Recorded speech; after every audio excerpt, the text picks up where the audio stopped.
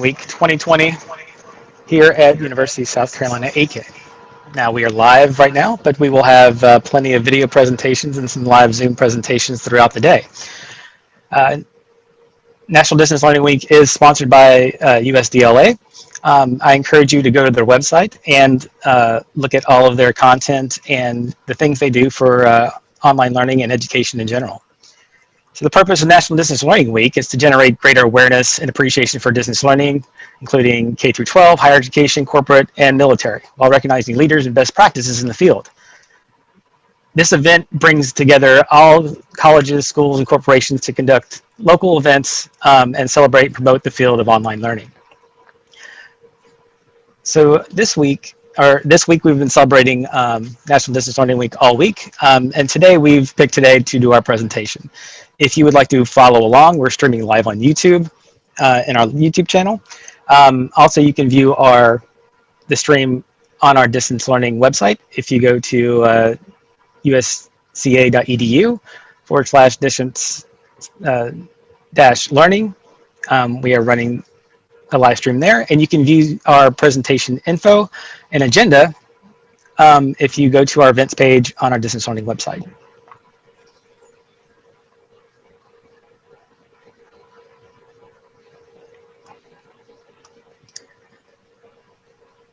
So this morning we're happy to present a message from Dr. Timmons, Provost of USC Aiken, and some introduction videos, and our first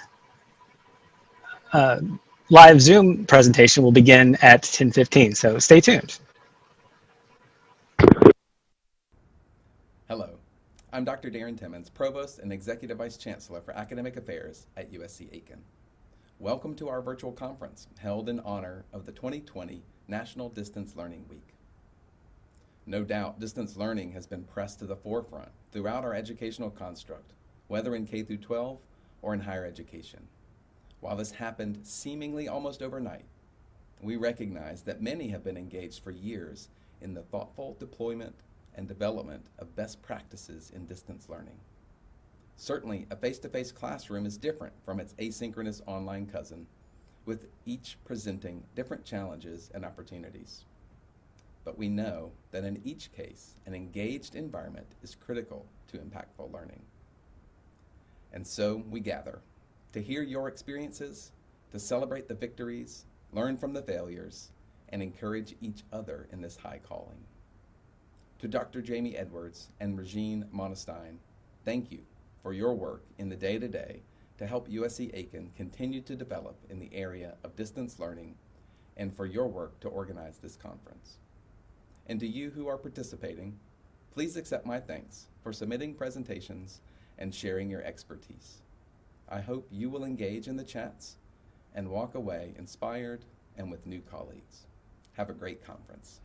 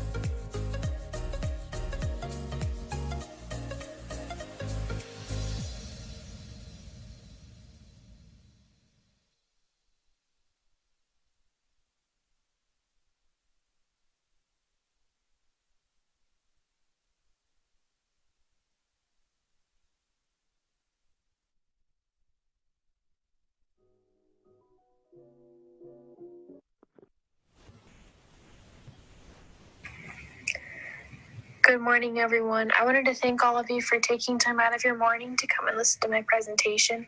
My name is Caroline Cooley, and I am a third-year Spanish education major at the University of South Carolina Upstate. Today, I'll be doing a presentation on pursuing equity through the net, my experience with a virtual international service internship.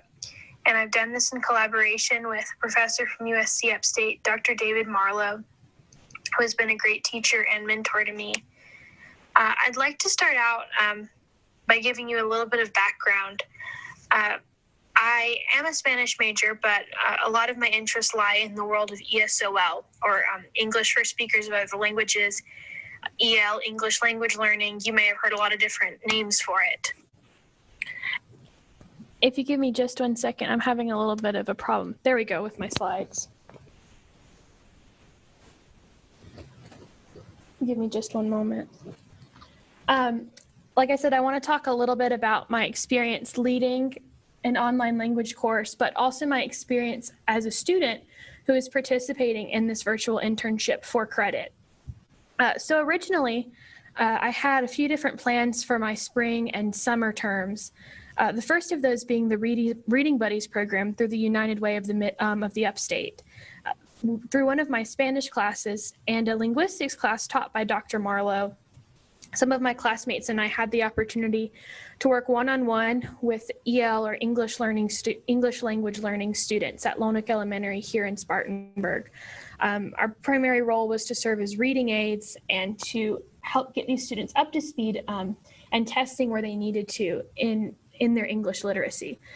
This was going to be my first experience in service learning, and was for around a month before COVID made me, like a lot of other people, I'm sure, reevaluate my plans for the semester and for the summer.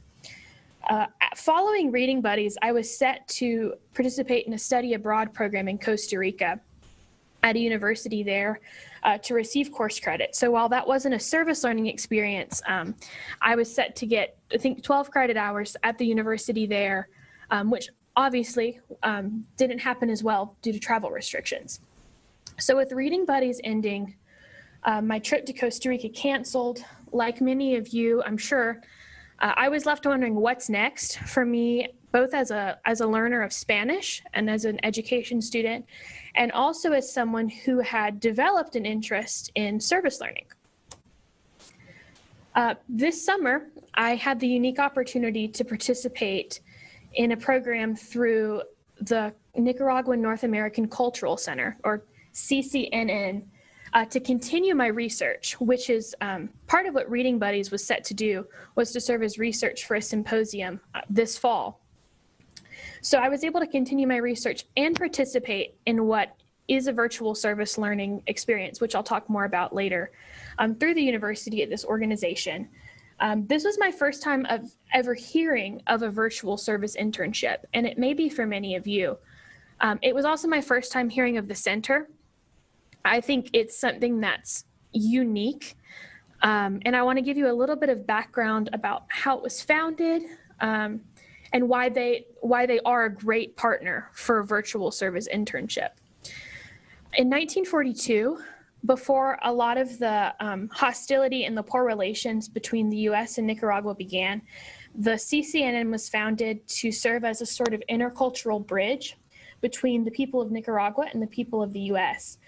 Today, they've sort of evolved into a kind of language learning, cultural blending community center that offers English classes for all levels, ages 4 and up. They provide conversation clubs, usage of the facilities, cultural education programs, document translation, English teaching for companies. They basically offer an endless set of services. The specific classes I've volunteered with so far have been primarily postgraduate students who are working jobs, white-collar jobs. They're lawyers, accountants, engineers, which is really different from a lot of my past experience volunteering with English speakers who have immigrated to the U.S. or have come to the U.S. fleeing terror situations. I'm also the first intern at the center and the first virtual intern, to my knowledge, at USC Upstate. So I've sort of been a guinea pig for both programs. The center was not only navigating what it meant to have their first intern, but a virtual one as well. And the school was navigating what support was needed for a student who was doing an internship virtually instead of physically being held accountable by their attendance and regular meetings with a boss at an internship. I support 3 to 4 classes at a time. It depends on their schedule and my schedule for the week because they offer different programs. Since I serve as a teaching assistant, the bulk of my work is spent leading students through special presentations to inspire target language practice, which is essentially a fancy way of saying that I try to encourage the students to communicate in English as much as possible. Since these are post-grad students, they have a lot of experience learning languages. They're well educated. They're dedicated to what they're learning. And a lot of times they have what we would call functional fluency. So my role is just to keep them talking about different cultural, political, social topics, things that inspire them to think differently about maybe their perspective. And it inspires me to think differently about my perspectives as well. Apart from being a teacher, I'm receiving the institutional support of someone in a traditional student intern's position. So what I mean by this is, while I serve the role of a teacher in the classroom at the center or the virtual classroom, as far as the school is concerned, I'm still a student intern. And like I said, receiving the support a traditional student might. I found the teacher's assistant intern position through career services and the Center for International Studies at USC Upstate, which each USC campus has some equivalent of these things. Two individuals who were very helpful through the Office of Study Abroad and the Center for International Services met with me on more than one occasion to walk me through the same cultural competency training that they would a regular study abroad student, which I didn't anticipate, but looking back, I don't think the value of that could have been overestimated. I think walking into it, like many who would follow a similar path, I anticipated it looking a lot like a Zoom meeting, sort of like what we're doing today. But in reality, I'm connecting with students in the same way that I would if I was doing an in-person study abroad. And it was important for me to be aware of cultural norms and of what their expectations were of me as a teacher and as a guest in their space, even though it was a virtual space. The people in the Office of Study Abroad put me in contact with our Career Services Department as well, who walked me through finalizing a resume. I had a typical student resume, but it was important to create a professional one and to create a cover letter and prepare me for an interview for the internship, which was something else that I wasn't anticipating having to complete. But again, looking back, I appreciate the professionalism that was involved and the level of care they took in preparing me for this, because I don't think that you can overestimate how much you should prepare for something like this. Someone was there with me every step of the way. And this includes when I was sort of handed over to the center with Mr. Carlos Miranda, who is the director of the center there in Nicaragua. He was willing to meet with me as well as my contacts from USC Upstate, answer any questions I had, and offer his insight into what they were looking for in me as essentially a remote employee. And working virtually and via a distance was new to me and likely would be to any student who pursues a similar path or a similar program. So because this was a completely new experience for everyone involved, the support I received from the university and from the center was completely invaluable. Excuse me, I didn't mean to switch the slide. Since the start of the pandemic, the Office of Service Learning and Community Engagement has taken over some of the service learning opportunities through a program known as eSlice, which I've linked at the top of the screen there, and I'd be happy to provide the link to anyone who's interested. There are over 100 resources listed here on our school's website for students to connect with similar programs, which I think a lot of people don't even know exist. And our school has compiled a database to get students in contact with people who can direct them to service learning and decide if that's right for you. I'm going to go over in just a minute a lot of the challenges and benefits of doing service learning virtually, because there certainly are both. And I don't think it's for anyone who is looking for an easy way to complete an internship, which I think can be a misconception. So I'd like to talk a little bit about what these differences are, what some of the challenges and benefits are, and hopefully that will give you some opportunity to contemplate whether or not service learning virtually would be right for you. Working with the center this summer was my first experience being a leader in any sort of instruction versus just observing or assisting in courses. Of course, this looks different to me as a digital instructor than it would if I was approaching my first class as an in-person or face-to-face instructor. Neither me nor most of my students would have been able to participate in this if it weren't digital, which I think is an important distinction between face-to-face and distance learning. Due to the coronavirus, of course, a study abroad, whether that be for me as an intern or for them as students, would be nearly impossible due to travel restrictions. And as I mentioned earlier, most of my students are postgraduate students, so they have families to care for, school. Many of them are completing more degrees. They are working jobs that require a lot of time commitment and outside of work commitment. And of course, there's the issue of the cost of traveling to a new place to learn. And they're still receiving exposure to a native speaker, which is a really important factor that we'll talk about some more in a minute. So despite some of these more obvious differences, and most of those were benefits, there are a lot of similarities between digital and face-to-face learning that you may not expect as easily. So students are still connecting meaningfully with each other and with me and with their cooperating teacher. The instruction can be presented in lecture format and in presentation format, just like we are today. So it's just like you would in a face-to-face classroom. And the quality and kinds of content we're sharing are the same. You may not expect that in a class like language learning. It seems a little bit easier to imagine a math class being taught virtually, or at least it is to me.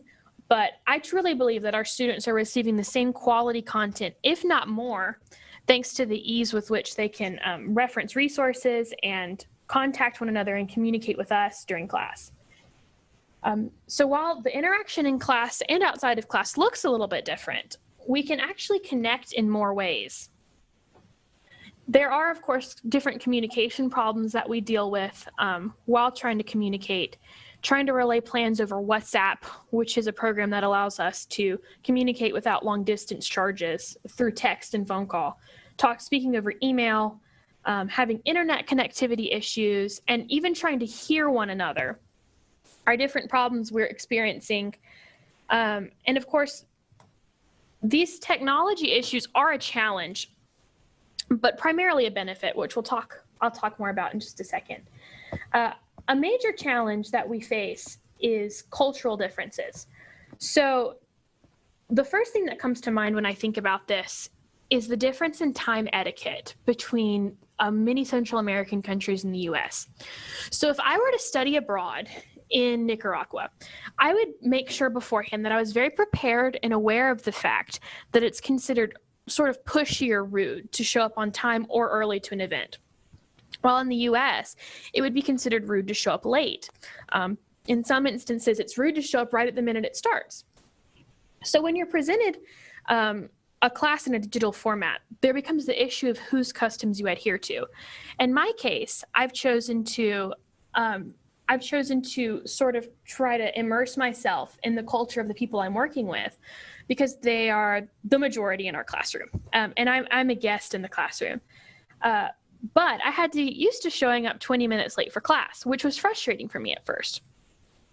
And there are all of these different dynamics that you don't consider that make a little bit more sense when you're in person. There's also the matter of digital etiquette, which is something that is not unique to the US versus Nicaragua, but is something that people all over the world are having to become familiar with now that we're being forced to transition to online formats. Things like having your microphone muted during class is considered a good practice. But there's no written rules yet about what is considered good etiquette online. Finally, while being able to work for and care for children, like we talked about earlier, and family and work issues is a good argument in support of distance learning, it also presents a challenge for these students because their attention is split between classes and their role as a parent or employee. And I know from an intern's perspective, my presenting a lesson from my home, I have to worry about a roommate walking in. If I'm presenting in a public place, I have to find somewhere quiet. Whereas if we were in a physical classroom, these aren't distractions that we would have to worry about all of the time. It's worth mentioning also that these challenges, while great in number, are far outweighed by the benefits of the technology and of the format we're doing this in. So in addition to all of the struggles I've mentioned before, you can't outweigh the value of students being able to interact with a native speaker and participate in the exchange of different ideas from their homes. So this means that they're saving time and money. They're not having to pay for a study abroad or for coming to live in the US to get an immersive experience. In fact, they're not even paying for data charges. Like I said, thanks to programs like WhatsApp. And they're creating connections in an isolating time. Particularly at the beginning of this internship, most of my students were working from home. They were living by themselves or just with immediate family. And they weren't able to go out to their jobs, to the store, and spend time with friends and family and sort of maintain those meaningful relationships. And through online language learning, they're able to do that. They're also able to present projects, I would argue, even more easily than they would in a face-to-face classroom, thanks to screen sharing, where they can reference their presentation and their notes at once. They have access to real-time translation, which for language learners is incredible. Anyone who studied language would tell you that that's a lifesaver. So if I say a word they may not understand, they're not spending 15 minutes trying to figure out what it means in the context. They're able to stay in the class and look it up immediately, come back, and know exactly what we're talking about, which is a luxury that you don't have in a face-to-face classroom. They also have immediate access to teachers or peers. And this is a place where the digital and face-to-face learning worlds combine. Because as more elements of distance and digital learning are integrated into face-to-face classrooms, students have access and utilize some of these tools outside of the classroom, even if they're normally in face-to-face instruction. So things like having immediate access to help from teachers or their peers, or having access to a digital textbook, I believe has really increased the efficiency of our lessons and of students' ability to complete homework assignments.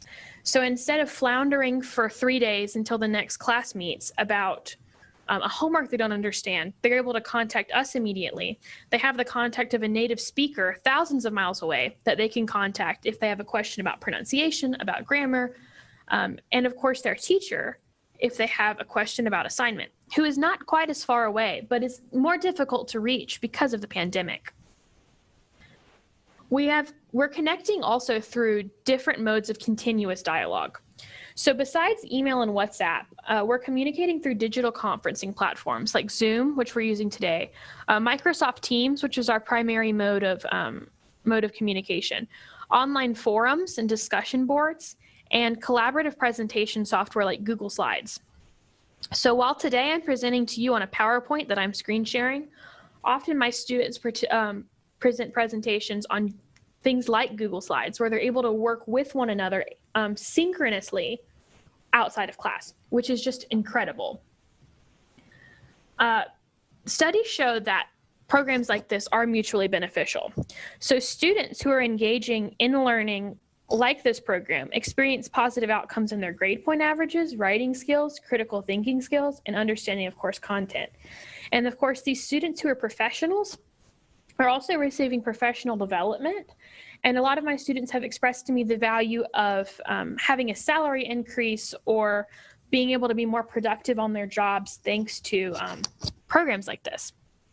Of course, in the U.S., we value bilingualism in the workplace, and that's certainly the case in Nicaragua as well. As an intern, my experience is made up almost entirely of positives. So as a teacher, I experience a lot of these challenges as well as a lot of the benefits. But in my role as an intern, which this experience really has been twofold, my role as a teaching assistant and my role as a student intern, I feel like the challenges become positives. So there really aren't a lot of negatives to participating in this as a student. I've taken more initiative, learned to step out of my comfort zone, and probably the most valuable skill I've been able to sharpen as I worked with the center is becoming a quick problem solver. So there have been times where I've been asked to present something by the teacher and had a muted microphone, where I've called in and presented. I've had bad internet connection, or the teacher does, whatever it may be. My first time presenting a lesson was supposed to be 10 minutes long. My teacher lost internet connection and wasn't able to communicate with me what had happened. So it was my job to take over the class for the next 45 minutes and present a lesson. And while from a teaching perspective, that may be a bad thing, as a student who is studying to become an educator, that was what pushed me over the edge from someone who was fearful about presenting to someone who felt comfortable going with the flow in the classroom and solving issues as they popped up. In hybrid and in-person or face-to-face courses, there's more grace for technical issues because often they don't have quite the effect on the final outcome of a project or of a lesson as they do in a digital class. But when digital presentation is the norm, there's not a lot of time to stop class every time there's an issue. I experienced this most fully in my role as a student intern because I'm expected to come each week with my lesson plans prepared, aka homework for your teaching assistant. So while my students are doing their work, I have my own homework as well, which is preparing these lessons and preparing myself to answer questions they may have. So despite the fact that I'm leading, I feel mostly like I'm a student in a lot of these scenarios. And I'm benefiting from the class at a level of a digital student.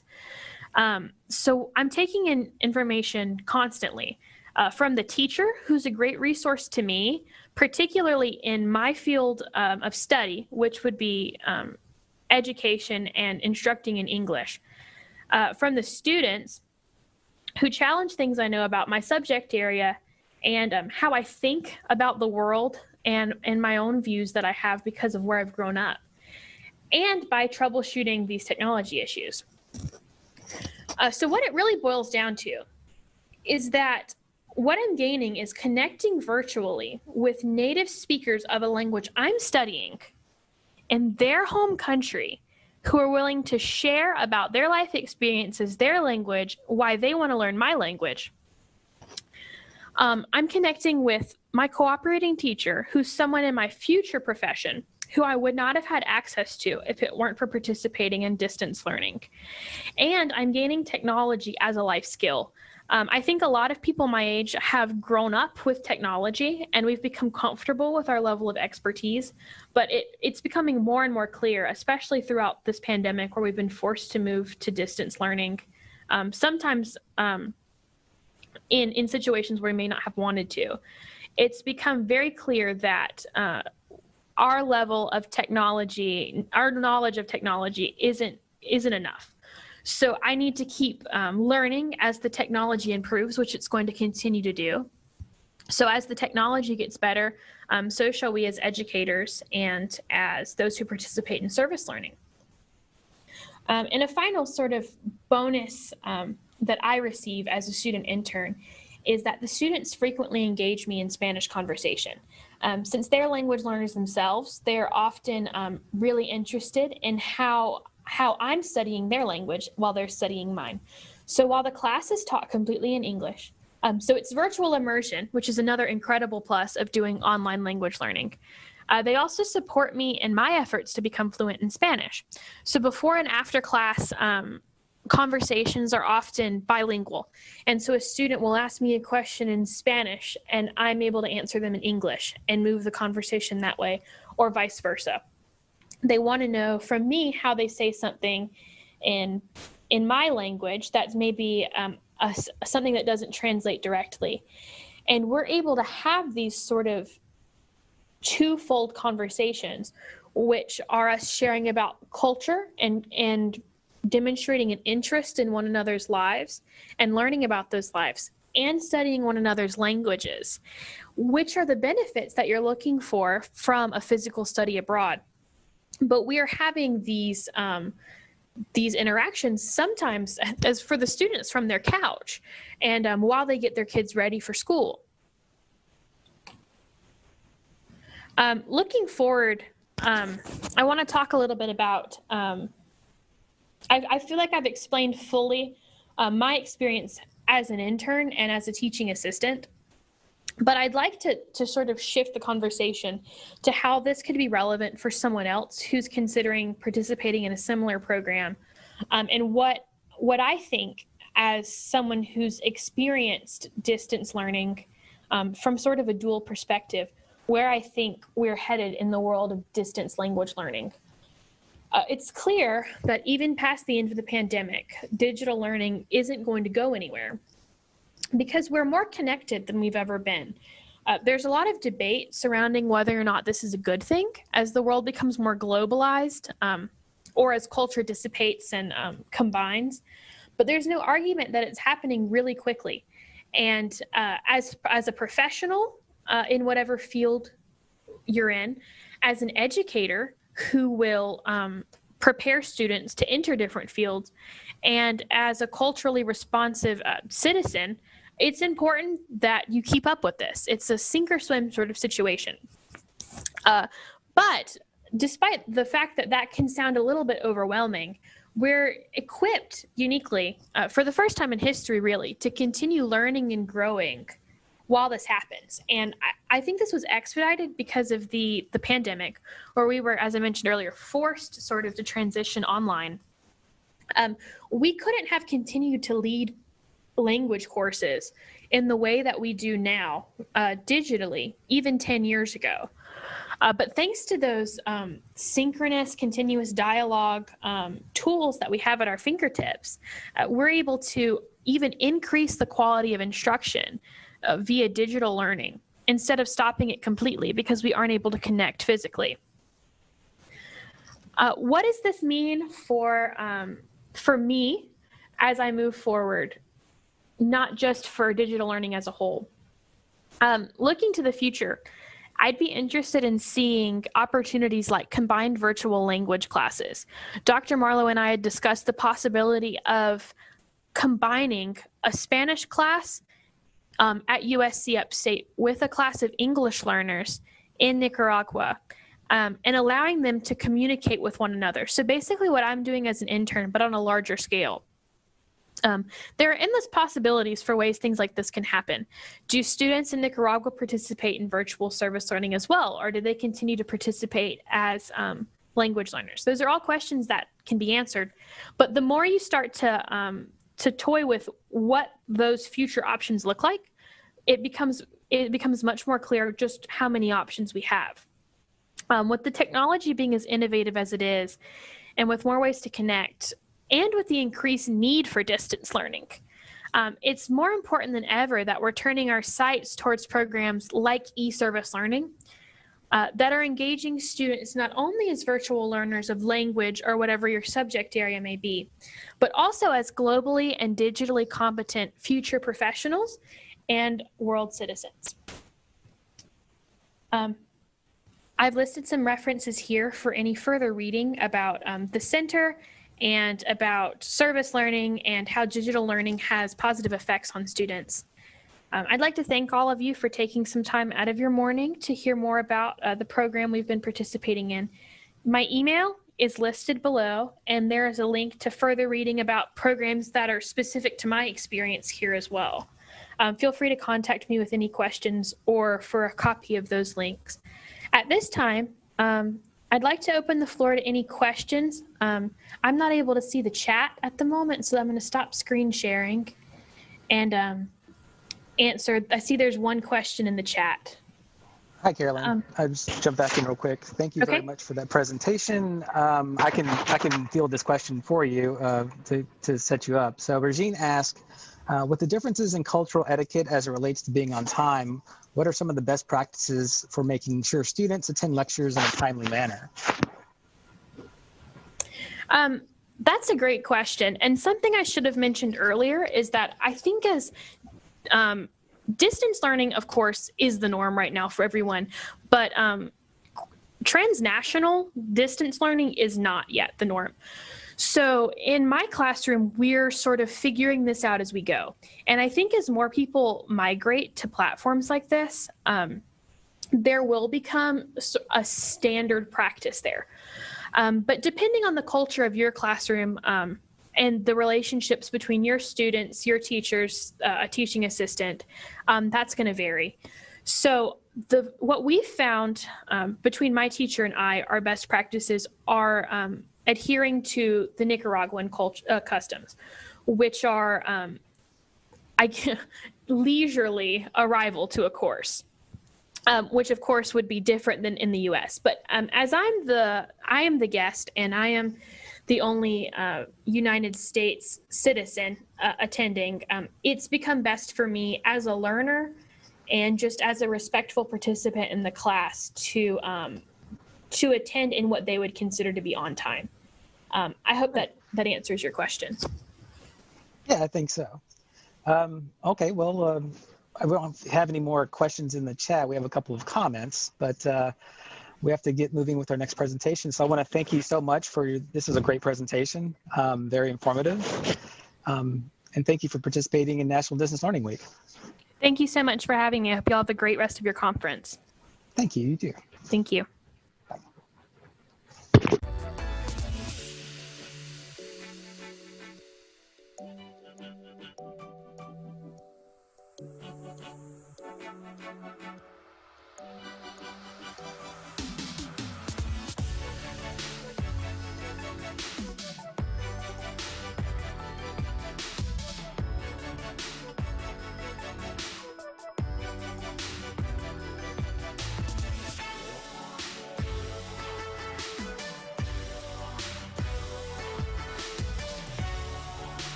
Good morning, everyone. I'd like to first thank the organizers for giving me the opportunity to present project-based biochemistry laboratory in virtual classroom. I am Anita Nag. I am an assistant professor of chemistry at USC Upstate. I primarily teach biochemistry lecture and lab and some general chemistry. So I will tell you about our effort to convert the biochemistry laboratory into a virtual classroom, which is both interactive, engaging, and stimulating, but also challenging.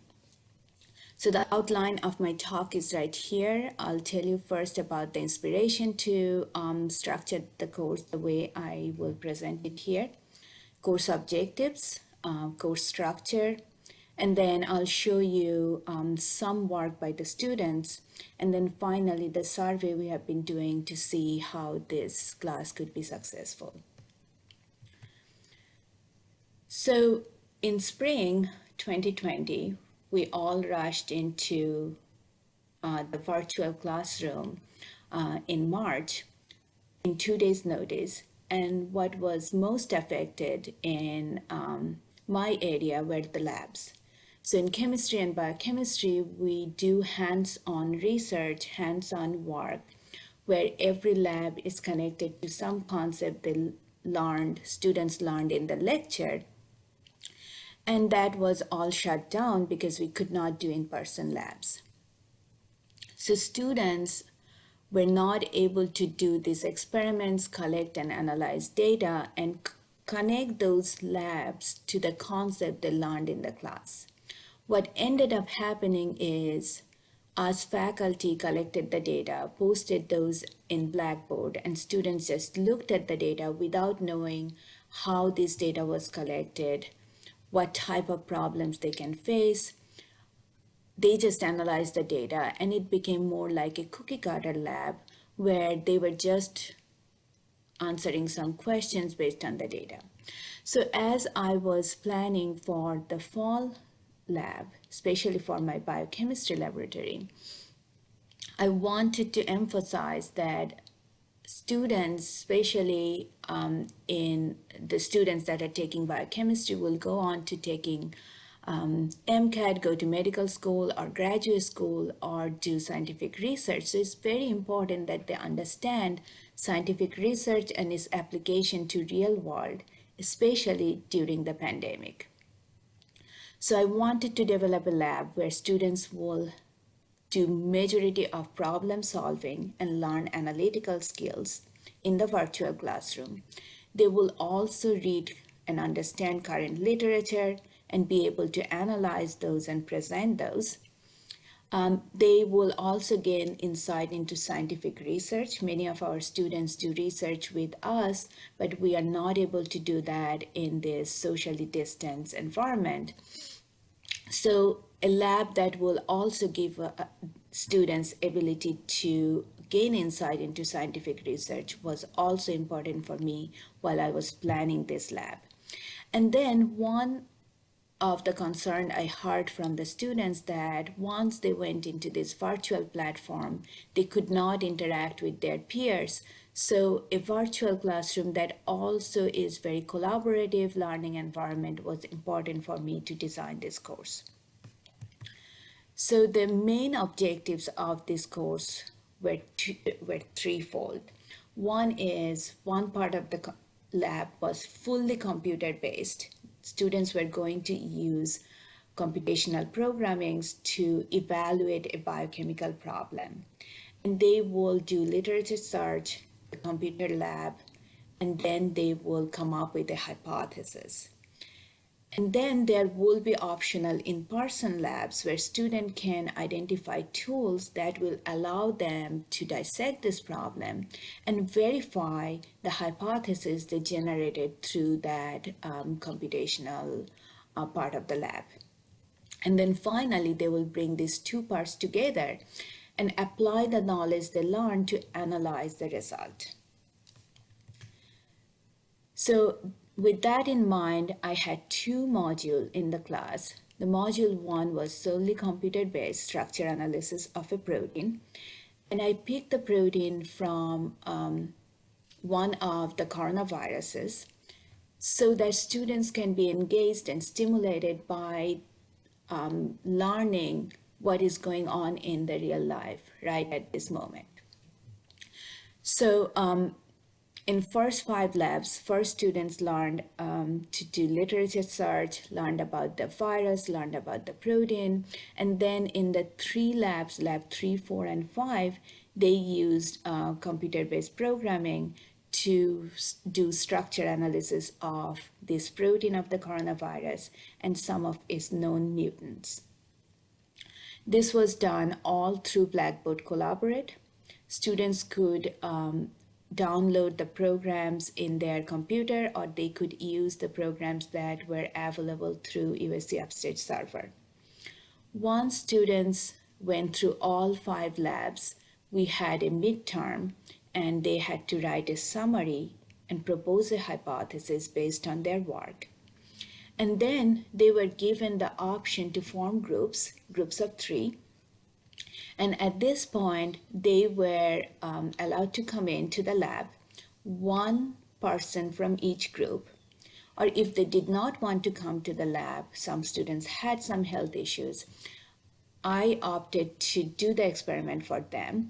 But these parts were either video recorded or students took pictures as they did the work, and they shared those, either the videos or the work, with their group members.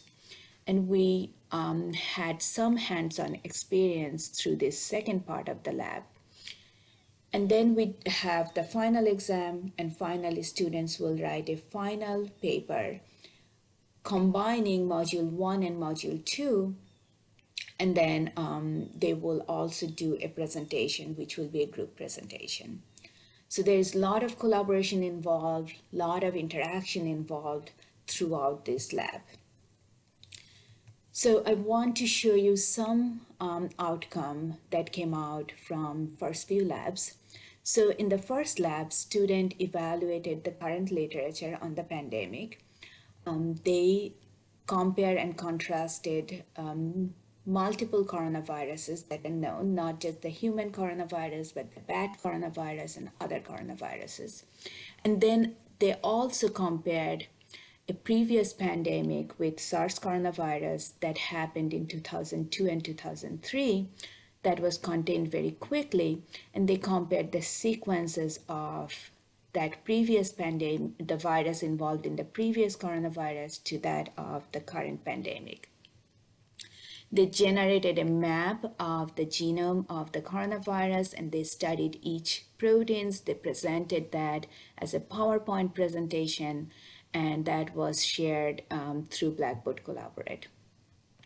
Once students learned about the coronavirus overall, now they picked a protein of this coronavirus, and then they went into deeper understanding of comparing the sequence of this protein from two different coronaviruses, and they showed where the differences are, if that could cause any structural change or functional change.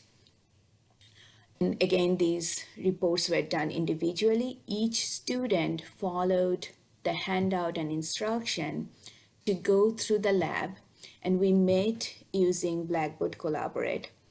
Once the student did part of the lab, they shared their screen so that everyone could give their input and I could give my feedback.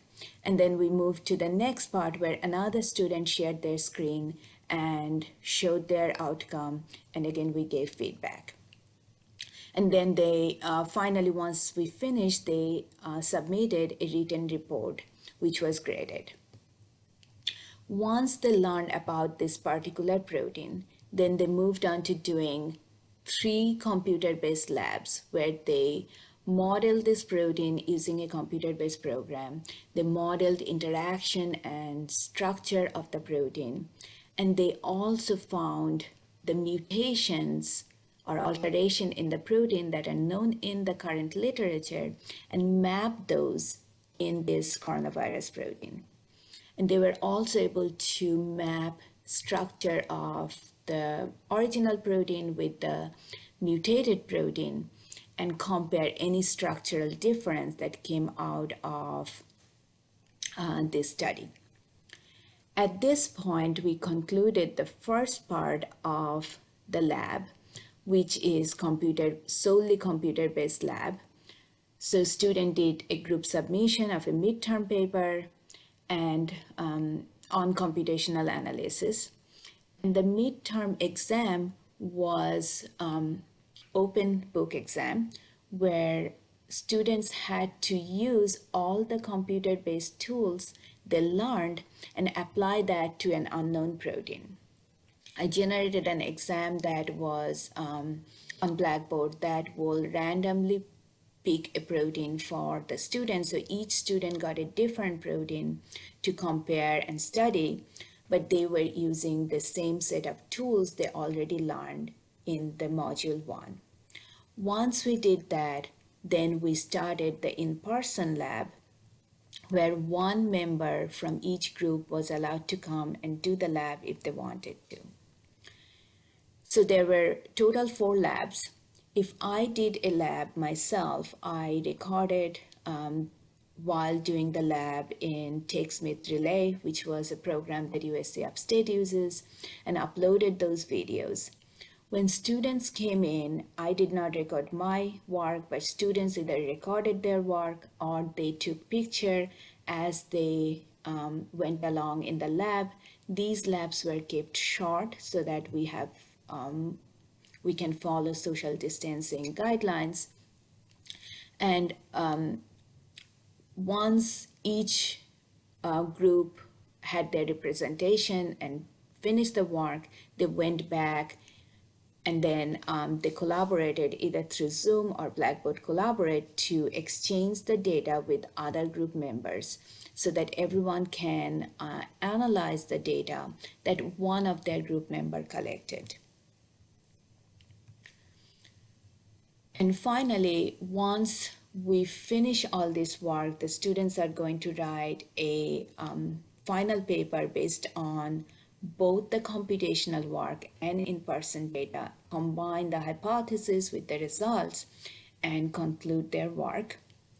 They will present this work using Blackboard Collaborate, and each group will compare their work, because each group is working on one mutation, with the other groups, and they will conclude how work from different groups could be a little different based on the mutations they picked. We have been doing some survey all along just to understand how students are reacting to this kind of project-based lab, where each lab has a particular aim and they're learning a specific tool in each lab, but every single lab is related to each other. They're not separate, so that students can see how research is done, how we can have a hypothesis, build up a hypothesis and prove that. So when we asked students about a scripted lab versus project-based lab, the outcome was mixed. Some thought that there was some gain to significant gain. But when we asked them what they think about gain from open-ended lab project, where outcome is unknown, at least a handful of students thought there was extensive gain from that process. Students had good reaction to collecting and analyzing their own data and writing their own paper. When we asked if they want to work individually or in small groups, they overwhelmingly suggested that they work in small groups. They like the collaborative environment, especially when they are not seeing their peers. And then finally, we asked them if a project-based lab improved their ability to conduct research in a related field. They were not sure about that. But if we asked, did the project-based lab improve their ability to understand and analyze a scientific problem with real-life connections, they overwhelmingly thought that was a very large gain in their learning. So in conclusion, I would like to say that these project-based laboratories can be conducted using virtual platform where we can engage students, we can have collaborative learning environment where students are communicating with each other, and having this real-life problem stimulates students' interest to engage in a challenging problem. Finally, I'd like to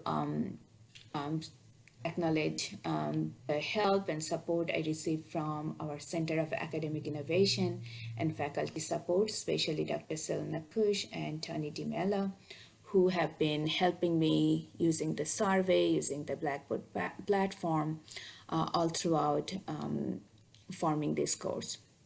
And finally, my information is right here if you want to use any part of the course or have any question, feel free to email me.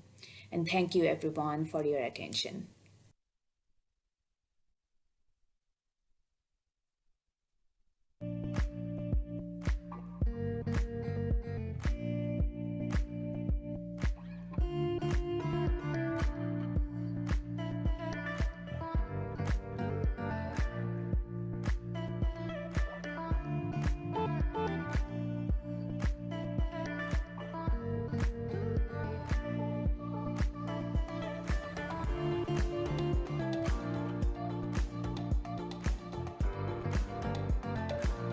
Hello and welcome to this Online Distance Learning Week presentation on student writing support in online environments.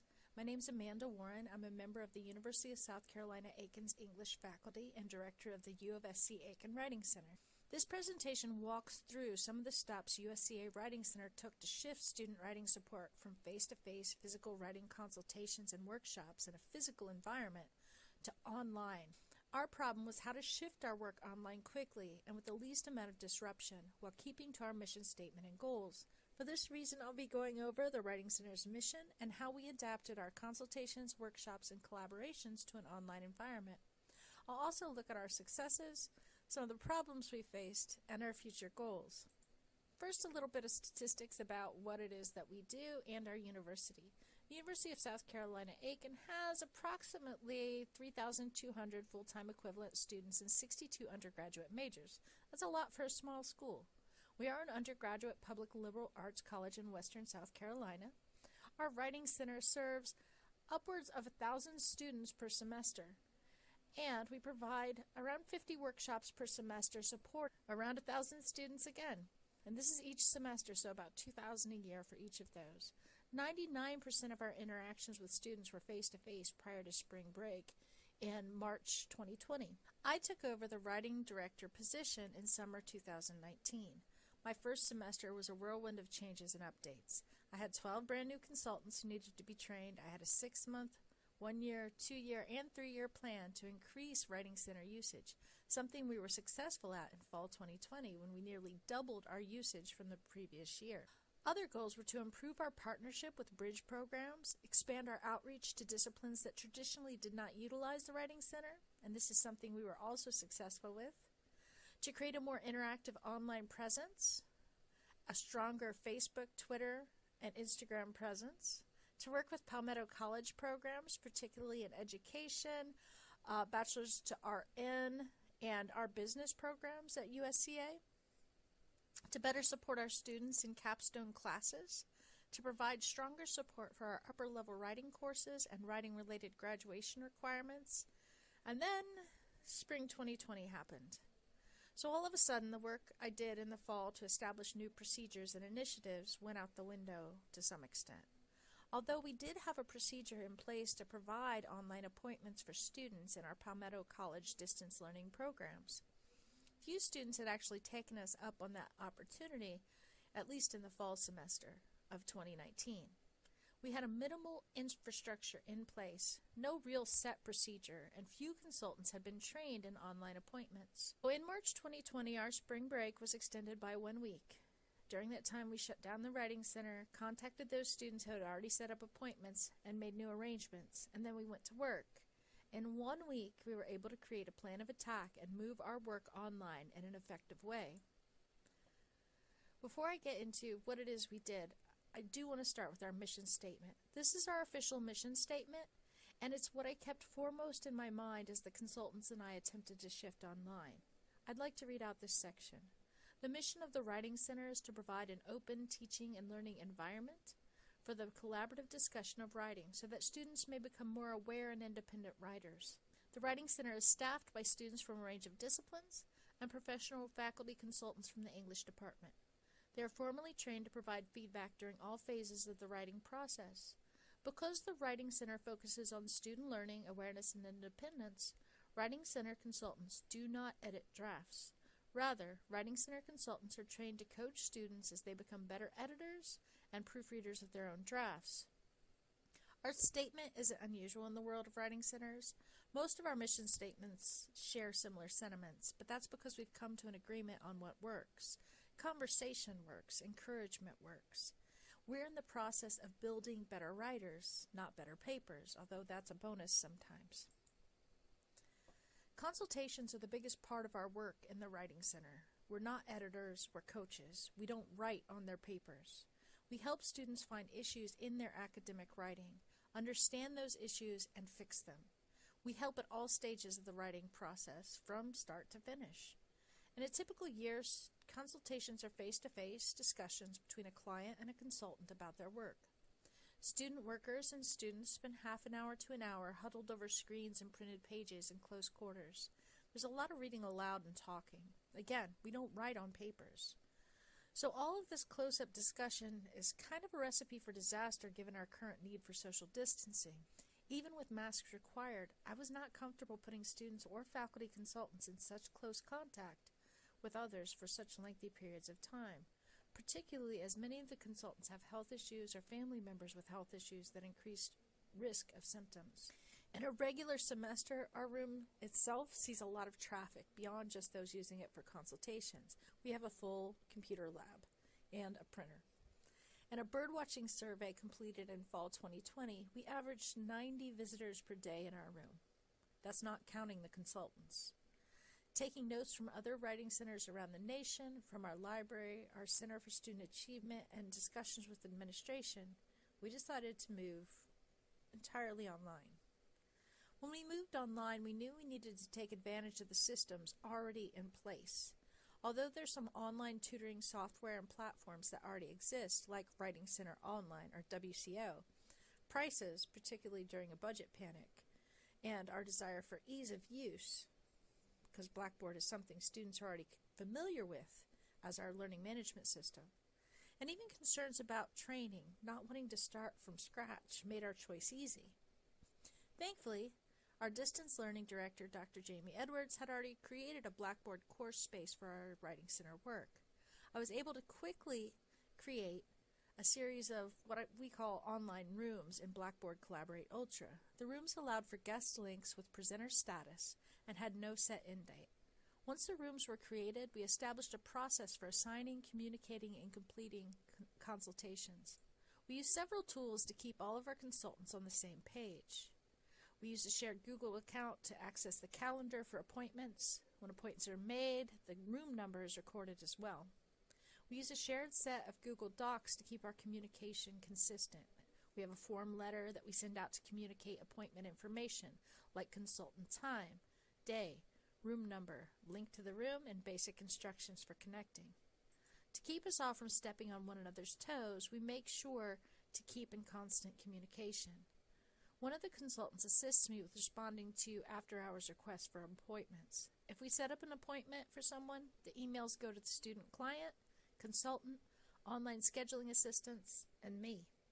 That way, if there's a question or an issue, we can track things through email. At the appointment time, the consultant enters the room, waits for the student to connect, logs the student visits onto TutorTrack, and assists the students with sharing their document. Each one of us has also become rather adept at fixing issues with audio at this point. Several of us have created little signs that we can hold up during appointments when our video's on that say, click on the pink button in the bottom right, click on chat icon, so that we can direct students through issues. Audio connectivity.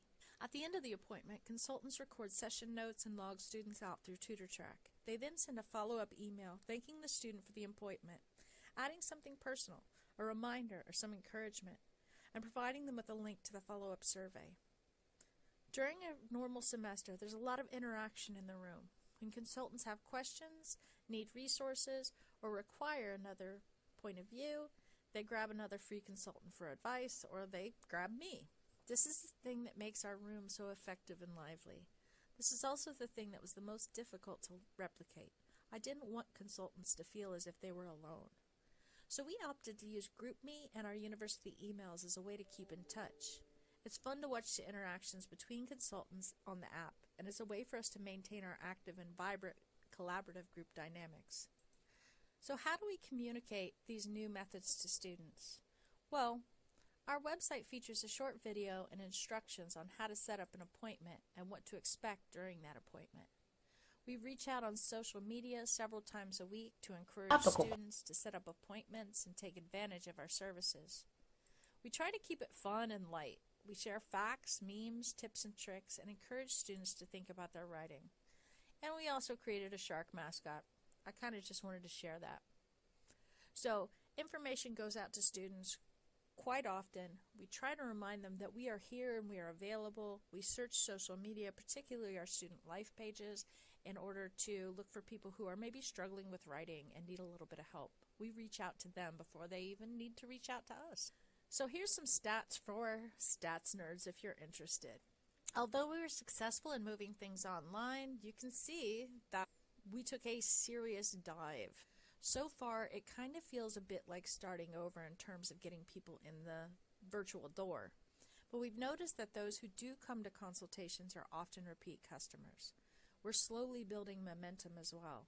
Last week we had 48 appointments in a 4-day period. That's our record so far this semester. It was nothing to have that many last fall. So we're hopeful. And when we have customers, we do notice that they tend to be repeat customers. At a school our size, recommendations from students to other students travels quickly. Word of mouth is everything, which is why we want to make sure we've made the process easy for students and that we're keeping to our own high standards for assistance. I'm sure that we won't meet our previous levels of consultations and workshop attendance anytime soon, but we're gaining traction. This is our biggest hurdle right now. So in a typical year, it's not just consultations that are one of our focuses, but workshops.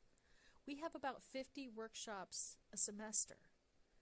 These are face-to-face and provide supplemental instruction on common writing issues, on genres, and on processes.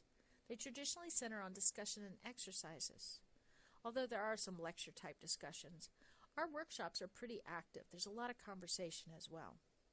Workshops are first come, first served, and we occasionally have to turn people away, particularly at the end of the semester when professors have required attendance at some of these workshops, or when our workshops also give students for our intercurricular enrichment programs. Workshops are advertised in the Writing Center, on a bulletin board outside the Writing Center, on our social media, on our university calendar, on USCA's weekly stall wall sheet that advertises upcoming events, on our website, and through English classes.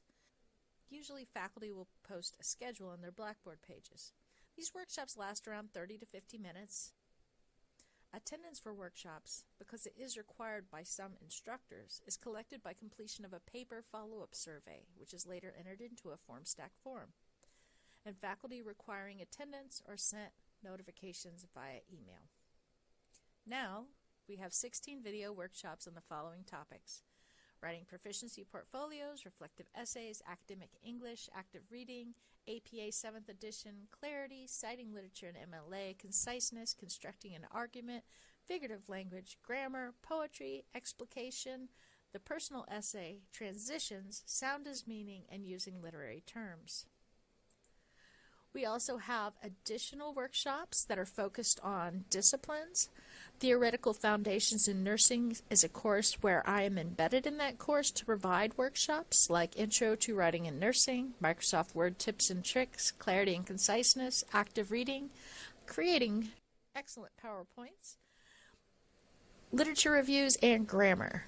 In Sociology's capstone course, I've produced a synthesis workshop and a workshop on sociological literature reviews.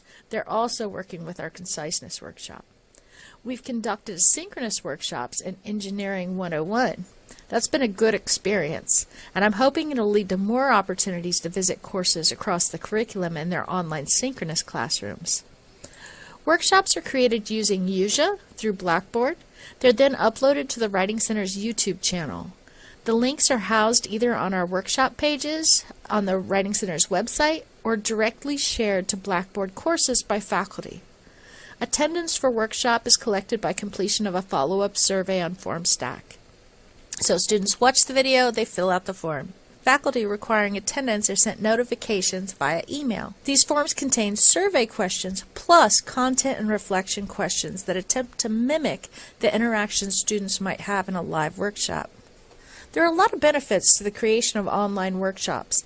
Now, there was a big learning curve at the beginning. It was the first time I had used Usia, but I got a little bit of help and I started producing things for the first time in my life. It's been a lot of fun. So one of the benefits is that we're creating a repository of materials. Those materials can be used and reused. They can be shared again and again. Creation of online workshops allows for further collaboration with library and writing across the disciplines. These videos can be shared via Usia's Media Share on our learning management system or embedded in Blackboard with the Mashup tool and YouTube link. They're also shareable on social media, also reviewable. So face-to-face classes students can sit through once and they have to remember or take notes, and we know that's not always the case. With these, students can go back and watch that video again. Online workshops can also provide additional options for students. So not just face-to-face workshops, but in the future I plan on keeping our online workshops live, particularly for students who are taking classes through Palmetto College. Now the good news is that views are slowly accumulating as word gets. So collaboration is important to us. It's the fuel that keeps us going. We collaborate with students, faculty, staff, and one another in the Writing Center. And that's really what we want to encourage. Online or distance learning can sometimes feel impersonal, but we're trying our best to keep things lively. The truth is, though, we need more collaboration. We're off to a good start. Utilizing Blackboard tools like Yuja and Blackboard Collaborate Ultra allow us to embed ourselves into course structure easily and without interrupting student experience. Students don't have to go elsewhere. They can just push play, and faculty can embed those videos or links to the Writing Center webpage and contact information inside their courses. So we want to get more faculty and disciplines involved in sharing what we're producing. But we also need more collaboration in the form of producing workshops. One of my plans for spring 2020 is to do more outreach and assist faculty across the curriculum in creating Writing Center workshops if they'd like to do so. We definitely need the help.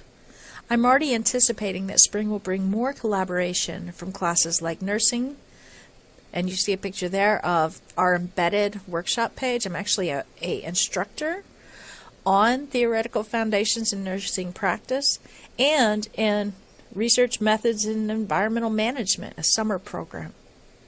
I'm hoping to continue working with engineering, sociology, and political science. And I'm planning for increased outreach to education and STEM fields in the spring. Successes. Well, to be honest, this has already been a rough school year for all of us. The sheer amount of executive decisions we have to make as newly minted online, distant, and hybrid instructors is staggering. I often, like today if I'm being honest, feel a little overwhelmed. I'm going to ask you to think back on the work you've done this semester so far. I'm claiming my small successes. Please claim yours too. Keep being inspired. Your attendance at this online conference on distance education already speaks to your commitment to making online learning accessible, navigable, inspirational, and effective. Even without the same usage rates as previous semesters, I'm finding success there too. I'm proud of how our Writing Center has managed to shift online without sacrificing our sense of community and service. So far, feedback on the services we've moved online, our workshops and our consultations, are overwhelmingly positive. I feel that the Writing Center and I have managed to adapt the tools already in place to help serve students and support them in both writing courses and courses across the curriculum. I'm celebrating that. And I'm also celebrating our attempts to invite students and faculty into our online space to discuss writing in all of its forms and to have fun with it. Fun for us is a shark photo shoot, but we're pretty limited by social distancing guidelines right now. So let's talk about current problems and my goals for future semesters. Well, currently, our numbers are way down despite our attempts to advertise our online services. We definitely need more help recruiting faculty and Writing Center staff even to create videos. A lot of people find the video creation off-putting. And honestly, once you get used to that learning curve, it's a lot of fun. Other problems exist with scaling. Scaling for us might be an issue, at least in terms of consultations. If we get the same numbers as previous semesters, 1,000 people a semester, I don't know that we'll be able to keep up with the demand. Maybe, maybe not. And occasionally there have been instances of miscommunication that's led to confusion and frustration. Our communication isn't as synchronous as it used to be, no matter what sort of apps and tools that we use. In terms of goals, I've already said outreach to students and faculty is primary. We do want to create some online synchronous workshops. We were able to start doing that with an engineering course this semester, and it worked out beautifully. So if we can find a way to be involved in online synchronous classes, get faculty interested into thinking about our expertise there, maybe we can take some of the pressure off of faculty and get ourselves involved in some more collaboration.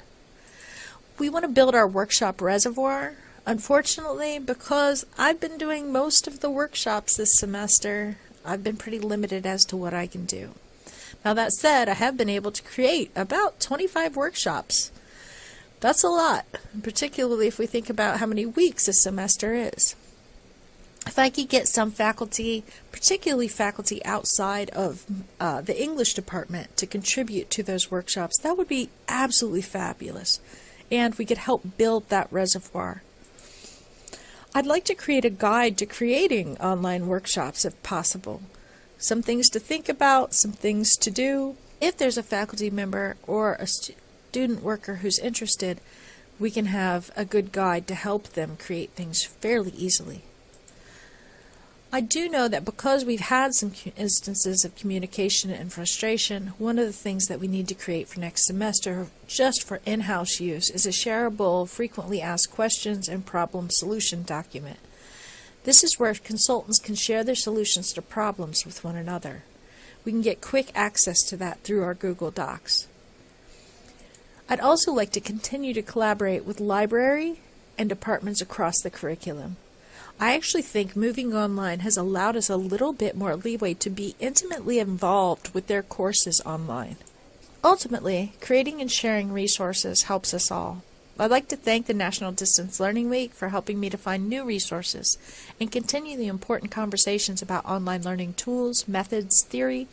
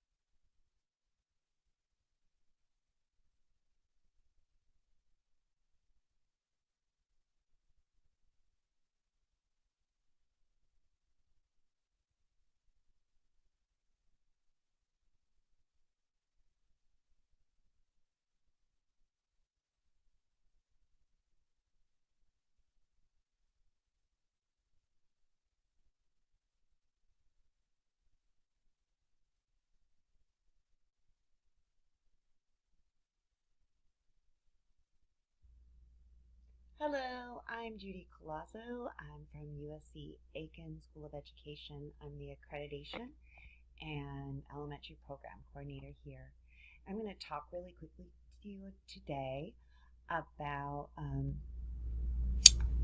a authentic assessment that I created with my students it was basically a project-based learning assessment utilizing based on the framework from the Universal Design for Learning model. And it was a distance learning website that we created as a form of an assessment for our classroom-based assessment course.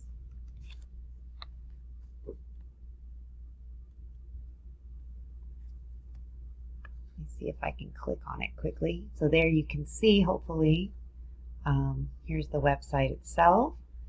And I invite you, it's distant learning survivalguide.com. If you go through a Google search, you will find it and all of the components of it that my students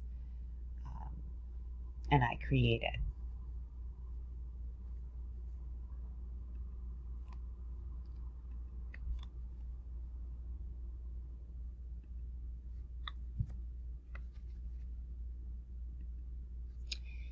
Today we're going to quickly overview how an EPP, an educator prep program, could use authentic distance learning assessment, but you could also be using it in different programs.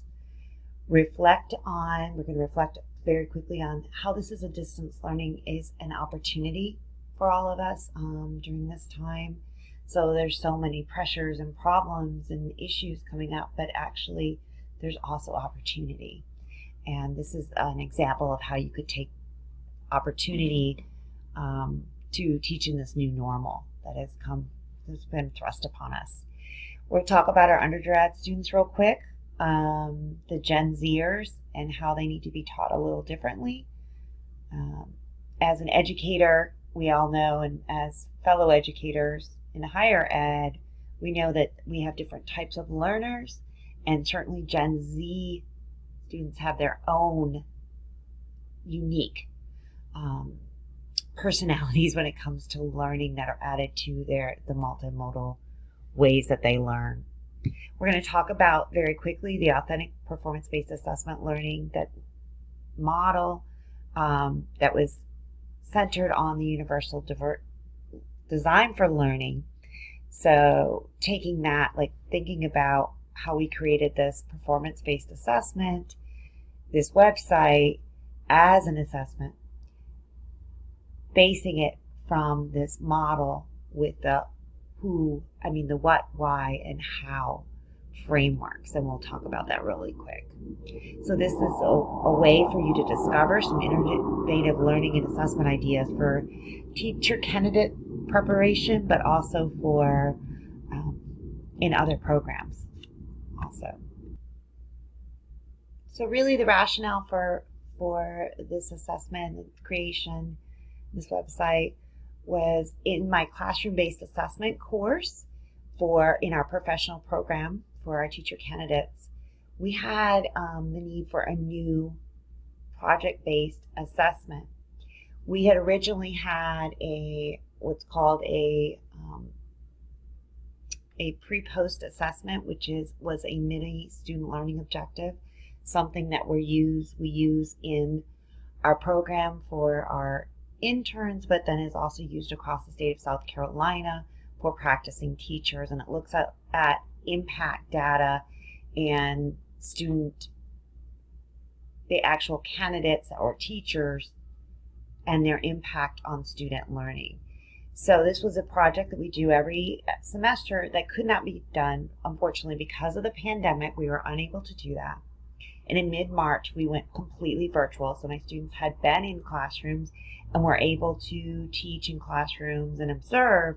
But when it came to this final project that was going to be pre-post, and then they were going to do a pre-assessment and then teach, and then a post-assessment and then evaluate their impact on student learning, they weren't unable to do that project because we went completely virtual due to the pandemic. So we had a need for a new authentic assessment.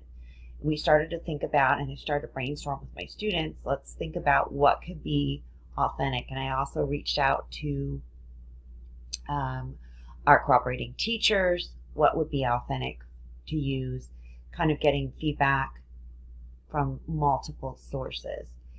And we realized that if we created an assessment that could serve dual purposes, not only assess the students authentically, have them create a website with project-based assessments based on different content areas in elementary, also creating blogs with focusing on teacher needs, elementary teacher needs, and distance learning and teacher candidates.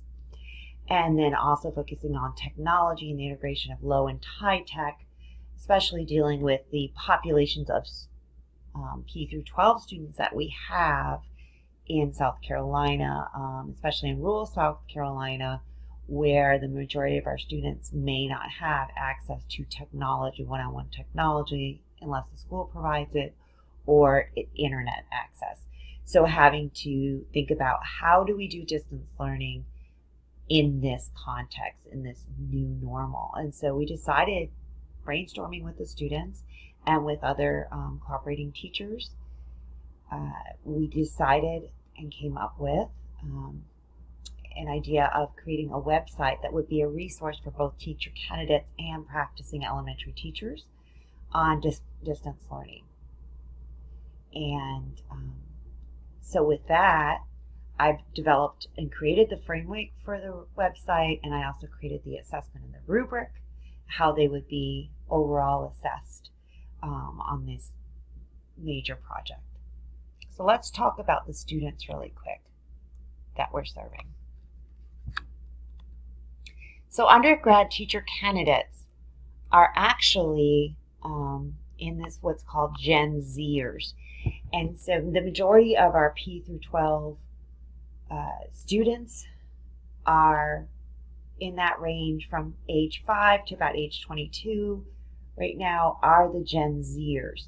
So it's our students that are also in undergrad currently are Gen Zers. They're going through a lot of different life changes, a lot of things, and they have unique perspective than other students and other generations previously. Their technology, as you know, is integral to daily life for all of us, but especially for our Gen Zers. They spend an inordinate amount of time online on a daily basis, more than any generation has ever, obviously before because of the access, but also just the amount of time. And now, even pre-pandemic, there was such a limit to the social interaction that was taking place in a face-to-face context where you're actually like physically close to other people. A lot of that interaction, or at least the initial interaction, comes in that through social media and other virtual aspects. And then the pandemic hit, and now it just increased the amount of virtual interaction and really decreased, because of the pandemic, the limited, right, face-to-face. So there's even a higher need now for those authentic learning experiences and collaborative experiences, but in an online context. So Gen Zers are also, if you think about it, they have unique learning preferences. Beyond just, as we know, as most of us in higher ed know, we have unique students that all have special learning needs, and they might have different ways that they learn well, and different types of strengths that they have and they bring to the classroom in their funds of knowledge. But now also they have learning preferences, how they prefer to learn and how they're used to interacting. And even as you know, probably now I do face-to-face, I do hybrid, and I do fully online courses currently. And even with the fully face-to-face courses, those students still really love to incorporate that media piece, and we're doing some kind of online interaction even within those face-to-face contexts, especially now with the social distancing. And often I'll have, in the hybrid context, I'll have half of my students live streaming in while the other come in face to face, and then we switch every week, actually bi-weekly. So structured cooperative group work is really important because our students haven't really gotten to have that learner interaction that they would have in the face-to-face models, and even now we're not allowed to really have. So having that structure to it is really important, and teaching students literally how to be team players, how to work together in a group in a virtual environment, that will translate to when they get to a school, a face-to-face environment, when they're working, whether it's in classrooms or in other professional contexts. Virtual communication is key, whether it's asynchronous or synchronous, and how that is done. So this is things that we really have to focus on, and something that was really considered with this project. So performance-based learning, I'm calling on Michael Flynn, and he's an expert in project-based, performance-based assessment and learning, and basically use this as the foundation. When I thought about, we've got to make it authentic, just like our pre-post was very authentic because the students were actually in their practicum classrooms doing the pre, teaching, and then doing the post. Now we have to do this, but in a virtual way, and we can't do the pre and post, but what can we do that's authentic and actually going to support our candidates growing and learning as they move forward towards becoming professional educators, but also support the educators that are already in the field. So it could be a dual purpose. So we focused on more pulling away from that traditional rote learning and instruction.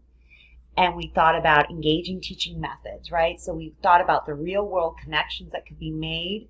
And actually the brainstorming for this distance learning survival website, this was the brainchild of my students. The candidates themselves came up with this idea, and then I helped put it together and created the rubric and all of that. But this was the brainchild, so the students took ownership of their learning and came up with the idea.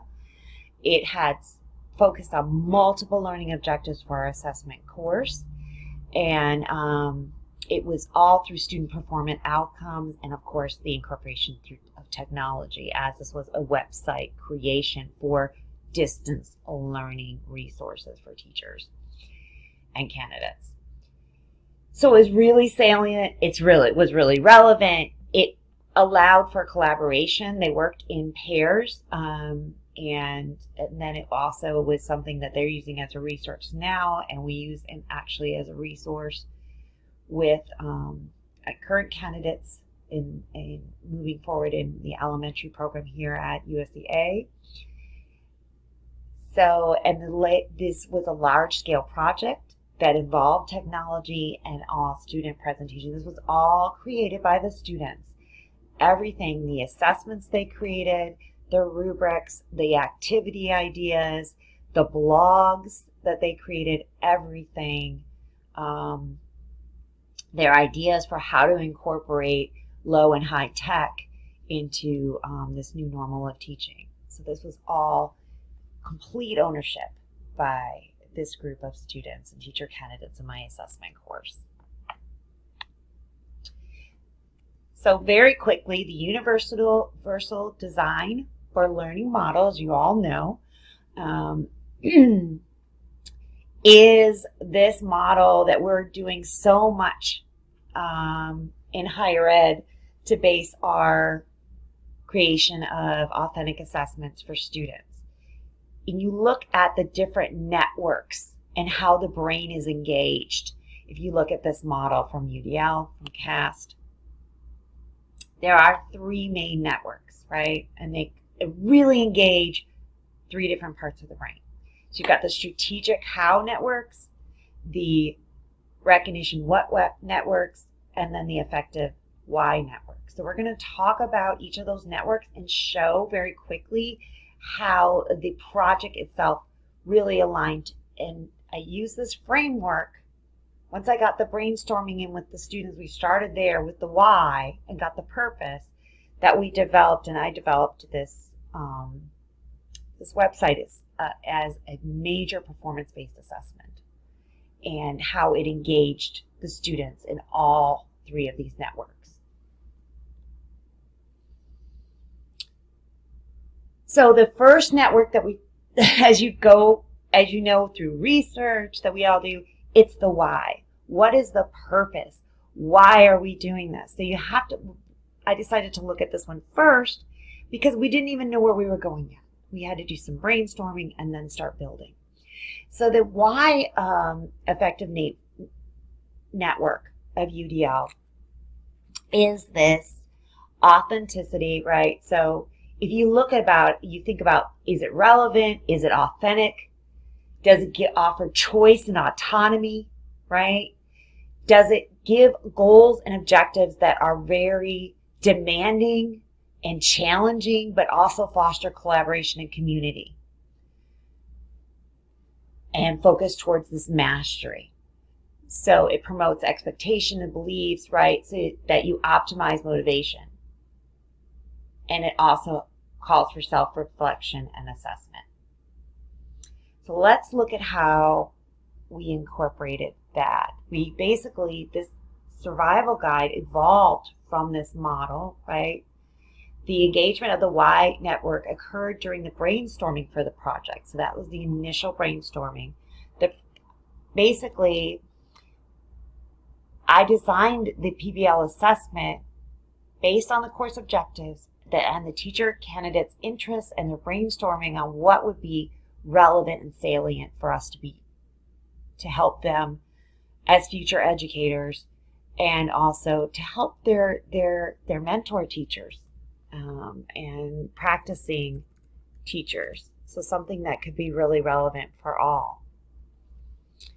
I also collaborated with educators, but educators, primarily one educator out in California that's doing amazing work, Dr. Norma Cush, who's doing amazing work with virtual learning with middle school math students. So did a lot of collaboration. So we did some brainstorming. And if you think about all of these, engaging the why, making it valuable, authentic, and taking ownership. Okay. So for example, Dr. Norma Cush shared with us some examples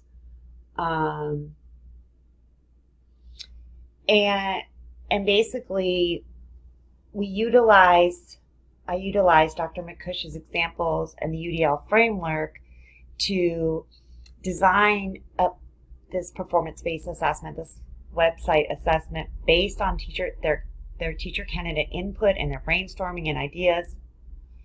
And there were minimal threats. Threats were minimized by adjusting to the new distance learning teaching context. I supported a sustaining effort and persistence that came through with the multifaceted assessment. We had content pages, we have blogs. I encourage you to go through and just play around with that website if you have a few minutes. We have technology integration.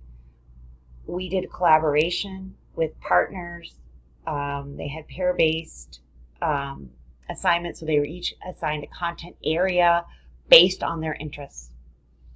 And they were, there was a master-oriented feedback on with the main PBL assessments and the rubrics. And it supported, of course, it can support educators all across the nation, of course, but it also allowed for self-regulation and self-assessment and step-by-step guidance of the project. So let me show you. So we got some examples. These were from Dr. McCush, things that she was doing, project-based assessments that she was doing with her virtually with her middle school students from each. So we got some ideas. Wow, we can really do project-based assessment and performance-based assessment in this way, but in higher ed. And the students got so excited. when Dr. McCush shared her examples. So what we did is we, after we brainstormed and came up with a survival website, all the students gave their interest and what they were truly fascinated most in and where their passions lie with elementary ed. And I assigned them into pairs, so they would be in collaborative group works. And of the 14 candidates, we have 7 content areas in elementary that had to be focused on. These are the 7 content areas of elementary that all of our students need to have mastery in if they're going to teach in elementary. And so then we also had each set of candidates where each pair were responsible for contributing at least 2 blogs, which were based on their actual interests. As you can see here, very interesting and relevant. And then also their interest with technology was put into it was very interesting to see where their interests were on what and where their experience was using different technologies and integrating it into teaching, and also focusing on the low-tech options for those students that wouldn't have access to technology or internet, and how you would possibly create quality distance learning for those students. So there was a high and low tech that they were responsible for. All of this was done, student ownership, student choice. They all contributed, and then I designed the assessment based on their interests. And that's how I put up the framework for the website and created a whole framework for the website that they then went in, and the shell of the website that they went and put in their contributions in each area, and then for the blogs and technology also. So here's this really important that they self-reflect and also take responsibility and have that structured collaborative group work that is so important that Flynn talked about too. We talked about with how it's really important for our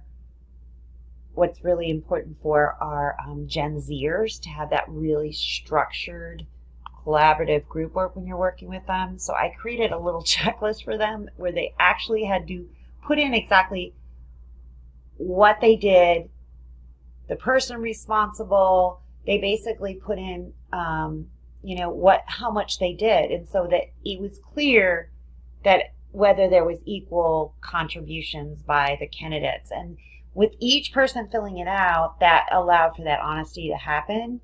And it also encouraged them to all collaborate and to be fair when others did way more than they should and some did not. That was honored in the scores that they received, and it was part of a major part of the final rubric that was created. So that's really important, and it really encouraged them to be organized with their group work. So here's the actual rubric for our website, and I put it here because the why in the Y network, because I just wanted to just show you how we organized everything. So they had to focus on their content area, and of course as a classroom-based assessment course they had to create their own assessment. It had to be original, creative. It could not be something that they just picked up off the internet or teacher paid teachers, those kind of things. They created their own unique assessment, specific objectives, and it had to have scaffolding for diverse learners and technology, a true lesson, a true assessment that really measured specific objectives for a great content area and grade level. And then they had to create a rubric, of course, that would measure the mastery of that assessment. Because most of the assessments that they created, a lot of the assessments were more performance-based. For example, the well-being physical ed group came together and created they had to do a fitness plan and a video, so the rubric was created to how they would assess that fitness plan and video that the students create. They had to come up with content area resources for their specific content area. They had content area activities. Again, original ideas coming from them on how they would use their activities. For example, in science, students were talking about, because they wanted the students to get outside during this pandemic, and so obviously that's the safest way to go. And so, for example, having a nature journal, going outside, and then connecting that to the science teaching that they were also incorporating in the assessment that they were having. Or creating something at home that they could, like, for example, with fractions, they were creating their own flower and how they would create that to make the different parts of the whole. And it was all made with materials you would have at home, those kind of things. One group of students also did a whole activity with recycled materials. So thinking about ways that you would, in this context, so students be able to continue learning in an authentic way and use materials that were at hand at home. Blog contributions, so they all had to do at least 3 blog posts, and they had specific blog areas that were based on their interests. They also had to include technology integration, so they had to include links and explanations of specific types of technology they could integrate, and then on a low-tech option to go along with the high-tech options. Creativity and originality with all students, as I'm sure with other areas, but especially with teaching, you're finding yourself as a teacher in this program. You can always get ideas and resources. Once you're practicing teacher, you're going to have the district's going to provide you so much. But when you are in our program, it's all about finding your personality as a teacher and who you are, and developing and making sure that you can develop lessons from scratch and using your own creativity. So that's what they did, and they were judged on that. And then, of course, their contributions as a group and how much they contributed to their group. Then you move to the what of the Resignation Universal Design for Learning model. And this is the what. Basically, you're thinking about the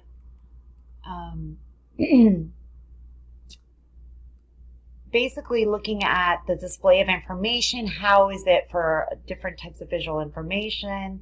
How are you activating? Or, of course, we already did the brainstorming, but you're making these bigger picture and maximizing processing and visualization. So here's some examples from what our students did. Here is, for example, here is the students actually doing a high-tech example, Teacher 2, Prezi, and Nuella. And they're giving examples, and they gave links to all of these sites and explaining how they could use them as high tech. Here we have low tech integration, and look at how they, instead of doing a online mind mapping, but showing how the students could do graphic organizers themselves or create a brochure, for example. Examples of low tech options for distance learning related to their content area. And literally just showing the what of the assessment. This is the content area sample pages here. So here's helpful links for students, right? So this is their activities, math from afar that our students have. And then we had universal design and learning. We had, now we're moving into the how. So when you think about the how, you want to make sure that there's access to, you're using multimedia, you're using multiple tools for constructing, which we did, and there's also fluencies with graduated levels, support for practice, which would have been the rubric itself. and you're optimizing access to tools and assistive technologies. You're really engaging the students in their executive functioning. So they have that goal setting and their planning and strategy development. Let me show you here what they did with their blogs. This was really their brainchild, coming up with ideas. And then here, like you can see, staying at home with a fourth grader. And this was actually one of the students was working virtually with her virtual CT and her virtual students, and having the students this was actual contributions of actual fourth grade student here, that she was having them journal and do blog and contributing to the blog. And also, one of our candidates went and interviewed a teacher that was doing, one of their mentor teachers, and did a whole little podcast interview with them. So looking at this creation that we did of this this assessment that turned into this website, that turned into, really quite something for us. It became very authentic. It became something that the students were completely engaged in. So, but it came out of necessity, as many things have during this pandemic. So the evolution of this survival guide website, Distance Learning as an authentic UDL performance-based assessment, just basically was a practical means to the end in the beginning.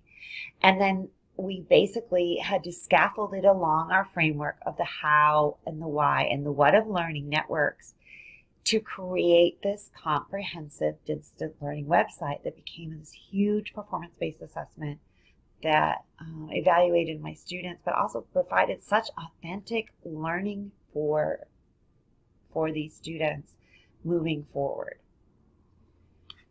The implications for something like this was for future and public school elementary educators, basically, who have to follow this authentic distance learning practices in times of crisis or calm, and how to positively integrate virtual learning, because it's not, obviously, we can't throw the baby out with the bathwater. We need that face-to-face is so important, and we, as we've learned, is essential. But how do we include in these virtual learning experiences, make it more authentic, and also teach to the Gen Z students that are in P through 12 schools that really use and technology is an integral part of their lives. And so making sure that we use distance learning, that take this as an opportunity, and continue to modify our instruction to make instruction and student learning as part of, whether in higher ed or P through 12, is truly authentic for all students. So this has allowed for that learning opportunity to engage students, to prove how all educators teach students, and how we could, in our IHEs, actually prepare teacher candidates moving forward, and possibly thinking about how you might do something like this in a different program. Doesn't necessarily just have to be focused on educator prep programs. If you'd like to contact me, or you'd like to do a future collaboration with me, I'd love to hear from you. judyc@usca.edu. I hope this was informative to you. I encourage you to go to Google distancelearningsurvivalguide.com, and you will check out the amazing work of my classroom assessment elementary students. And I look forward to hearing from you, and I look forward to your feedback.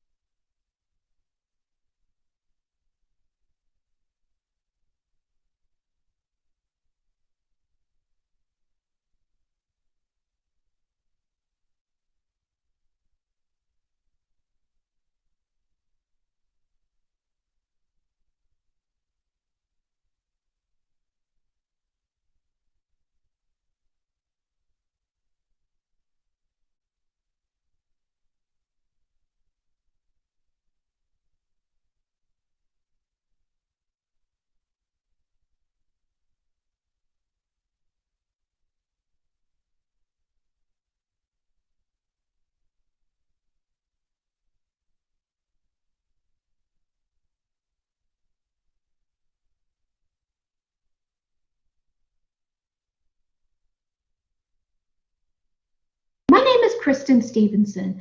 I am a learning experience designer with the Upstate campus, and I'm a member of the Center for Academic Innovation and Faculty Support, which we call CAFE. Like so many other schools, Upstate was in a situation in spring 2020 where we realized that we had to move a lot of students online very quickly. And we did that through tip sheets, we used workshops, we used pep talks, we did all kinds of different things that were involved. One of the things that was created was a student readiness course. And this was originally prepared to help students with the immediate concerns of how to use Blackboard and how to access resources like the library. However, moving forward, and once summer started to come, we realized that the course really needed to be fleshed out a lot more so that we can help prepare our students. And with that, as the pandemic has continued, even now as we're looking in November for the spring, we wanted to make sure that we prepared the students to be able to take classes, whether it was in a synchronous environment where they're taking their classes with their professor in live sessions, if it was asynchronous and they could complete their coursework at any time, or if they chose the hybrid option where they could either sit in a classroom or attend remotely. This provided an interesting evaluation, though, because we first needed to really look at who our students are. There are 6,308 students, with almost all of them, 5,800 students, are in our undergraduate programs. 98% of our students use financial aid, and 60% are Pell eligible. And lastly, the average household income is lower than the average median. Students can't afford to just drop out because they didn't want to take an online class, and we needed to be cognizant of that. 68% of our students are female, and 45% identify as a race other than white, with 30% identifying as Black or African American, 6% as Hispanic or Latino, and 3% as Asian. To continue on, 25% of our students are over the age of 25. 40% of them are first generation, first time in college students. And another really key demographic to keep in mind is that over 75% of Upstate students commute to be able to come to their classes.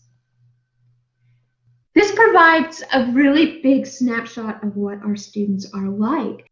But to finish looking at it, we had to also consider the fact that before COVID struck, 49% of all Upstate students had never taken a distance education course on Upstate's campus, which means that they weren't working with Blackboard and they weren't prepared for the nuances of what's even involved in completing a course online. We had to really now look at how to balance this course on a variety of levels. The first was to present the benefits of online learning. And how do you actually show the benefits to online learning to a group of people who don't want to be learning online? And not only can you do it, but you can actually even have fun and learn things out of it. That was my first task. The second task was how to perform common Blackboard tasks. How do you turn in an assignment? What the heck is Collaborate? How do you take a test? That had to be considered. How to be successful in college. Not only was this important because it was really kind of as a pep talk. It's supplemental to the University 101s and 301 courses that showed students ways to be successful even when things are really challenging. And lastly, it was important because we have 75% of our students as commuters to learn how to connect to upstate resources from a distance. What I'd like to do is be able to demonstrate what this course actually looks like. So I'm going to share my screen in just a moment. And so you can actually see what this looks like. Okay, so this is what the class actually looks like. It was really important to start out with seeing a greeting, and there's my picture, but it gives a human touch to being able to get into this class so that they know right away that they're not alone. This is a self-paced class, but at least they have a human, including my contact information, that they could reach out to. I'm happy to say we haven't had anybody had to reach out, and they have been successful in the course so far. Under the overview again shows a welcome to the class, excuse me, but also define, because the students are going to be taking a variety of course offerings. It could be asynchronous, and they hear this, what the heck is it? It may be synchronous, or it could be blended, and they needed to know what they were about to get themselves into. I also provided course objectives, just like they would see in their classes, and some tips, like who the heck do I go to in IT or for accessibility and accommodations? I have a tickle in my throat. There's also a technology requirement. So how do we promote the fact that you really need to use Chrome for all things Blackboard, but you can download the student app? How do you actually download Microsoft Office? Make sure that you have a camera, log in every day. So some basic tips to help.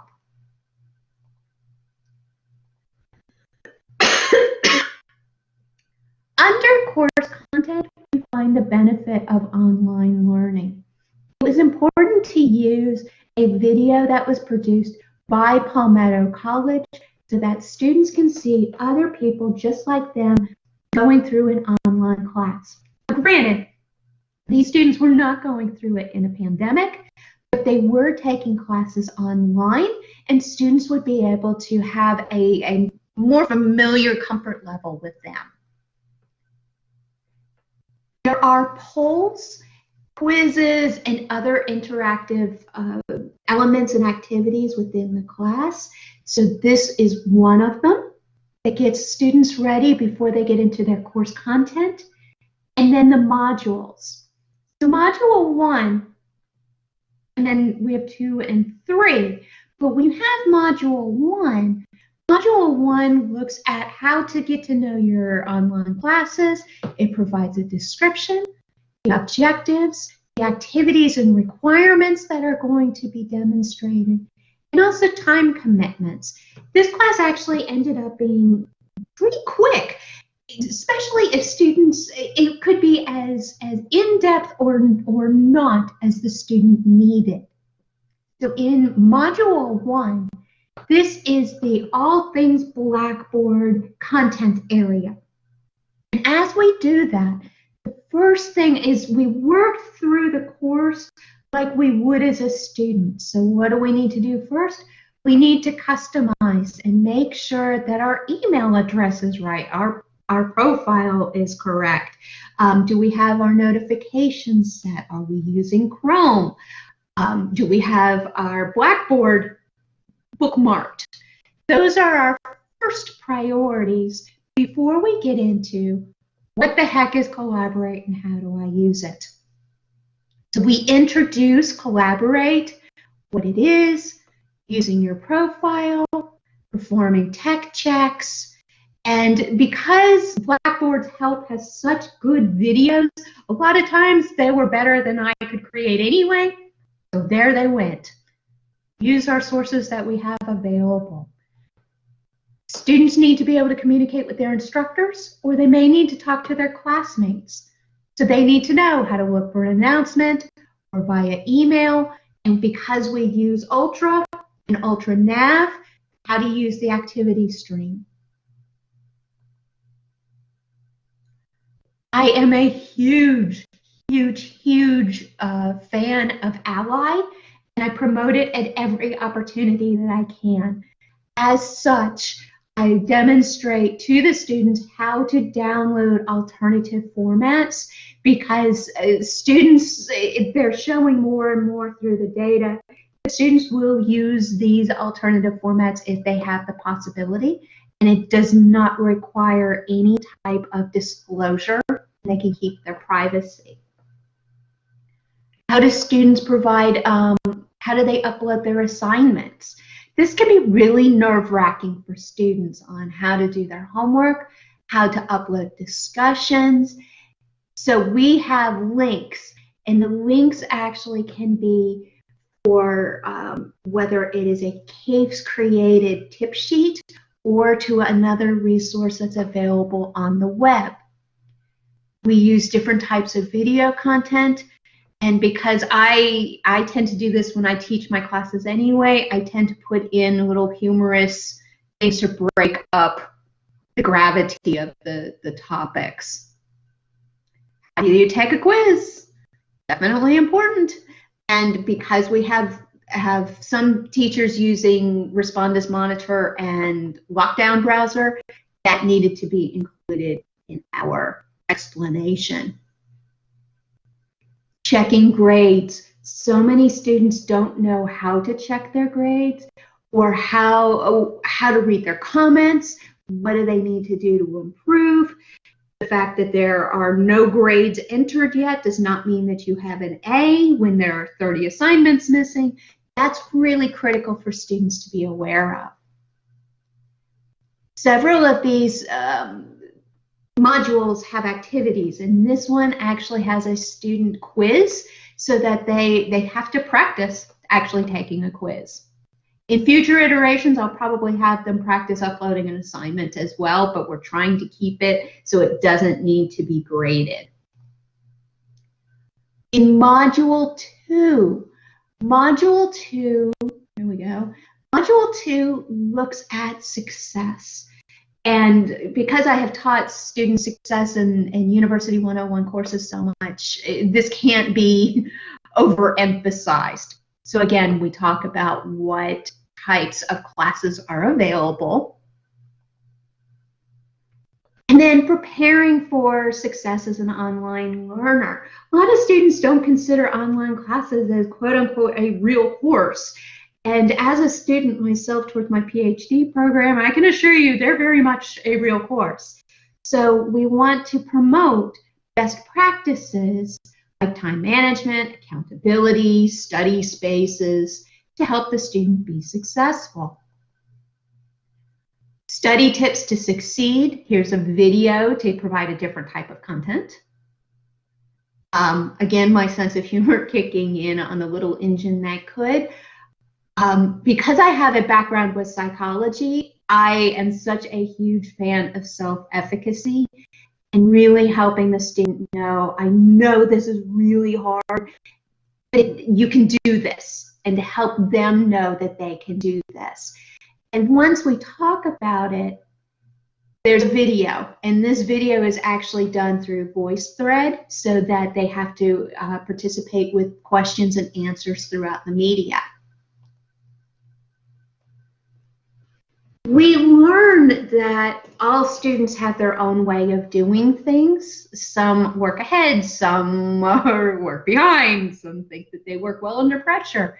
So we want to be able to help provide tips on how to get into a routine, including this particular sway shows students different students' calendars, whether it's electronic or done by hand, so that students know there's no right or wrong way to be able to create a schedule, but you have to do what's going to work for you.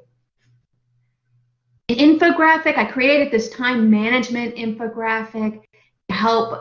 It was challenging because so many different groups and different links have different ideas, but I tried to find some of the top ones that would help or helped my students over the years. And lastly, an online learning plan.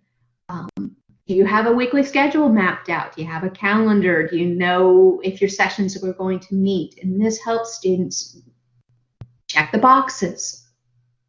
So session or module 2 focuses on how to be successful as a student. Before we get into module 3, and module 3 focuses in on how do I get information and resources at Upstate.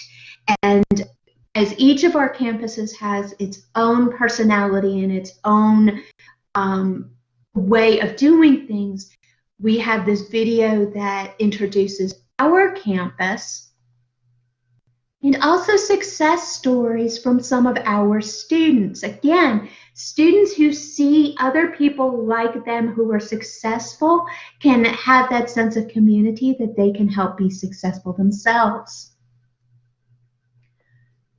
Upstate organizations, again, how do you get connected?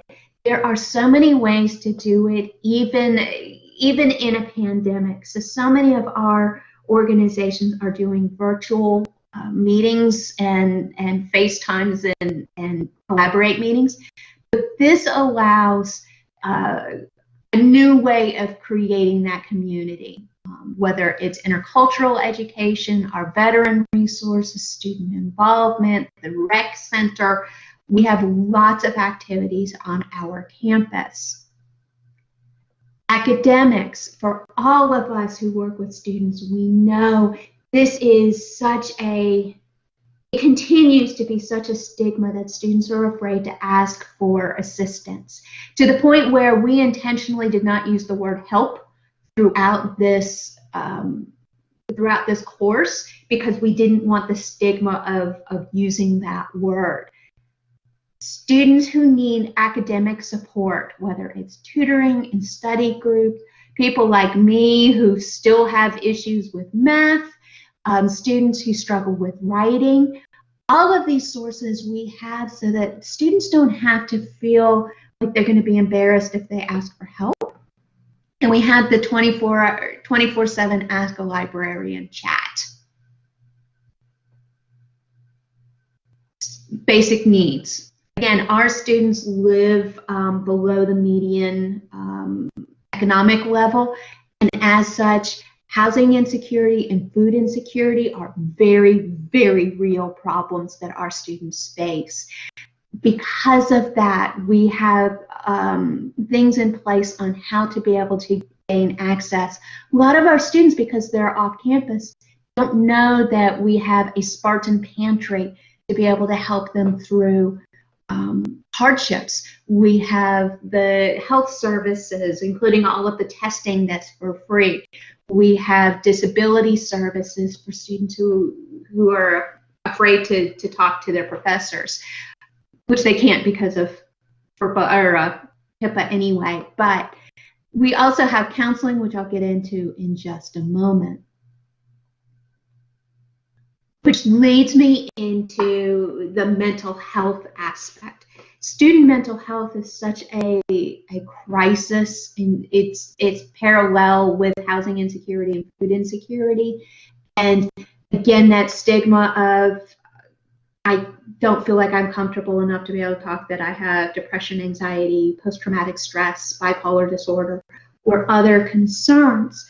So this particular video came from the Chronicle for Higher Education and shows students who have overcome their challenges, but it also leads us into a segue on how to help with mental health for our students and how to be able to get more and more assistance so that they don't feel like they can't talk to someone. They have the resources. And our counseling center is very heavily involved in helping our students. Lastly, we really look at how to get financial assistance, including tax preparations, financial literacy, and other workshops. We have a matching game that's included, and this Upstate resource on not being alone with other things like Are You OK, which is a reporting form to help students, whether it's self-report that they're having issues or to report for a friend that is struggling. So overall, the course takes about an hour to be able to it takes about an hour to be able to complete where they are and how to be able to get the sources that they need. And I'm going to go back into my PowerPoint real quick. Just a minute. The perils of using Collaborate when you're doing this. Because this is an online recording, I will throw this out as asking if you have questions, but I will pair it with this. These are our contacts and our information. Dr. Selena Cush is the Executive Director for the Center for Academic Innovation and Faculty Support. Dr. Tony DeMella is in charge of the Transformative and Inclusive Pedagogy. Dr. Dave Marlowe is in charge of Service Learning and Experiential Learning.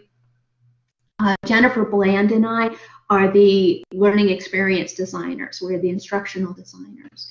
And it has our information, our contact information included, so that we will be happy to address any questions that you might have, share ideas with you, and we will be happy to move forward. Thank you so much for this opportunity to present with you, and I look forward to meeting with you more often in the future. Wish you all the best.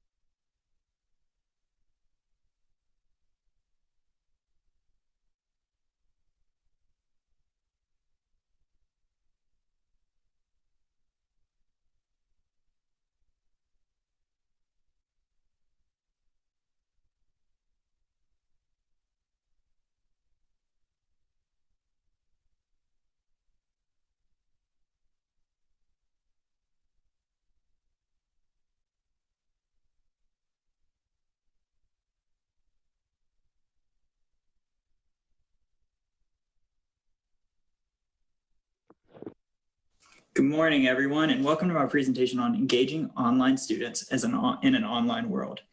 As many of you know, the world has changed drastically over this past year, with many students having to experience education online. So during this presentation, I'm hoping to share some of the strategies that I use for my program that you can implement in your course or just in your interactions with students. My name is Ellis Reeves, and a little bit about me is, give me one second. I am the coordinator for Palmetto College at U of SC Aiken. This is an online degree completion program that has 6 online majors for our campus.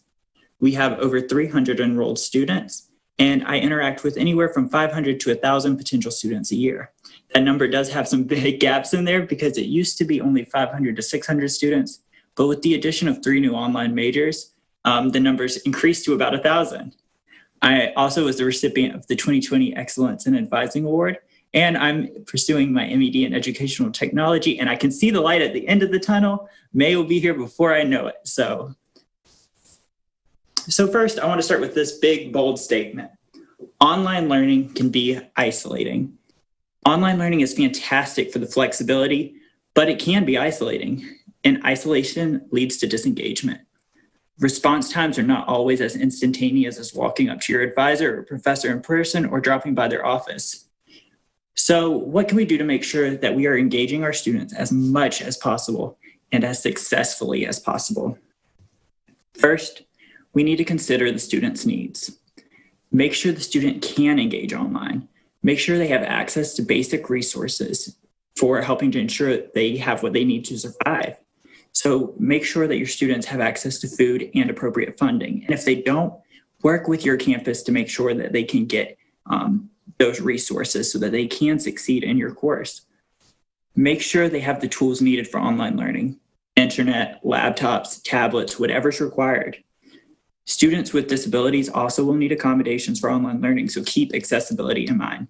And actually, what I mean by that is be positive.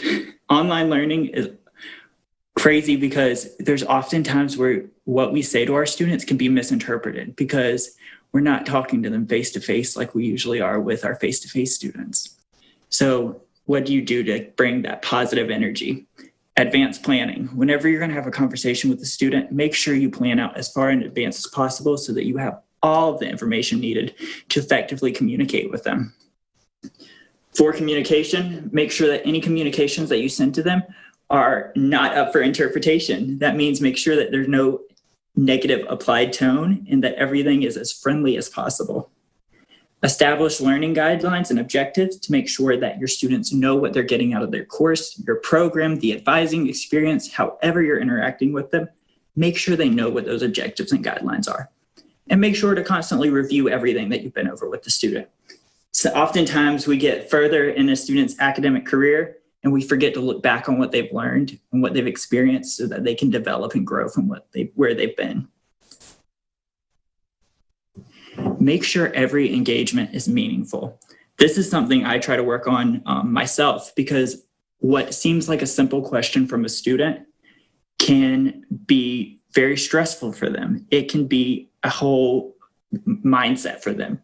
So every email, every call, every text matters. No matter what they're asking you, it has serious meaning to them. So we should be meaningful in our response. Oftentimes a student will say, "Thank you so much. You've been so much help." And we'll just say, "Oh, well, thanks, you're welcome." We need to take that and remember that we are making an impact on their learning experience. Connect your experiences to the students. Students will feel like, why is this happening to me? Why am I the person who is always getting this negative energy? Why am I the one that's always stressed out?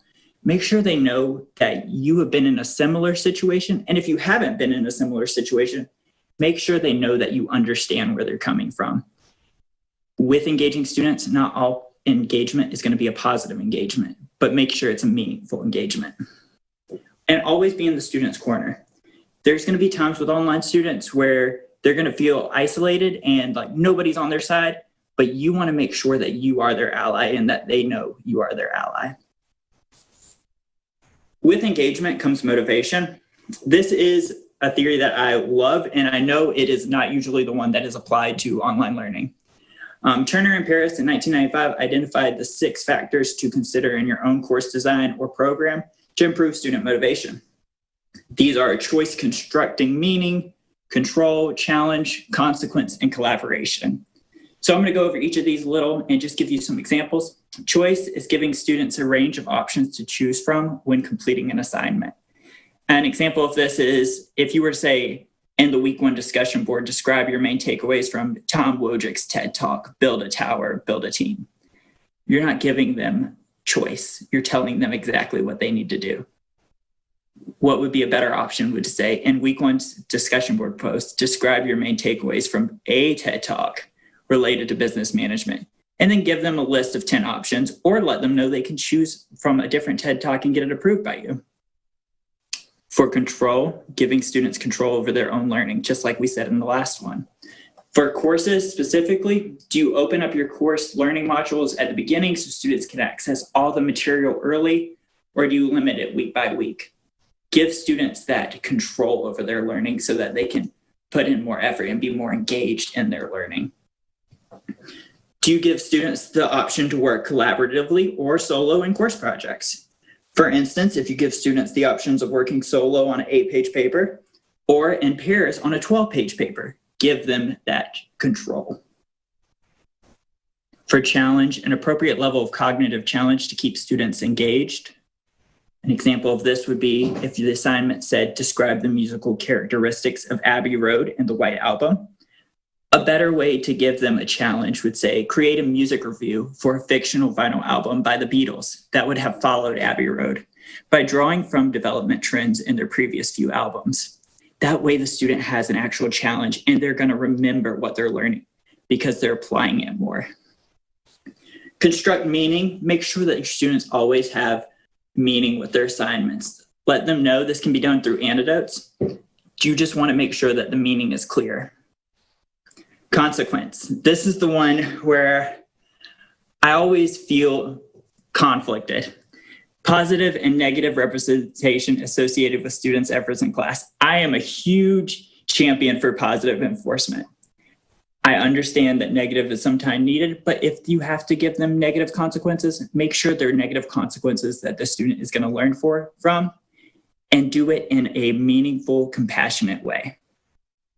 For collaboration, like we talked about for the other assignments, give them a chance to work with each other, especially in an online environment. Getting that face-to-face interaction in the virtual world is vital to success in engaging your students and improving your retention efforts. So, integrate face-to-face virtual interactions. One of the biggest ways you can combat isolation is by integrating these components. This can be done by recording video lectures, providing weekly or monthly updates via video. For me, for advising specifically, we try to send out weekly emails or monthly update videos so that students can see us and hear from us, even if we're not hearing from them. Or have students work in small groups via video conferencing. For advisors, professors, anybody on the administrative level, optional video conferencing meetings are huge for virtual students because they allow the student to see you and experience learning in a face-to-face setting. And most students are more comfortable asking questions when they can actually get real-time response. So having those optional video conference meetings either at the start of your course or just in general can be huge. Use technology to be interactive. So these are some of my favorite technologies to use in my program. So, of course, we've got the standard video conferencing tools, Zoom and Team. Google Hangouts is great for drop-ins in courses or just for quick questions. Google Docs will allow your students to work collaboratively on an assignment. One of my favorite assignments I've ever done in my life was we had to create a working definition in Google Docs. And the whole class came together to build on a definition. And we presented our final definition together in that document. And it was just a really cool experience. GroupMe, one of the things I haven't done yet that I really want to do is to develop GroupMes for each cohort. And then as the administrator, give it the power to somebody else to lead it. That way the students have a safe space where they can interact with each other and build a community. When they're building a community, they're more likely to be engaged, motivated, and it's going to improve retention. Google Sites. I use Google Sites to develop a site for myself so that I can share that with students so they learn a little bit more about me. Because if students are able to learn about the administrators they're working with and build a connection with them, it's going to improve their engagement and retention. The little phone in the bottom corner is the tool I use the most. That little green symbol, they just updated their logo. That's Google Voice. So what Google Voice is an app you can download on your cell phone, and it generates a random number for you that will be assigned to you permanently. And you can make calls, text, and receive voicemails from that number. So I use it as kind of my work cell phone from my personal cell phone so that students can call me and I can call students without giving them my private number. It is extremely beneficial for evening hours or just increasing your availability. And you can set times for when you do not want it to be active. So you could set that do not disturb time. Finally, social media. If your institution has a group forum where students can post questions, I think there's usually a negative stigma to faculty and staff responding on those, but there shouldn't be, because that is where students are going to get the majority of their information when they feel like they can't go to anybody. So instead of students answering with misinformation, we as faculty, staff, administrators can go in there and answer those questions and build the connection with the student. And then if you answer, they're likely to contact you for other questions as well in the future. Engage in conversations across multiple modes. First, phone. For my online program, we do phone calls all the time. It's the primary method that students prefer to speak on. It's easy, it's quick. Just make sure that you use the right inflections in your voice when talking so that you come off as friendly as possible, and make sure that students can build that connection with you without that face-to-face interaction. Video conferencing, another popular tool we use. This works great if students really want to meet with you and get real-time response. Depending on what topic they want to talk about, this will be their preferred method. And we usually use Teams here at USC Aiken, but we also use Zoom and some of the other tools as well. Email. So email is not just for random questions anymore. You can conduct almost anything through email if you have the correct templates. And I'll talk about this a little bit in the next slide. But make sure that your emails, that you read over them before sending them, just to make sure that there is no negative implied tone. Because oftentimes we'll write something and think, this is great, I'm going to send it, but make sure you reread it and keep the student in mind, because every student is going to react differently to the email that you send. Text messages. So some people might disagree with me on this, but I think this is a huge method for connecting with your students. If you allow them to text you their questions, you're able to respond quickly. And phones, we all have our cell phones on us all the time, and it's the easiest way to connect with somebody. And like I said, social media. You can connect on a group forum, or you can develop a social media for your course or for your program so that you can connect to more people. So job aids and email templates. If you have something that you constantly get questions about that requires step-by-step instructions, develop a job aid for it. This way students have access to specific instructions. They can look back on it if they ever forget, and it just makes the process seamless. We've implemented job aids for our program, and the number of questions, concerns we have has decreased drastically. Email templates, that's another thing we use in abundance. We get a lot of the same questions, so we develop email templates that are as friendly and concise as possible. So that way, if we have a student ask a question that we have a template for, we can easily just copy it, send it over, and it resolves their issue quickly. Offer support. So consistently reach out to your students. This means if you haven't heard from somebody in a while, give them a call. If you haven't heard from somebody, just send an email out to all of your students. Even if you're not hearing from them, make sure they hear from you. With online students, this is the biggest thing with our program, and I'm sure with most online students. They need help interacting with various offices on your campus. They're not physically here. Many of them aren't even in the area, so interacting with offices on campus can be difficult. Sometimes you'll have offices say, hey, you have to bring in this document physically, get them to send it to you, and you take that information over for them. This way, the student and you are building a connection because you're helping them and they know you're their go-to person. So that way, the engagement, they're motivated more, and it just helps build a positive connection and repertoire. Share virtual resources available to them. Many students won't know what's available unless they get shared that information. Oftentimes, students will forget that they have access to library databases, and that information just needs to be reminded and relayed to your students. And always make sure to just check in on their mental health, especially nowadays.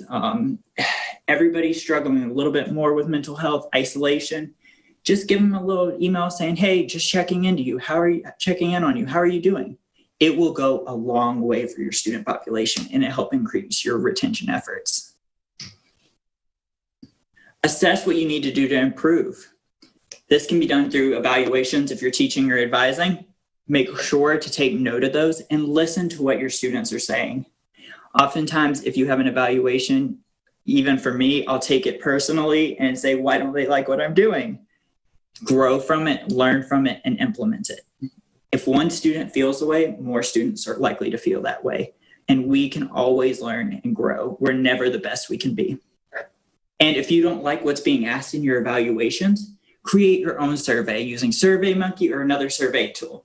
This way you can create the specific questions you want to ask the population, and you get direct feedback. So you'll get to see the responses at a quicker frame rate or a quicker time period. All right. Finally, retention is on you. All universities right now, with the decrease in face-to-face instruction that's forecasted, are focused on retention. Oftentimes there'll be committees for it, but online learning, retention is on every single one of us. If you talk to a student, try to make it as positive as an experience as possible for them, because that retention is on you. It's on all of us. And we need to do everything we can to make sure that our students are engaged and motivated in our online learning setting. So we've got about 10 more minutes, and I wanted to take some time to have a discussion and answer any questions you guys might have. So let's do that. Hi, Ellis. This is Jamie again. Hey, Jamie. Hey, so we got some questions in the chat. So I just kind of field them to you, and you can take them from there. Perfect. Okay, so the Writing Center asks, do you have much success with students coming into Google Hangouts? And how do you do that? And do you set it up for like office hours?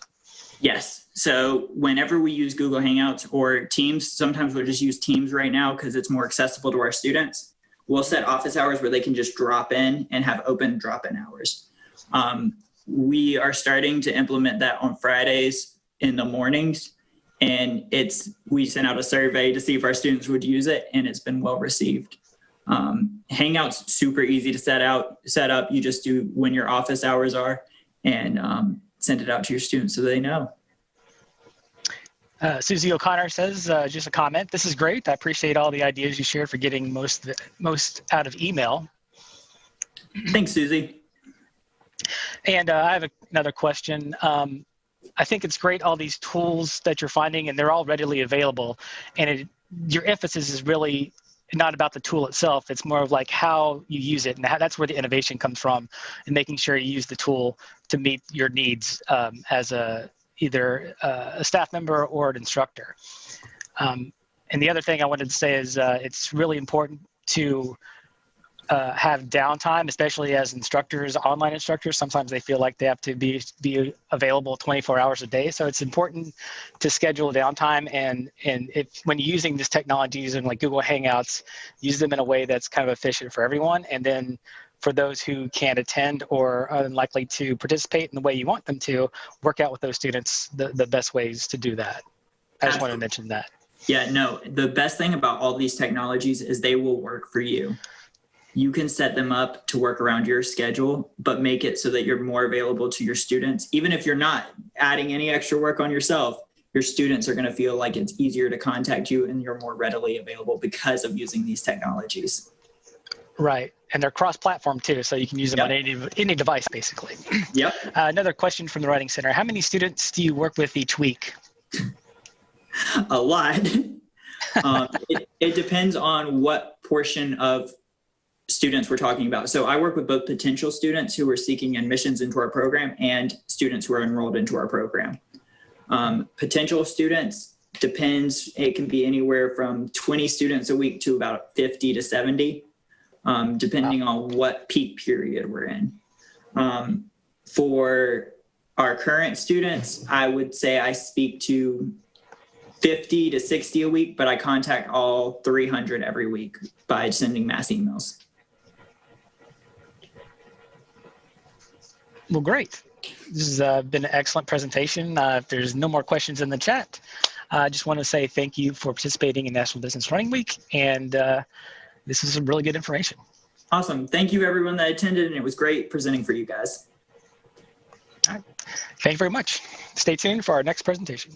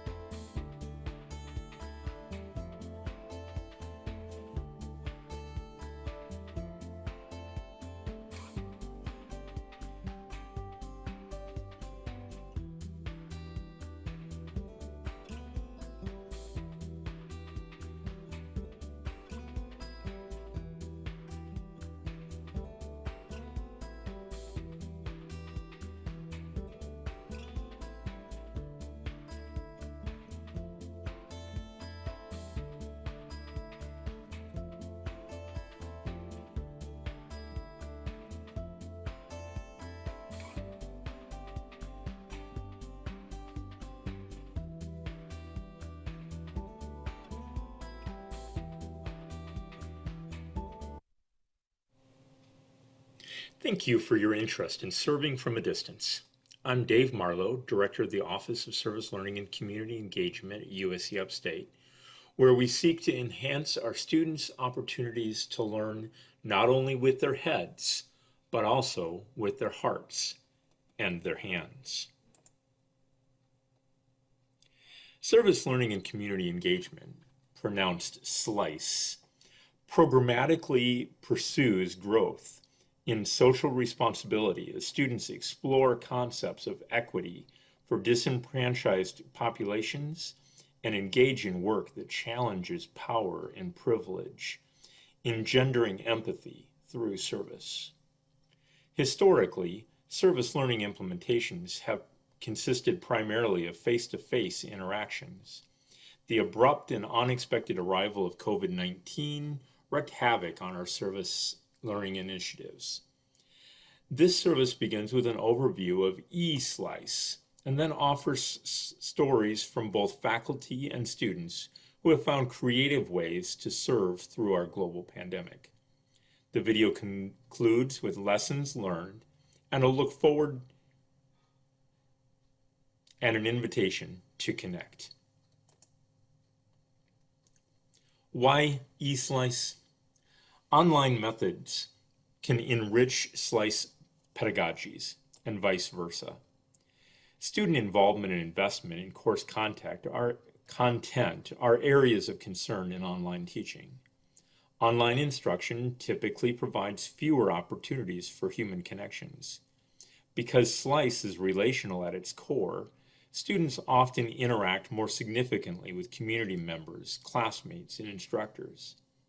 On the other hand, a primary concern for implementing SLICE revolves around the logistics of getting students into the community to experience and serve. Serving virtually removes spatial constraints entirely and often lessens time constraints as well. This provides pathways to SLICE experiences that many students would otherwise need to forego. Students who have work, family, live in remote areas, and or lack access to a reliable vehicle find virtual service possible. Shy and introverted students may also excel in the virtual environment. Also, eSlice extends the possibility of international experience for students who would not even consider travel abroad because of job, family commitments, or financial or other constraints. Overall then, benefits to students from eSlice may be even greater than traditional service learning. Still, there are significant challenges in eSlice. In all online learning, internet connectivity is foundational. Consider backup plans for yourself, your students, and your community partners, as eSlice requires multi-directional communication. Earlier, we noted interpersonal connections as an advantage for eSlice. Still, virtual service experiences lack the excitement of direct connections. There is a risk of static, perfunctory interactions. Networking opportunities are also reduced. To fight this, work with your community partners in advance to prepare opportunities for regular conversations. Conversation topics might include the history of the organization, how your partners became involved, what joys and challenges your partners face. Also, include scheduled celebration of the shared experience. A key goal is to develop strong relationships with individuals we serve and serve beside. A robust eSlice offering should employ best practices for both service and online learning. The service should be firmly grounded in disciplinary content. Both private and shared critical reflection should be central to your students' experience. And course concepts should be regularly reinforced through assessment and timely feedback. Finally, SLICE partners should be co-educators in the experience. In a virtual environment, this will require an even more careful planning and close attention to the partner's experience than when service takes place face-to-face. We are now ready to share our stories. We move into the promised story time. You'll hear from 2 faculty members and 2 students who found creative ways to serve through the pandemic, and we hope have set a foundation for virtual service once the pandemic is behind us. Each story is much richer than time allows us to share here, but we hope these short excerpts will spark your own creative energies. Latasha Gooden is a senior instructor in our Mary Black School of Nursing. She has graciously agreed to be interviewed for this video. Here's what she had to say. I am the advisor of the Mary Black School of Nursing Virtual Interaction Outreach Group. We started off in May of this year in 2020 as a program just to do an initiative to reach the needs of our individuals and residents in our community, to provide emotional support, and to lessen the effects of social distancing and social isolation. We started in May and we went throughout the summer. We met with the Charles Lee Center, that's one of our community partners, every week, once a week, for 1 hour with myself and 2 students. We did it on a voluntary basis and we reached them. We would talk to them sometimes. We definitely would teach them. And we did such things as wheelchair exercises, stress management courses, teaching them about coping strategies. We also taught them about Spanish and the Chinese language, the basics, taught them numbers, uno, dos, tres, just things of interest that they wanted to learn about, because during this time, a lot of nursing homes, as well as Charles Lee, they were not able to have any visitors, as well as they were not able to leave their homes. They were not able to go out for anything. So seeing us virtually every week meant a lot. So at the same time, we're reaching the needs of our clinical partners. We're also helping our students. We're teaching them the nursing skills that they need, whether they're at the bedside or they're virtually. We teach them about active listening skills, therapeutic communication, positive reinforcement throughout this nurse educator role, because as nurses, we are always educators. So that's also rewarding to see the side of the students, and they feel like, hey, I'm a little nervous about speaking in front of people, but to watch them overcome their fears of getting up virtually and, speaking to individuals and actually teaching them. It's also rewarding for us, the instructors. I just feel elated to know that we're making a positive impact on the lives of the individuals and the residents that we serve. We make it interactive, we make it fun, we use innovation, we do like virtual Jeopardy games, we've done trivia games. We've gone on a virtual beach tour where we've traveled the world and went to Mexico Beach and to Cancun Beach, and then we hop on over to a beach like in Costa Rica. It was just nice for them and for all of us during this quarantine time for us to feel like we're able to just go to different beaches and just do things virtually. Ginny Webb teaches biology and has a long history of incorporating service learning into her microbiology course each spring. This course was made in the summer, immediately following our unexpected shift to online classes. Ginny shares a bit of her story and also offers advice that's relevant to service learning, be it virtual or face-to-face. So when we went on hold, they all, I told them, let's try to do what we can. How can you help the community while we're all stuck? And so they came up with some different things. One group who was doing flu and coronavirus, they made a at-home guide for students. And so they put together everything that they thought students could use during the time, and including information about the virus. And then, services that the school has, whether it's online tutoring or other services. They did best things to watch on Netflix and best recipes you can make from what's already in your house and things like that, just kind of a guide to help students during the time. I had one group who was working on STDs. They had already partnered with a local clinic. And so since they couldn't do what they were planning to do, which was going to, in a way, raise money, they did a GoFundMe campaign, and they raised money virtually for the clinic. And they also did some social media campaigning about STD rates. We had some infographics made with the graphic design team, and so we had already gotten all those made, so a lot of those went up on social media platforms, and they were at least able to educate the community, because probably more people were on social media. So they came up with some different ways, whether it was just social media education, or GoFundMe's to raise money for local clinics, but they still found some ways to do some things. I would say 2 pieces of advice. One is you can do it and don't be overwhelmed. I think anytime there's some new technique that we're not already implementing, it can be somewhat overwhelming and seem like a big hurdle to jump.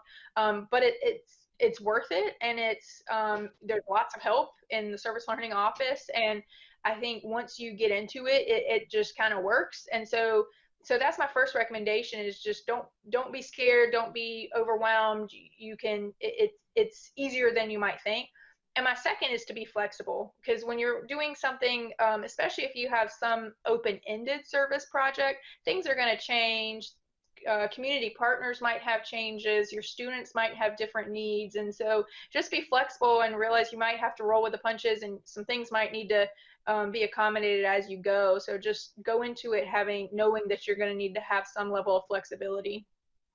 Any advice I have for building that community partnership would just be to make sure that you're keeping their needs in mind, and that it is serving them at all times, because that's obviously the goal of service learning, is to serve the community and that partner. And so I try to make sure that whatever we're doing is only helpful, and I'm not adding any burden or extra work to the community partner. So just kind of keep their needs in mind and make sure it's only helpful for them. I would say 2 pieces of advice. One is you can do it and don't be overwhelmed. I think anytime there's some new technique that we're not already implementing, it can be somewhat overwhelming and seem like a big hurdle to jump. But it's worth it, and there's lots of help in the service learning office, and I think once you get into it, it just kind of works. And so that's my first recommendation, is just don't be scared, don't be overwhelmed. You can, it's easier than you might think. And my second is to be flexible, because when you're doing something, especially if you have some open-ended service project, things are going to change. Community partners might have changes, your students might have different needs, and so just be flexible and realize you might have to roll with the punches, and some things might need to be accommodated as you go. So just go into it knowing that you're going to need to have some level of flexibility. Alyssa Boken was a student in Introduction to Women's and Gender Studies this spring. Her contribution here was first aired on TikTok as part of efforts to raise awareness of and money for a local rape crisis coalition. Hi, my name is Alyssa, and the purpose of this video is to make you aware of the Safe Homes Rape Crisis Coalition. So the point, or the purpose of it and their mission, is to give back to the victims that have been sexually assaulted or have experienced domestic abuse and have fled their homes. So part of giving back to them is donating clothes, shoes, like just accessories, anything that isn't too worn out that they could possibly wear. And that ranges from children, women, and even men. It happens every day, and the least we can do is give back to our victims. The community as a whole needs to be aware that this happens and that these people do need help. And so part of the help is us. So if you can do that, please let me know. Please contact me. I can get you more information. But just do your best to help out and donate. Thank you. Caroline Cooley is a double major in Spanish and Spanish education. As part of a linguistics course this spring, she was involved in service through United Way's Reading Buddy program. This ended with the pandemic, so Caroline sought out a virtual international internship, working with English as a foreign language classes in Nicaragua. Her contribution here is excerpted from a virtual conference she participated in earlier. We join her as she discusses challenges she encountered in teaching English as a foreign language virtually. She then moves into benefits and encouragement for us all to move forward. The professors that are watching right now, I'm sure not too much different from the classes you lead day to day. Communication is difficult, even in person, when everyone is not speaking a language they're used to. Virtually, we can study cultural norms and differences, but everything changes when you aren't in the same physical space. There's the question of whose customs you adhere to. There are issues that aren't unique to language instruction, like connectivity problems, cameras being turned off, background noise, people with children at home. We're learning to teach language without nonverbal cues, and we're not even able to see each other's mouths. But there's also beauty in the situation. We're meeting students where they are. For the first time, students are able to connect across countries without leaving their homes. I'm completing a study abroad internship on American soil, learning about Nicaragua and her people, creating relationships, and gaining teaching experience. That is insane. Studies show this is mutually beneficial. Students who engage in e-service learning like this, like I'm doing, experience positive outcomes in grade point averages, writing skills, critical thinking skills, and understanding of course content. Students are able to work jobs and care for their families without compromising their safety and their ability to learn.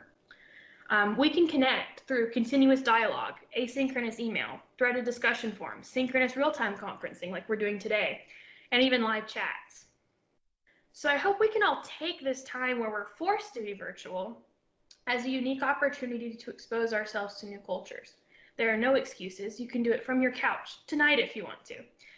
Use the tools you have at your fingertips. The ESOL community has, and I believe that we are looking at a future of unheard of connectedness and growth. Lessons learned. Founded on both the literature and our shared stories, we suggest the 3 following key elements as successful virtual implementation of service learning. Reflection should be focal before, during, and after service. Service offered without reflection may reinforce negative stereotypes. Guided reflection can exponentialize student learning in both content and civic domains.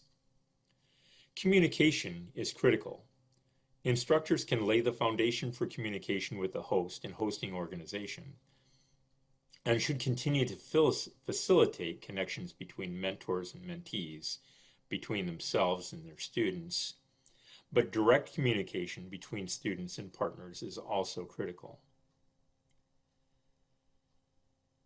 Contingency plans for continuity should be in place. Life is uncertain. Situations will change. Be flexible and focus on service. Things will work out. Thank you for sticking with us. Now it's your turn. Do you have thoughts, questions, comments, success stories, or even fantastic failure stories that we can use as teachable moments? Let's chat. Please email me at dmarlow@uscupstate.edu. Thank you again for your interest in serving from a distance.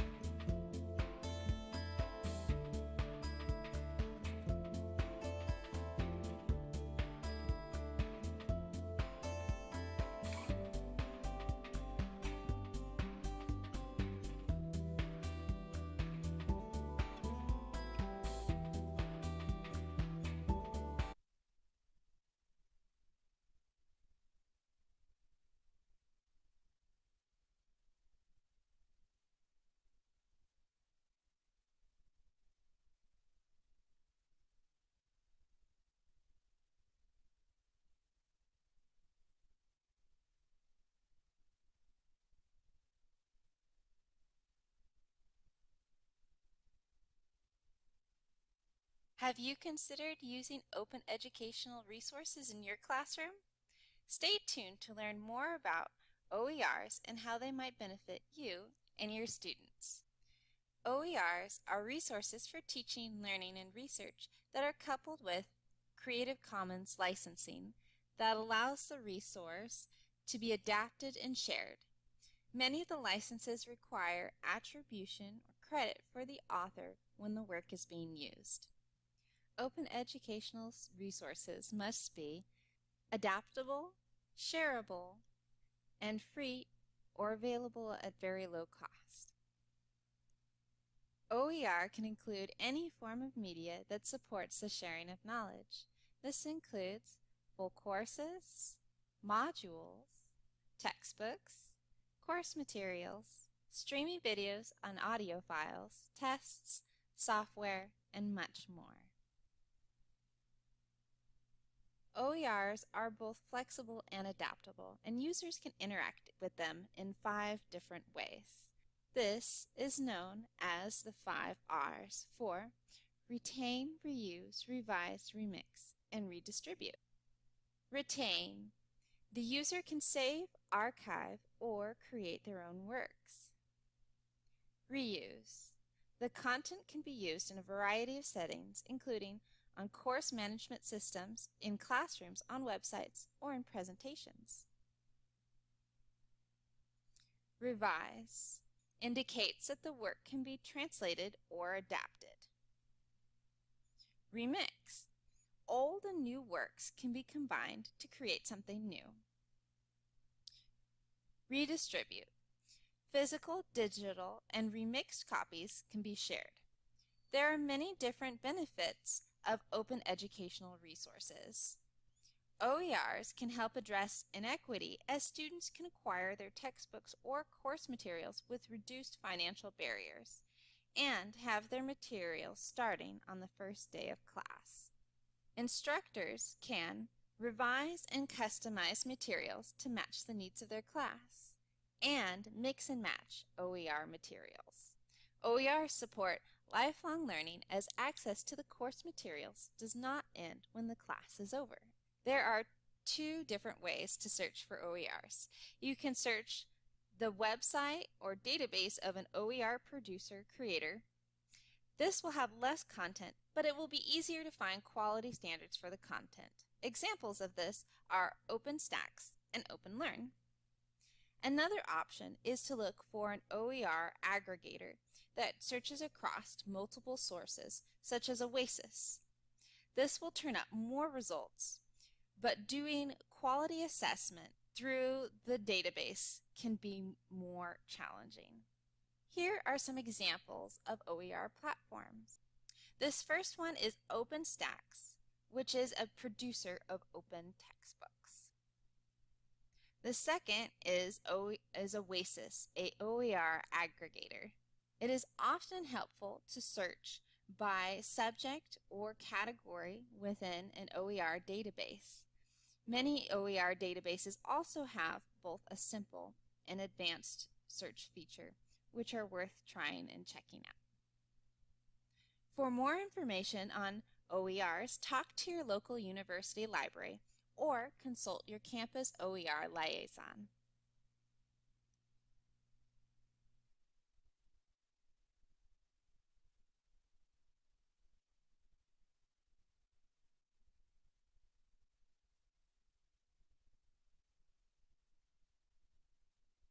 Hello everyone and welcome to the 2020 National Distance Learning Week Conference. My name is Regine Monestein and I am an instructional designer for the Department of Distance Learning here at the University of South Carolina, Aiken.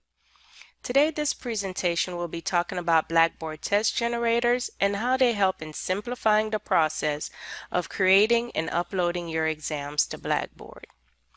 What is a test generator?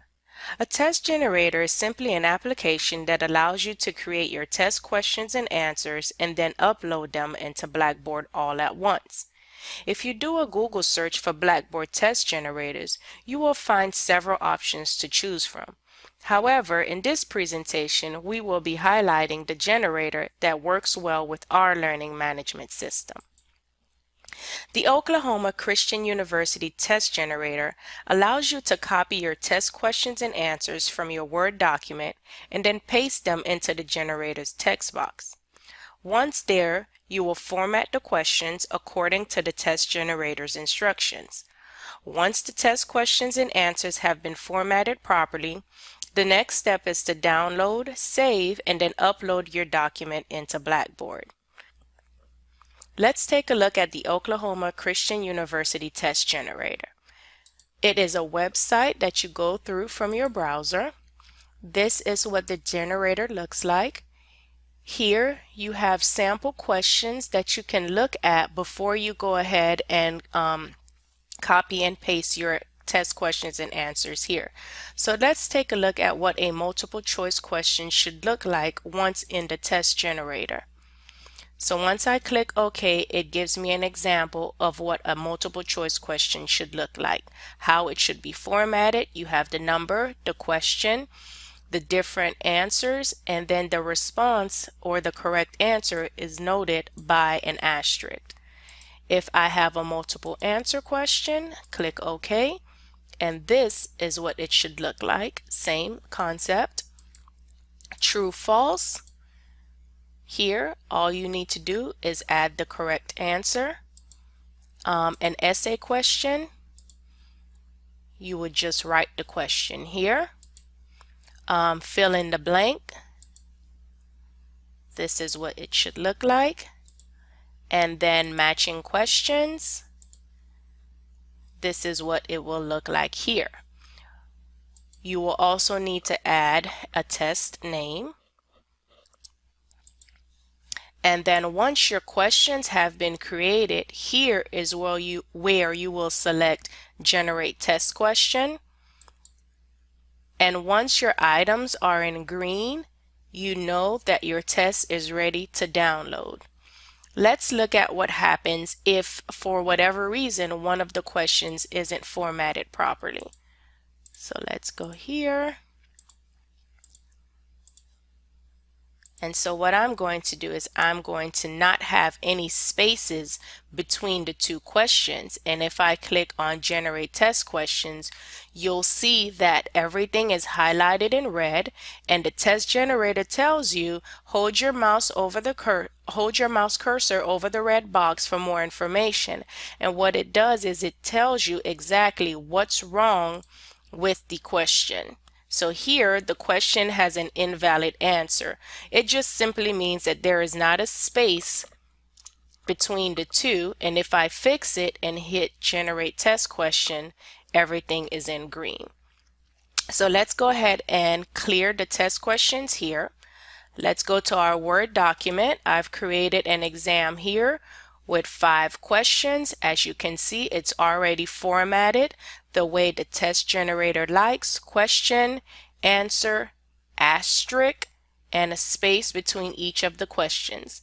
So let's go ahead and highlight all of our questions and copy. We'll go back to the test generator. We added a name for our test. We'll go here and we'll paste everything. And as you can see, the formatting is off. So this is the most tedious part of the process, is going through and making sure we format all of the questions once we add them into the test generator. So I'll go here and then put the asterisk in front of the letter. So let's continue doing this. And we're going to do this for every question we have. So if you have a 50 question quiz, you're going to have to do this for each of the questions. But this is just the work that you have to do on the front end. And then once this is done, you'll see how easy it is to upload these questions into Blackboard to create your exams for your students. So again, clear out all the spacing. Make sure that the correct answer has an asterisk in front of the letter.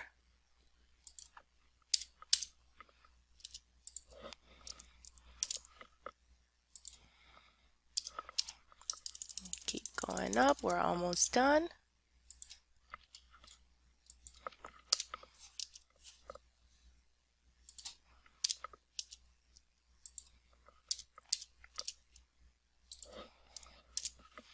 And this is a real test, but for the purpose of this demonstration, the responses or the answers have been changed. So if you are a nursing major, you may think, oh my goodness, this is not correct. But no worries. I just want to keep the integrity of the test by adding all of the wrong answers. So let's make sure. Okay, all of my questions have been added. I went ahead and I formatted all of my questions properly. Let's go ahead and generate test questions. And as you can see, test generation successful. All of my questions have been entered in and formatted properly. So the next thing I want to do is download test questions. So I'll go here to download questions. And as you can see, when I hit download, I have a file that will open up. It's a TXT file. I'll hit open. And this is what the exam looks like. So I want to go ahead and save this document. And I'm going to save it on my desktop, or if you have a folder where you save all of your exams, you will want to save this text file into that folder.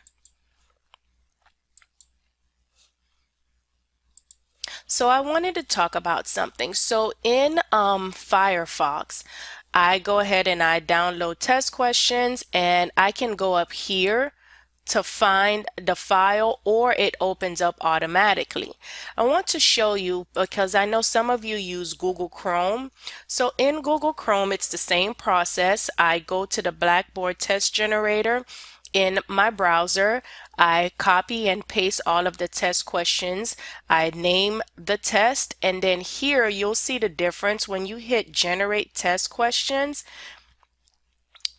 Here it shows up in green again, but then when I go to download test questions in Google Chrome, when you download the test question, the document shows up at the bottom of your screen. So I want you to make sure that you know that in Chrome it downloads at the bottom, and then you click the drop down to open the document and to save it.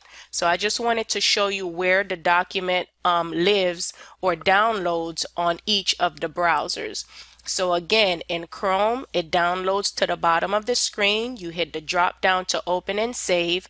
And then in Firefox, it either opens automatically for you to save it, or up here where this little arrow is, you click the drop down, you select the file, you open it, and then you save it to your desktop or the specific folder.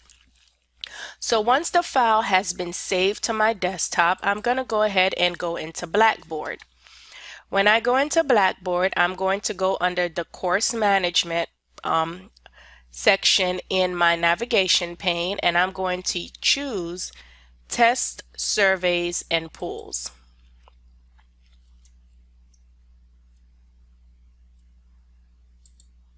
Once I select Test, Surveys, and Pools, I will click on Test,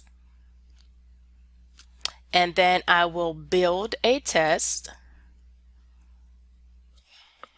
Name the test.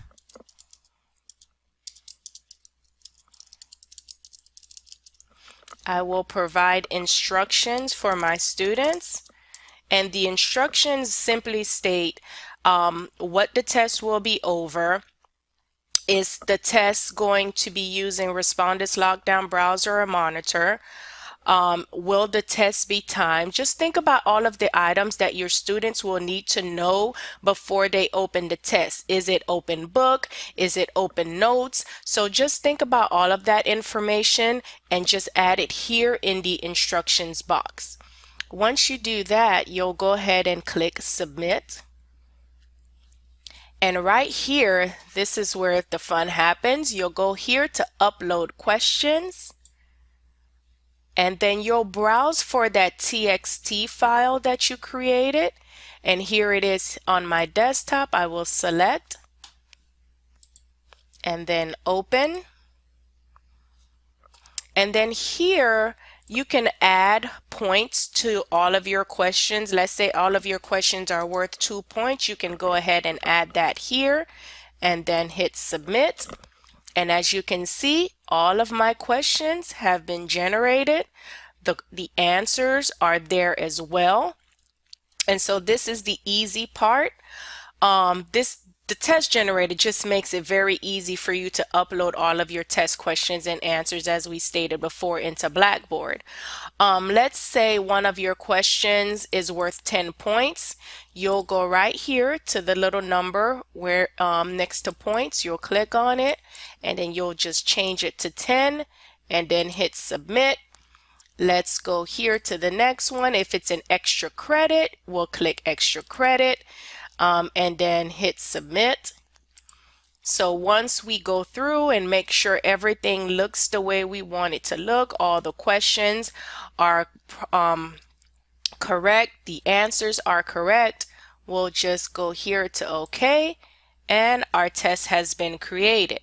Now, to make sure that the test is deployed and the students see the test, you'll go here, you'll go to content area, and you'll create an exams button for the students. You'll make it available to the users, and then you'll hit submit. I already have one created here. I'll go to exams. I'll go to assessments. I'll click on test. I'll select the test that I just created. Submit. And then, as you can see, all of the instructions, all of the items that I created have have saved. I want to show the test description to my students before they begin the test. I want it to open in a new window. I want it available to my students. I only want the students to take the exam one time, so I'm going to go ahead and force completion. If this is a test that you want the students to retake so that they can keep the best grade, you can choose multiple options and then choose the best one that fits what you would like the students to do here. I am going to set a timer. 60 minutes is fine. I'm going to keep going. I'm going to add a due date and a time. Make sure that the test is included in the grade book. I want all of my questions to show up all at once. This is up to you. Just remember, if you have test questions that build upon each other, you do not want the test questions to show up one at a time. You want them to show up all at once. But just be mindful of what type of questions you have so that you know what the test presentation should look like. You can randomize the questions, and then once you're done, you hit submit. And here, your students have access to your exam. So again, this is how you would use the Oklahoma Christian University test generator to create your exams and then upload them into Blackboard. I know this went pretty quickly. Again, you can rewind this video if you want to go through it step by step. Just pause and follow along, or you can just contact us at the Office of Distance Learning. Our contact information is here on the slide. You can contact myself, Regine Monestheim, the instructional designer, or Dr. Jamie Edwards, the Director of Distance Learning. Thank you.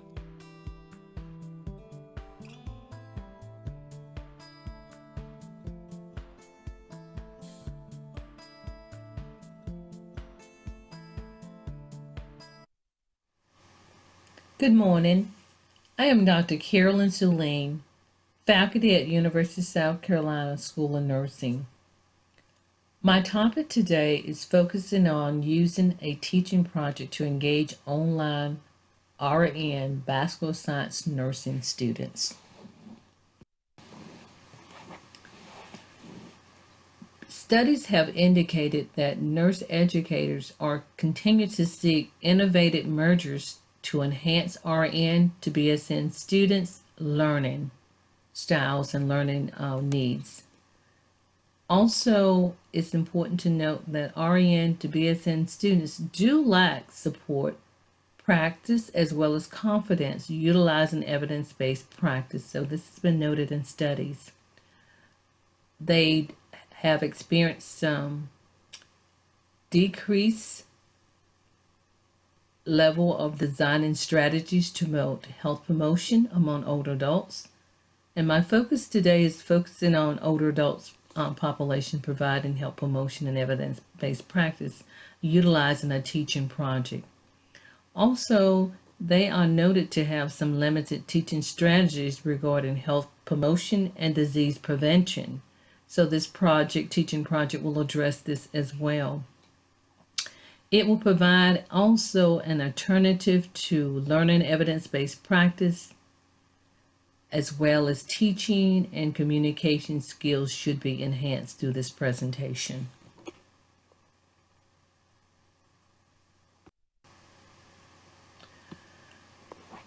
RAN to BSN students, learning will be enhanced by using the teaching project as an alternative learning modality. It will be, their knowledge will be enhanced through written as well as oral skills. They'll learn from each other doing peer-to-peer discussions and expounding upon each other presentation.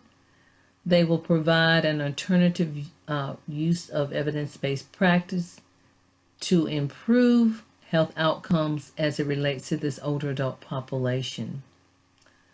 Using the teaching project, it can also help with health promotion relating to the older adult population. So teaching health promotion among the older adult population, this project will address and should achieve this goal. When focusing on the teaching project, students will learn in different methods and different ways, but this project will serve as a project-based learning. And so what a project-based learning consists of, it consists of specific context. It is shared knowledge among each other. It is what the learner is actively being engaged and learning through the learning process by being an active learner.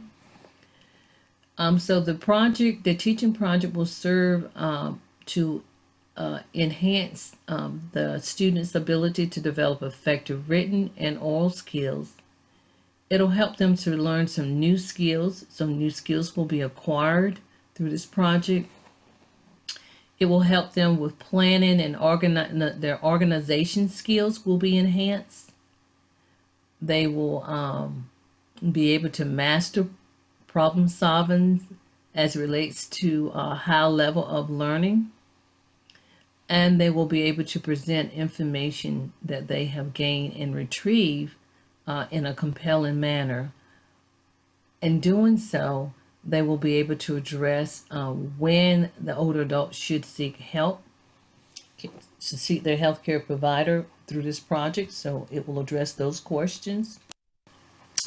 It also will look at how they can discuss what impact their health issue or health problem that they have selected to do their project on, teaching project on, relates to society.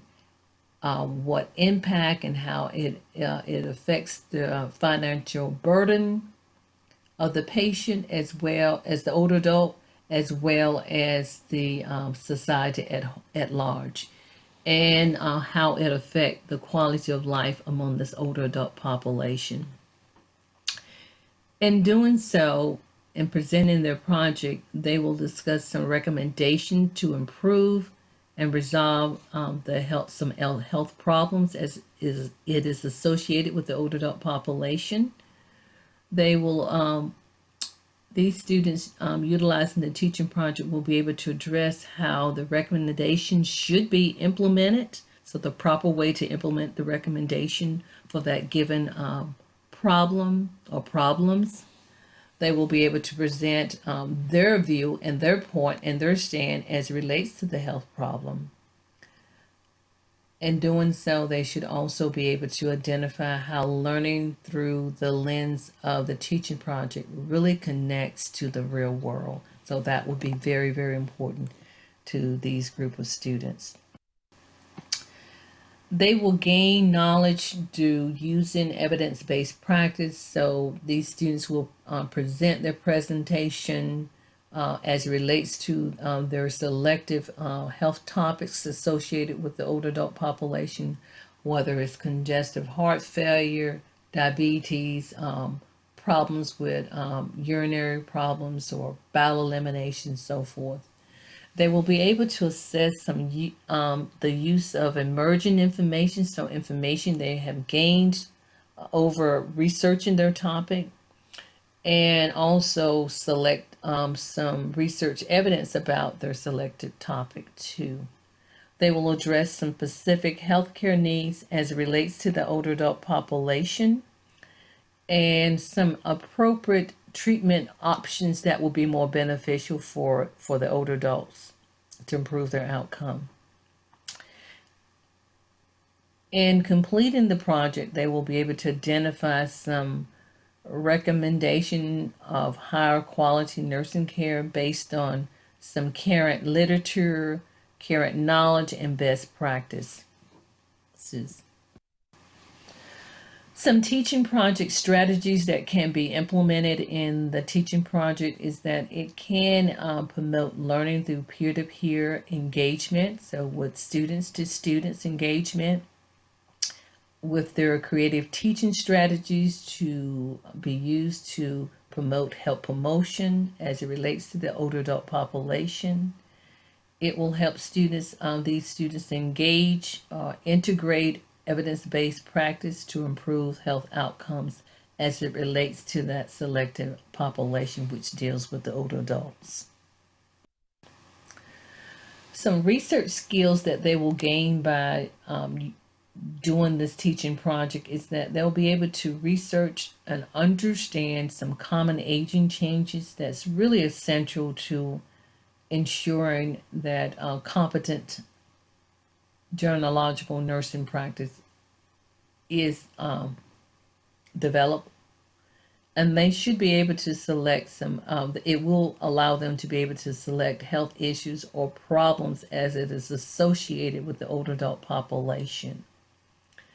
They will be able to address some of the normal as well as abnormal changes that are related to the health issues related to older adult population, providing care for them and looking at their overall health condition.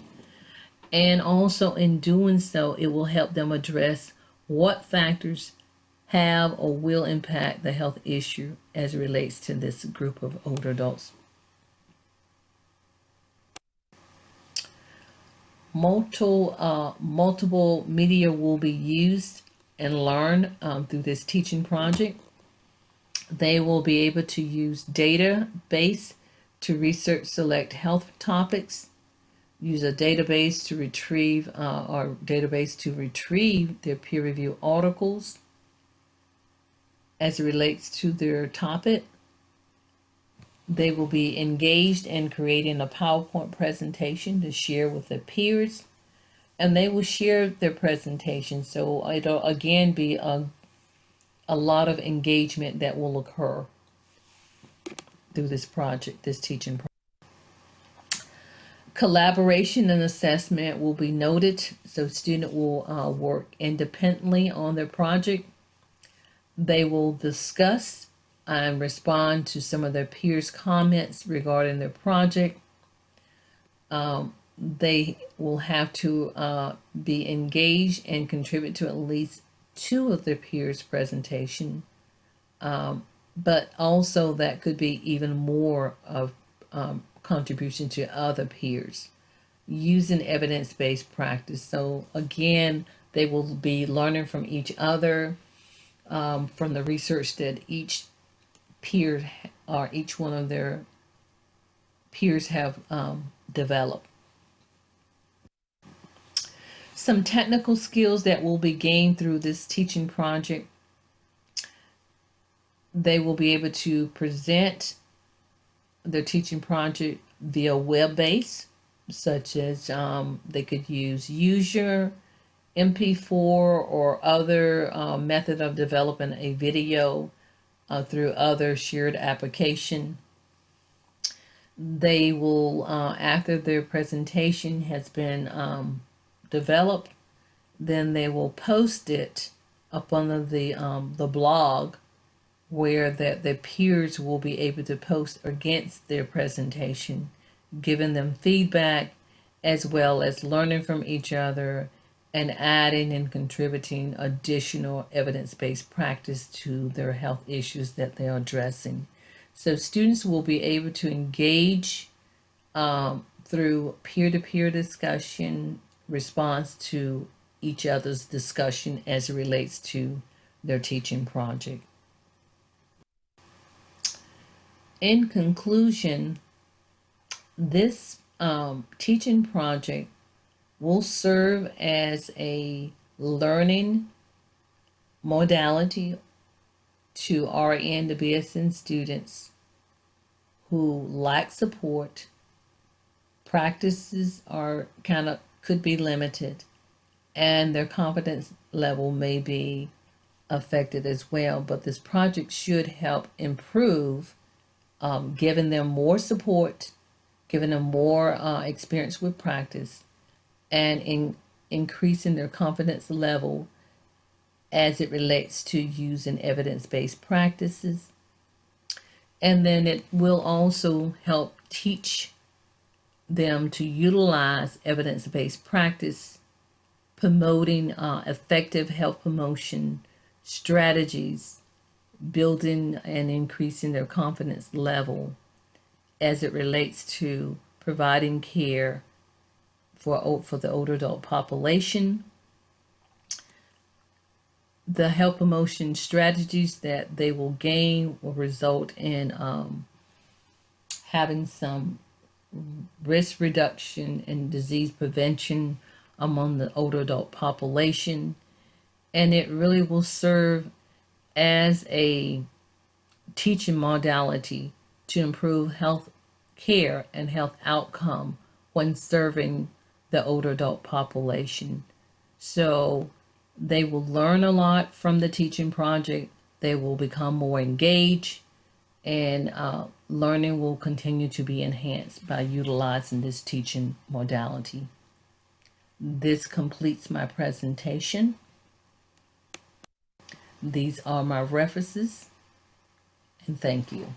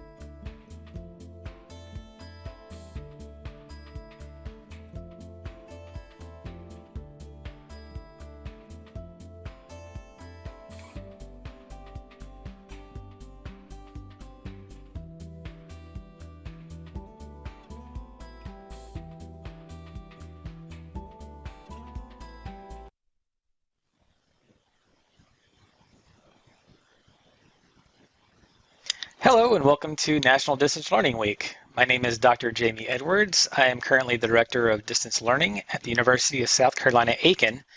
And this session is entitled Prepping for a New Semester in Online Learning. Be sure you can log into Blackboard and ensure that your username and password are still up to date. You may be notified to change your login information every 6 months or so. Check to see that the courses you are listed to teach are available in your course list for the current semester. If not, you may need to submit a ticket to Blackboard. Know who to contact for support at your institution. USC Columbia processes all new hires, and once you're in the system, you should be given credentials that include a VIP number, a Blackboard user ID, and an email account. Users are now able to sign in to Blackboard using any of their credentials, which is now authenticating through the multi-factor authentication using dual security system. You may have to set the system up with your phone. It's fairly easy. If a user has an authentication issue and they are fairly certain that they have the correct information, the first step in troubleshooting the issue is to try to sign in with a different browser, such as Firefox or Google Chrome. Internet Explorer is not recommended when using Blackboard. If you only have one browser or don't want to try a different browser, please follow the instructions to clear your cache. If you are having trouble signing into Blackboard, you may want to reset your Blackboard password, reclaim your account, submit a ticket to DOIT services, or contact the help desk to help reset your password. To submit a ticket to Columbia IT Service Portal, you will need to log in with your Blackboard username, order something, and select Learning Management System, include the information on the request, provide a summary and a description. Once you are logged into the portal, you will click Order Something, request Learning Management System. For one example, if I would like to merge course sections, I would follow the link below to merge course sections. You may get some information depending on the request. Provide the appropriate information. So if I wanted to merge two courses, I would need to provide the current course IDs for both of those courses and any additional information. And then click Order Now to submit the ticket. At the beginning of the semester, you may need to merge multiple courses together as one, or copy course content from one course to another. If you plan to merge two or more course sections together, submit a course merge request ticket to the DOIT help desk before you add or copy any content in the courses you plan to merge.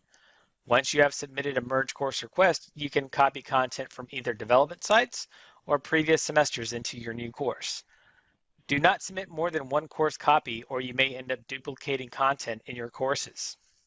We do have information and tutorial links to help you walk through how to do a course copy in Blackboard. In general, you would go to Packages and Utilities inside your course, select Course Copy, provide the destination course ID, so this is the course you're copying to, select All, and then Submit. Be sure to create a space in your online course that guides your learners to day one activities and the content you want them to engage with first. This could be called Start Here, Welcome, but name it something obvious so students know where to go. This Start Here section can include a welcome message from the instructor, downloadable version of the syllabus and course schedule, an icebreaker activity or syllabus quiz, important due dates to note, and any necessary information that students may need to download or have access to, such as publisher links, textbooks information, proctoring downloads, or institutional or department policies such as COVID policies. Communicate with your students right away. Even if you don't have a plan in place yet, communicate with your students as soon as possible, informing them of changes that are coming and what your expectations are for checking email or Blackboard or using the announcements tool to distribute your message to students. You should ask students these questions of, do they have the right equipment to take the course? Do they have reliable internet? Do they have a PC, a laptop, or a Mac? Be sure to note that Chromebooks may not work with all supported technologies within Blackboard, like Responda's Lockdown browser. Do the students have the textbook and or the publisher materials at the start of the semester? Provide your expectations for students and have them confirm that they are prepared to learn. Create a communication plan.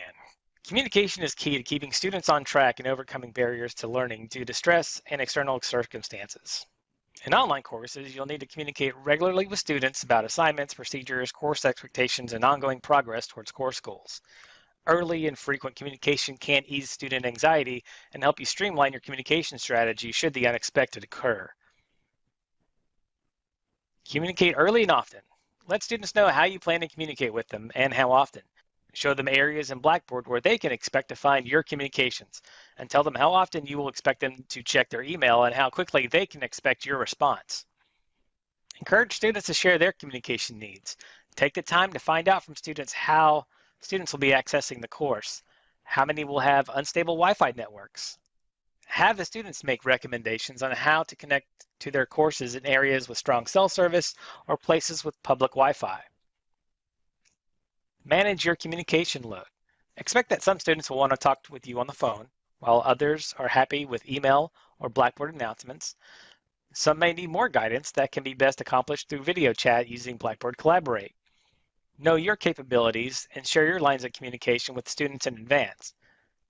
Let students know that they might get a group reply to a great question if the answer can help the whole class, but avoid identifying the original student as the source of the question.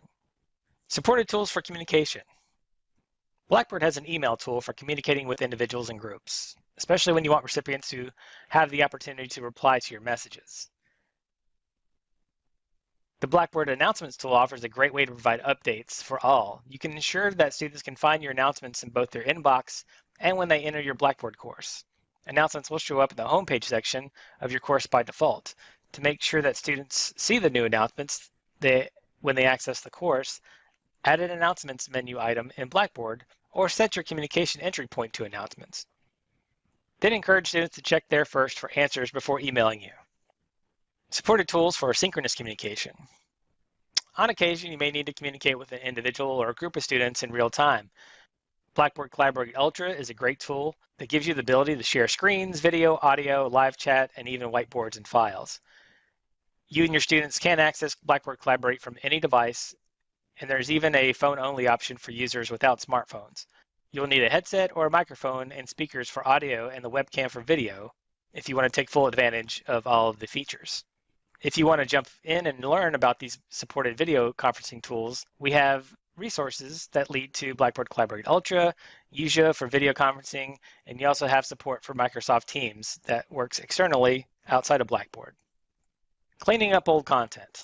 So after a course copy is performed, you may have to delete some old content such as announcements or discussion threads that have been copied over from previous semesters. Be sure to review all these elements of your course so you don't confuse your students. You may need to also check your availability and due dates. Your due dates do not transfer, but there are tools and features inside Blackboard that can help move these due dates to update them to current semesters. Be sure to update any make available and due dates to allow content to open gradually throughout the semester. We strongly recommend you do not include display until dates that make content disappear because it typically is counterproductive and confusing for online learners when content goes missing.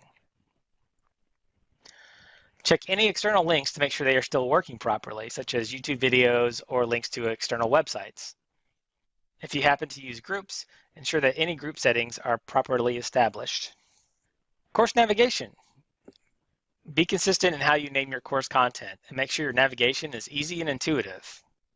Use the ability to create buttons, folders, and links to your advantage so students can easily work through your course. Check for ADA compliance. Verify that all your documents have been flagged green using the Ally Accessibility Checker. Ensure that any students needing accommodations can reach out to you the first week of class and can notify Disability Services to prepare those accommodations early. If you're not quite ready to share your content with your students, you can hide your course until it's ready by clicking the icon on the top right corner. Don't forget to unclick it to make the course available for your students when the semester begins. Check your Grade Center. Are all your submissions in your online course available? Does the course total points add up to the correct number, or do you have to set up weighted grading? Do you have duplicate grading columns or manual grading columns? Clean up your Grade Center at the beginning of the semester so you don't run into complex issues later. Here are some things we kind of see. Here are some of the things that distance learning tends to see at the beginning of the semester. So now we're saying what not to do. Avoid multiple course copies in the same course. This causes errors, and then Blackboard admins have to go into your course and delete content. Avoid setting display until dates. Avoid setting forced completes for tests. More students are having to take online tests and quizzes, and if a student has an interruption in their internet where they kicked out of the tests and may have to relog back in, if forced complete is set on that test, it will auto-submit the test no matter where in the test the student may have been. So we encourage you not to use force complete at this time. Avoid having students submitting work via email. All work submitted by students should be submitted in Blackboard through either discussions or blogs or assignment submissions. Avoid having manual grade center columns for student submissions. Any submissions you can add a grade to within Blackboard automatically creates a grade center column for that item. So manual grade columns should be sparingly used. So now you should be ready to start the semester. So create a checklist for your own online students so they know exactly what to do. Have students engage with the course to ensure that they are present and participating early. Set up a protocol for how you plan to communicate with your students, and have them practice with the tools you plan to use in your course. We want to thank you for watching this presentation and encourage you to find your support services for your campus. For USC Aiken, please explore our websites at Distance Learning and the Help Desk. Thank you, and have a great National Distance Learning Week.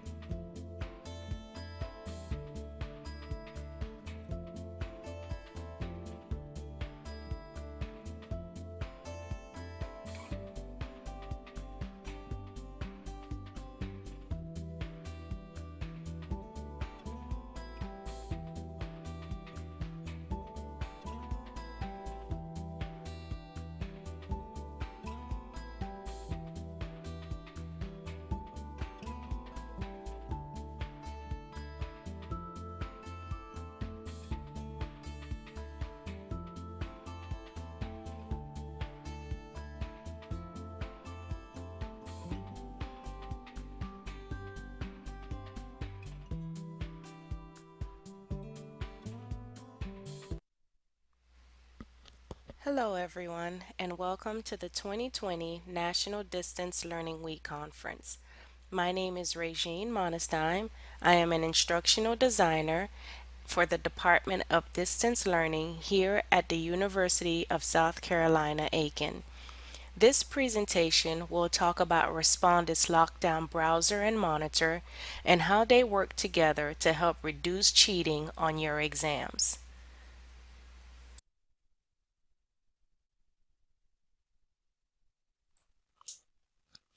Respondus Lockdown Browser and Monitor are two applications that work together as one solution for automated proctoring in an online environment. These applications help to curb cheating in your courses, monitor students as they take their exams, as well as help to keep the integrity of your exams. Lockdown Browser is a custom browser, just like any other browser you would use to access the internet, such as Firefox, Safari, or Chrome. However, Lockdown Browser was specifically designed to be used with online exams to prevent students from accessing anything else on the device being used to take their exam. Lockdown Browser is integrated into Blackboard and works with Blackboard's test and quiz pools. One thing to note, if you are testing using another platform to issue your exam, such as a publisher's platform, the integration of Lockdown Browser will not work. Lockdown Browser and Monitor will only work in your learning management system, in our case, Blackboard. When students download the browser, they will access the exam using said browser. They will be unable to print, take screenshots, go to another website, or access any other applications during the test. Students can only access your content within Blackboard. Monitor builds on Lockdown Browser. It uses the student's webcam to record them as they take their exam in a non-proctored environment. Please be aware, Lockdown Browser helps address digital cheating, but does not address the use of external resources, such as the use of their phones or having someone to take the test for them, which is why using Monitor along with Lockdown Browser will give you better control when it comes to cheating. Respondus Monitor is a companion product of Lockdown Browser. It detects cheating in a non-proctored environment, and the student's computer webcam records them as they take the exam. Monitor uses the same easy step as Lockdown Browser, and it is very easy to set up. Let's look at a demonstration on how to set up Respondus Lockdown Browser to an exam that we've created in Blackboard. The first thing you'll need to do is you'll need to log into your course. Remember, the exam must already be created and in Blackboard. Here on my Exams tab, I have a test that I've already created. It's made available to my students. I have instructions listed to the students, and so what I need to do now is to add both Respondus Lockdown Browser and Monitor to this exam. So what we'll do is we'll scroll down the navigation pane. Under Course Tools, we'll select Respondus Lockdown Browser. When you select Lockdown Browser, the dashboard will open. When the dashboard opens, you have several resources that you can access to familiarize yourself with the Lockdown Browser and Monitor. And this is true for students as well. You have the welcome window. You have several video tutorials, you have a getting started guide, and then you have a list of other resources that you can go through to again become familiar with Lockdown Browser and Monitor.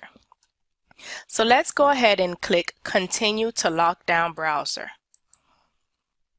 As the instructor, you will see a list of all of the exams that you've created in your course. And so the test that we want to add Respondus Lockdown Browser and Monitor to is this test here presentation. As you can see, Lockdown Browser is not required and neither is Respondus Monitor. To add both to the exam, we'll go here to the drop-down menu. We'll select Settings. And then the window opens where you have an option to require or not require Lockdown Browser. We want to require it for this exam. Then you have password information. Please don't add anything here. You'll see why later. We can click on Advanced Settings, and I would suggest you do this because you have students in your course that use their iPads to access Blackboard and to take their exam. So we want to make sure that we allow iPads for the use of this exam. Also, please note, Chromebooks do not work well with Lockdown Browser. If a student is using a Chromebook to try to download the browser to access the exam, they will not be able to. Please let your students know that iPads, desktops, laptops are the only devices that they can use to access Lockdown Browser. If for whatever reason all they have is a Chromebook, we have labs here on campus that have computers that have already downloaded the Lockdown Browser. This is a one-time thing. Once you download Lockdown Browser, it stays on your computer and you only have to download it once, no matter how many times you have to take an exam. Once we do that, we'll go down to Monitor Webcam Settings, and we want to require Respondus Lockdown Browser for this exam. A window will open up to give you some information. Just go ahead and click Continue to Respondus Monitor. Here, the webcam check is always checked. You can't mess with that. That's checked by default because students have to have a webcam in order for this setting to work. There are some additional instructions that you can provide for the students. Here, there's some text already written here. If you would like, you can edit this text and add your own information. It's up to you. There are some guidelines and tips that the students can preview before they begin their exam. Here, the student photo simply means that a picture of the student is taken, or they can show their ID. They will take the ID and put it in front of the camera. It's up to you. You can leave both, or you can use either or. An environment check is the students will take their laptop or the camera attached to their laptop and do a pan of the room to make sure they're in the room alone and they don't have any materials that they can use to cheat. Facial detection is set by default, and that just simply means if the student's face isn't detected, they'll get an error message to let them know, hey, your face is not detected. You cannot continue with the test until we detect your face. The two items here, again, that has to do with the facial detection, and then we have the advanced setting. Again, just go through this window and click what you feel applies to the test. Once you're done, you're going to go to Save and Close. Once you do that, you'll see that your test requires Lockdown Browser and Monitor. So when the students log into your course and they click on the Exams tab, they'll see before they enter the test that a webcam is required as well as the Lockdown browser. Once the students are done taking the exam, you can go back into Respondus Lockdown Browser. Go ahead and hit Continue.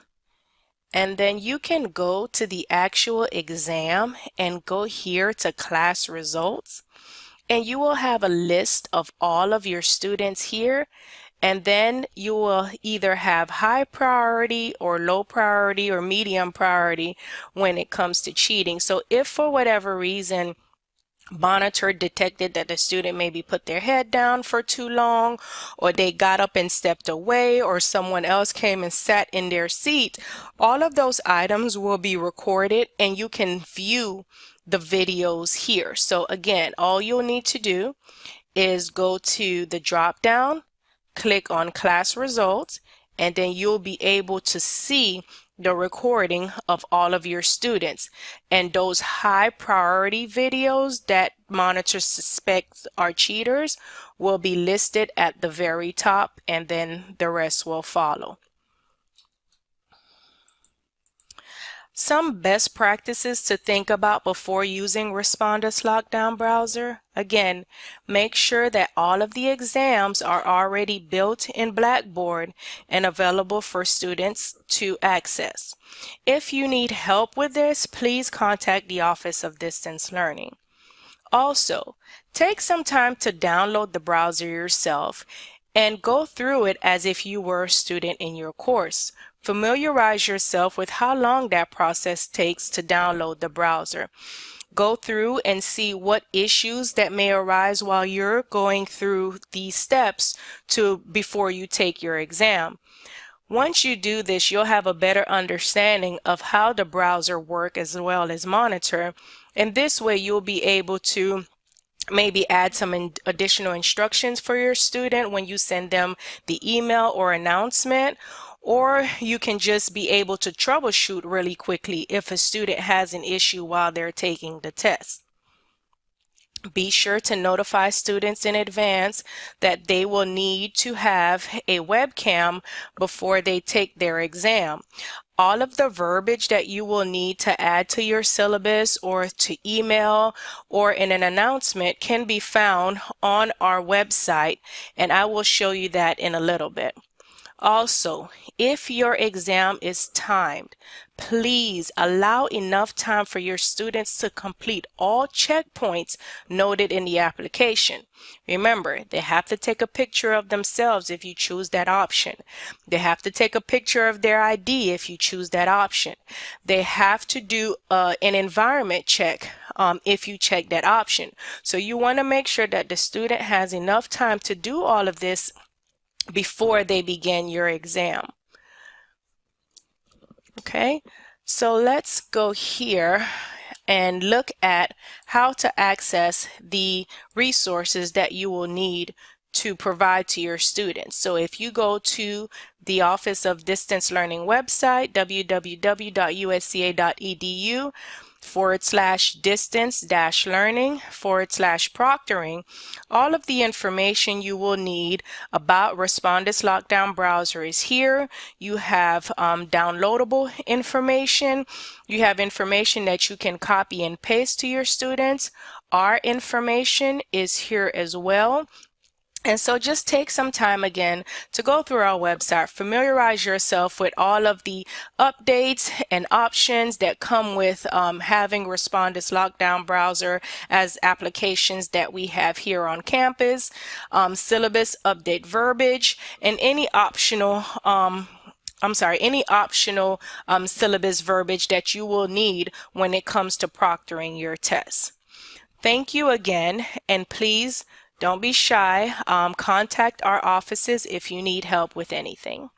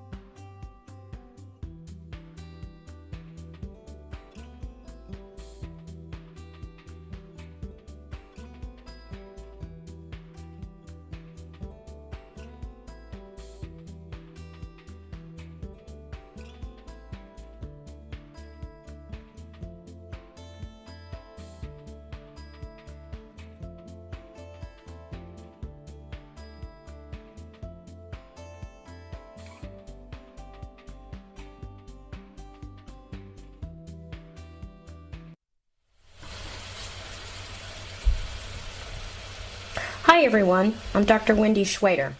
I'm an Associate Professor of Education at the U of SC Aiken. Approximately 1 year ago, I participated in the 2019 National Distance Learning Week. During my presentation, I shared a rubric that I created to evaluate a problem-based group project. I included this assignment in an online undergraduate topical course related to special education.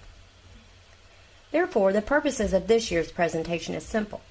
I would like to share with you my experiences using the rubric that I implemented last year to assess group work during the fall 2019 and spring 2020 semesters.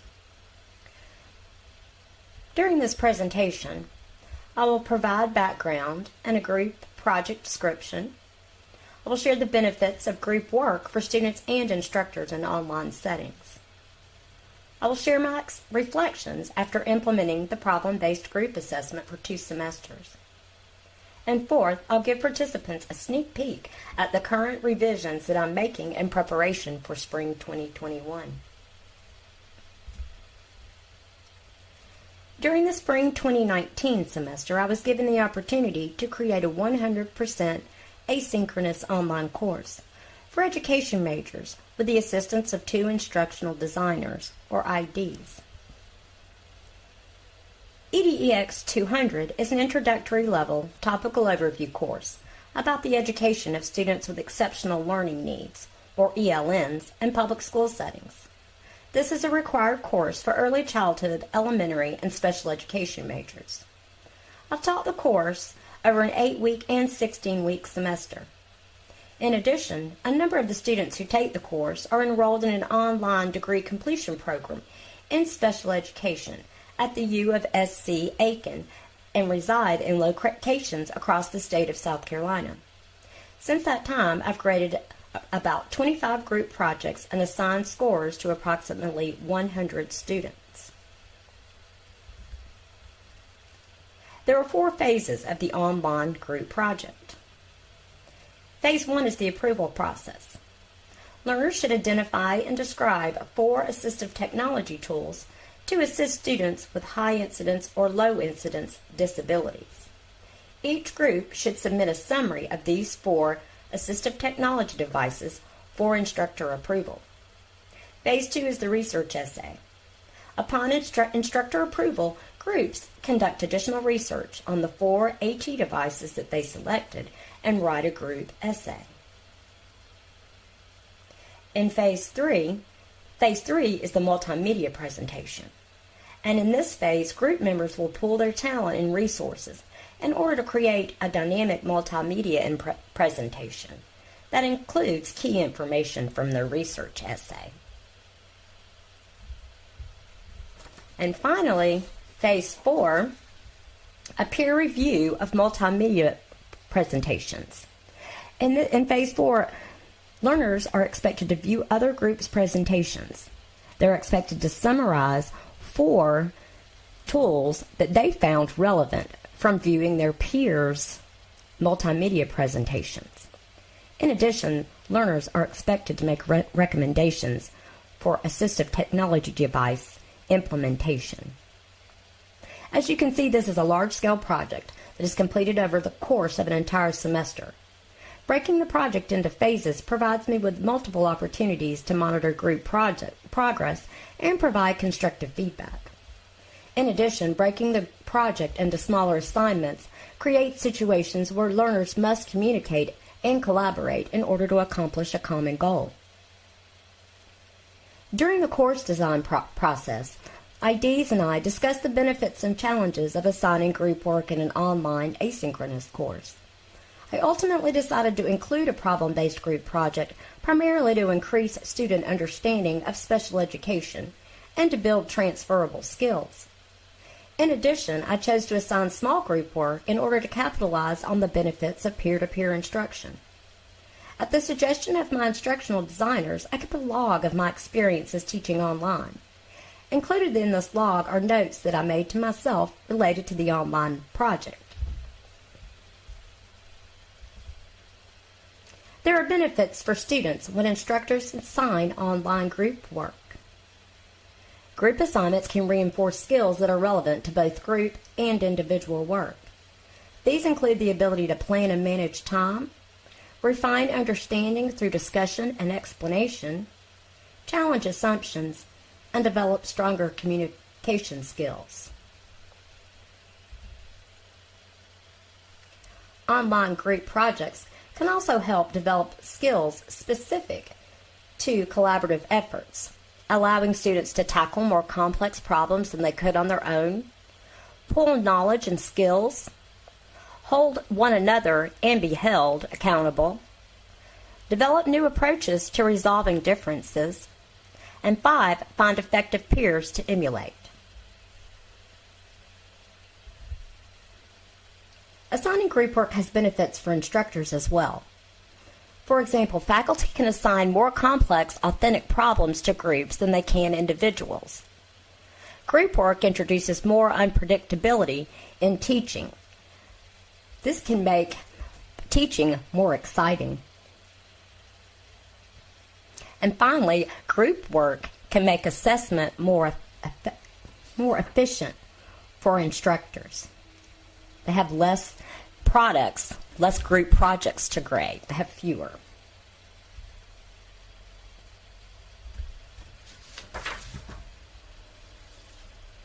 As I mentioned previously, last year I kept a log of my reflections related to online teaching. I made the following observations related to the group project. First, I decided to compose group membership as opposed to allowing students to group themselves. This allows me to diversify the group membership as much as possible. I like to form co-ed groups that represent students who have a variety of work experiences and reside in different regions of the state. Second, I should set specific expectations for each group member's role and adjust as needed. I know that best practices suggest that the ideal group membership is 3, a number that is small and odd or not even. This helps with group votes. However, I set group members at 4 learners to minimize the additional responsibilities that group members must take on when one of their group members drops the course.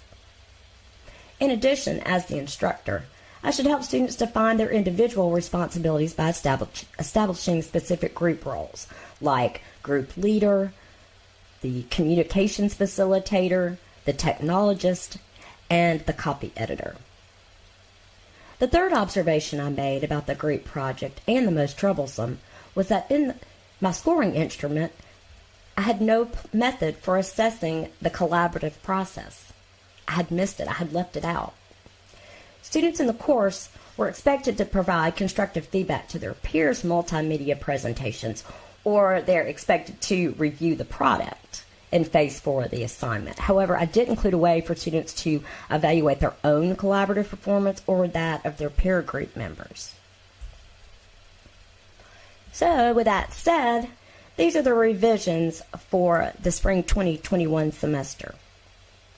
Here's what I'm currently working on, making in preparation to implement the project for another semester of students enrolled in EDEXA 200. I'm revising phase 1 of the project. I have created 4 group roles, as I just mentioned, the leader, the communicator, the technologist, and the copy editor, and now I'm working to refine the job responsibilities for each role. So I'm revising the phase 1 section, phase 1 rubric of the project, and I have added a self-evaluation and peer evaluation to phase 4 of the project, and I'm currently revising the phase 4 rubric. So with that said, I would like to give you all a sneak peek of the phase 4 rubric that I am currently working on.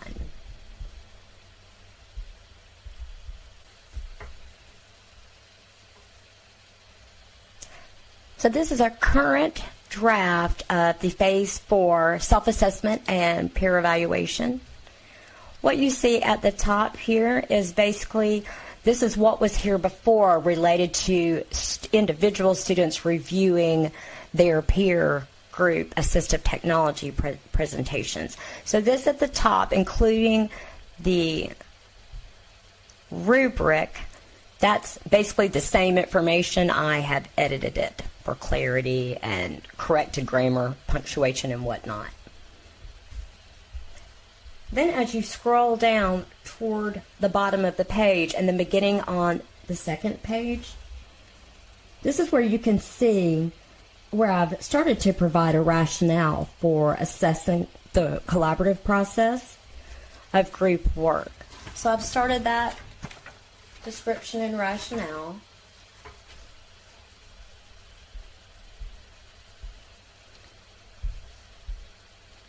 As you can see here, I have included the benefits of self-evaluations and peer reviews related to the collaborative process. And then as you scroll toward the bottom here of the second page, we'll see where I begin to describe the evaluation guides, the evaluation rubric. Here are the directions for completing the self-evaluation and the peer review of group members. There are the values and the numerical values. And here the last page of the current draft of the Phase 4 section of the group project. Here I have a grid with a few statements. Each learner is expected to evaluate their ability to collaborate using these statements, rating themselves. And there's also a place for individuals to review their group members.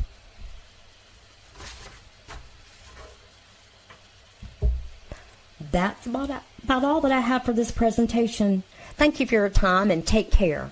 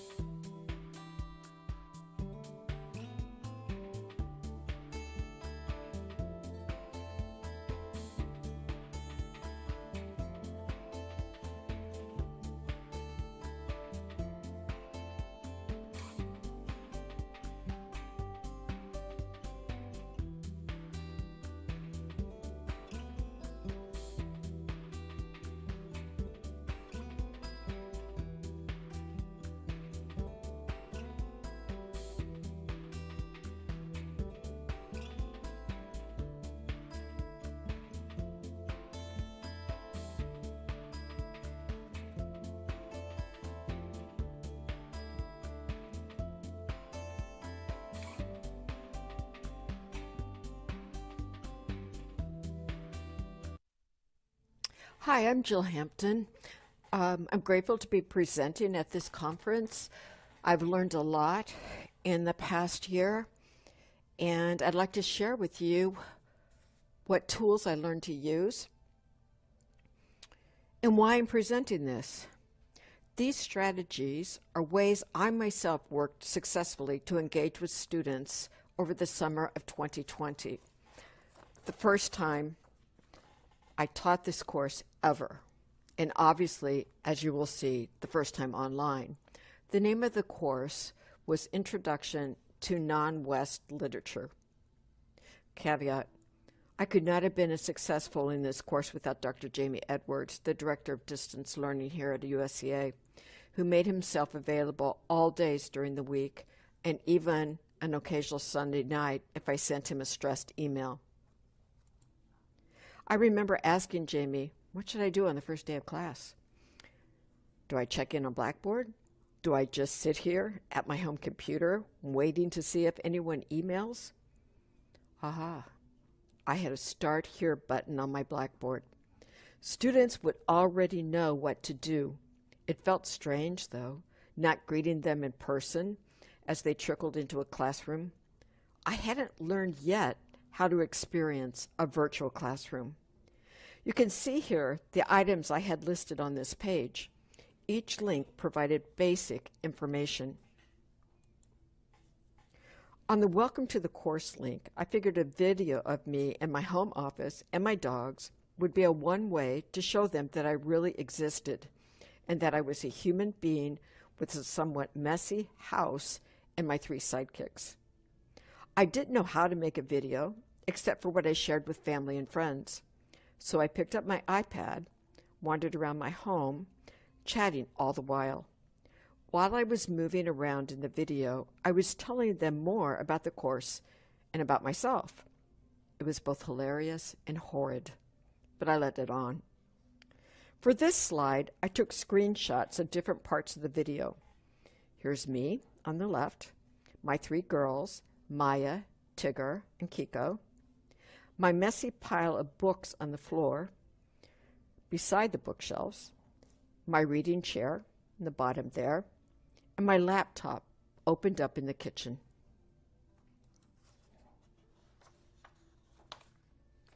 Part of my introduction focused on these 4 questions.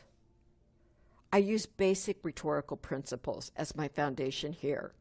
I wanted them to see that I was a human being, a professor. My teaching philosophy was to engage with them in learning and discussing the readings and cultural context. I gave them my professional background to show that I was an expert in this topic. Finally, I related what I expected of them. Obviously, in a face-to-face class, I am physically present. They can see and hear me. Interacting with students keeps me teaching and learning myself. It keeps me alive and vibrant in my profession. Here are just a few of the pictures of me engaging with students. How could I do this in an online environment? By checking in, at minimum twice a week. Even more would be better. I needed to let them know that I'm present, even if I do not directly address them. Grading, reading, and responding to journals, the usual lectures, are just a few tools. Most of all, for my teaching style, I needed to let them know I cared and that learning can be fun. When I would email with students, they often referred to the agenda in each module. The first section of a module related my intentions and expectations linked to course objectives. They didn't pay much attention to it. They were grateful for the activities and assignments to submit sections. The consistent organization of the class allowed them to focus more on learning and less on trying to figure out what was going on and what was coming up. The module discussions were by far the best tool for me for engaging my class. My daughter, who took nearly all her early classes online at a tech school, told me that the discussions were the best way that her instructor made a personal connection with her. So I doubled down on time I spent commenting on and replying to the discussion. As you can see, the first discussion was an icebreaker where each student would respond to questions like these. The questions themselves were more detailed than this slide shows. I asked them to write up a brief summary about yourself. Tell us your name, and if you have a nickname, let us know what you go by. What program are you in? Why are you taking this class? Feel free to share a little more information about yourself, like where you're from. Do you have any interesting hobbies? What is your idea of a dream vacation? The next question was, do you have any questions about the syllabus? How do you plan to keep up with the weekly coursework while maintaining effective communication and meeting deadlines? Finally, try to share with us a little of your cultural background. Remember that culture consists of many elements, but primarily includes a people's core beliefs about life and how it should be lived. In nearly every discussion post, students were required to respond to 2 of their classmates. I also provided a link to the discussion post guidelines and assessment process in each discussion post assignment.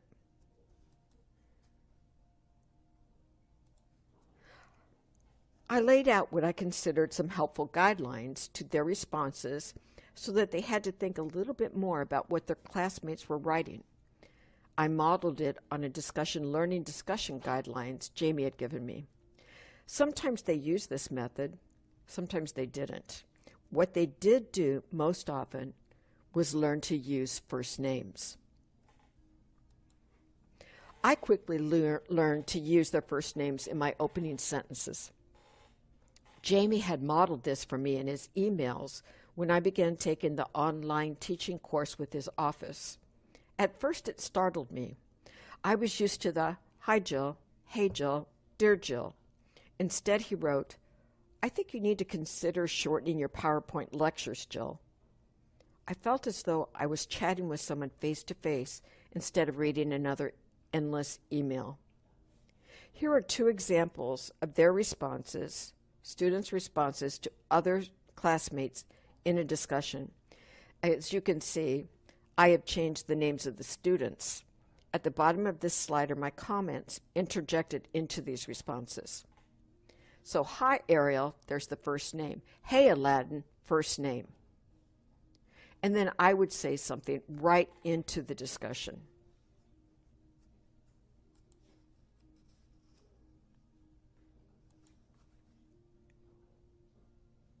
I eventually went to a longer, more complete response to their discussion like this. But also, in fact, my responses generated continual student engagement more than anything else I did. Here are a few more examples of my responses directly in their discussions. I use the first names in the first sentence of my response. And these, as you can see, include that. As I said, I eventually went to a longer, more complete response to their discussion like this. Their comments were in a black font, as were mine, but I highlighted mine for them, which does not show up on the slide. I prefaced my comments with something like this. "Hi, everyone. I knew that this book would be a challenge for everyone to read in the compressed time of a summer class, so I'm happy that so many of you finished it and liked it. On the surface, it seems an open and shut situation, black and white. The villain is obvious, and the heroine easy to recognize. But anytime something seems too obvious, we are not thinking critically. And many of you recognized that and went below the surface. I'm quoting just a few of you here, and I provided some examples of that. I also wrote short, quick, individual comments in the Blackboard feedback space. Sometimes these comments were a bit cautionary, as you can see in the example here.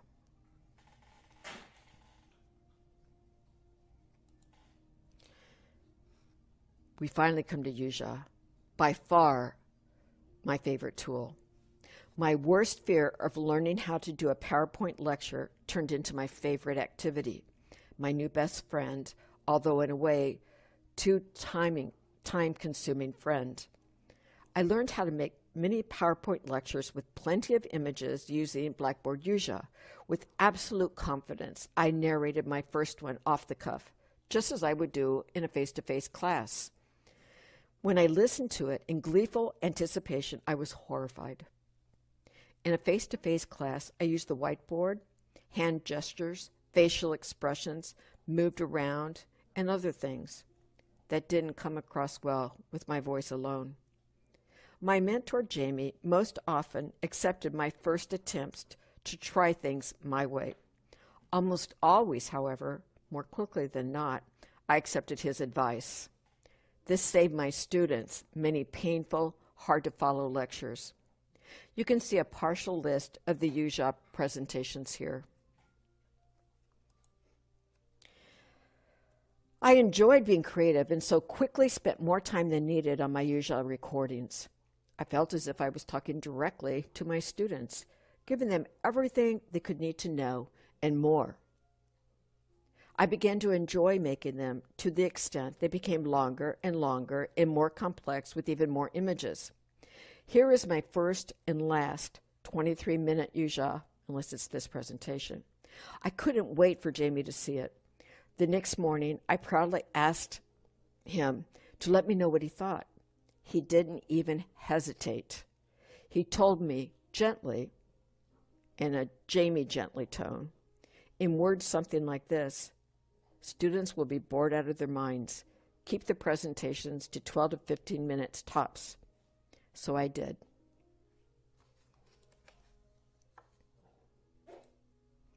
As an English professor, I always require face-to-face individual conferences in my classes.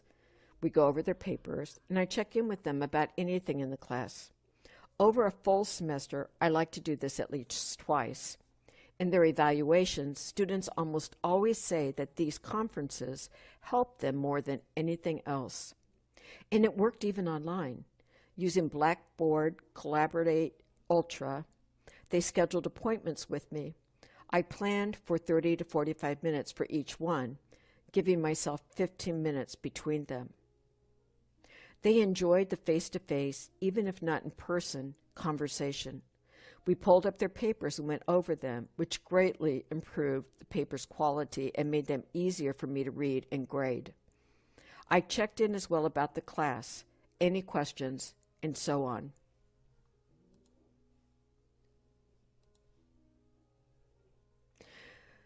Finally, the teaching evaluations came in even better than I expected, although I felt the course had gone well.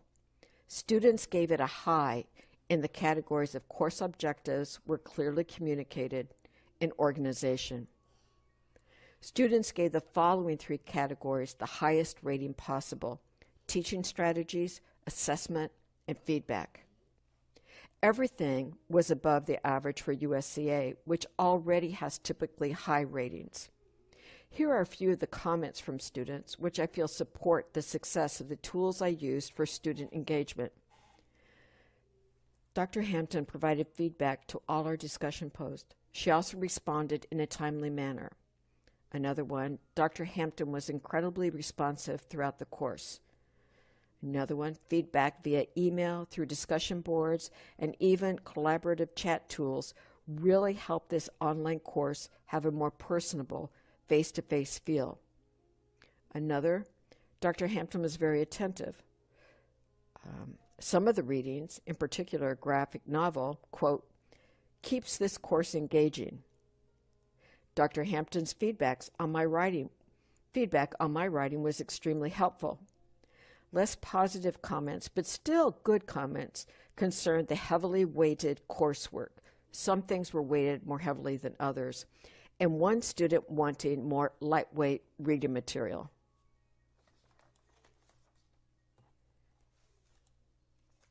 That's all I have, folks. If you have questions or comments, please email me at JillH.USCA.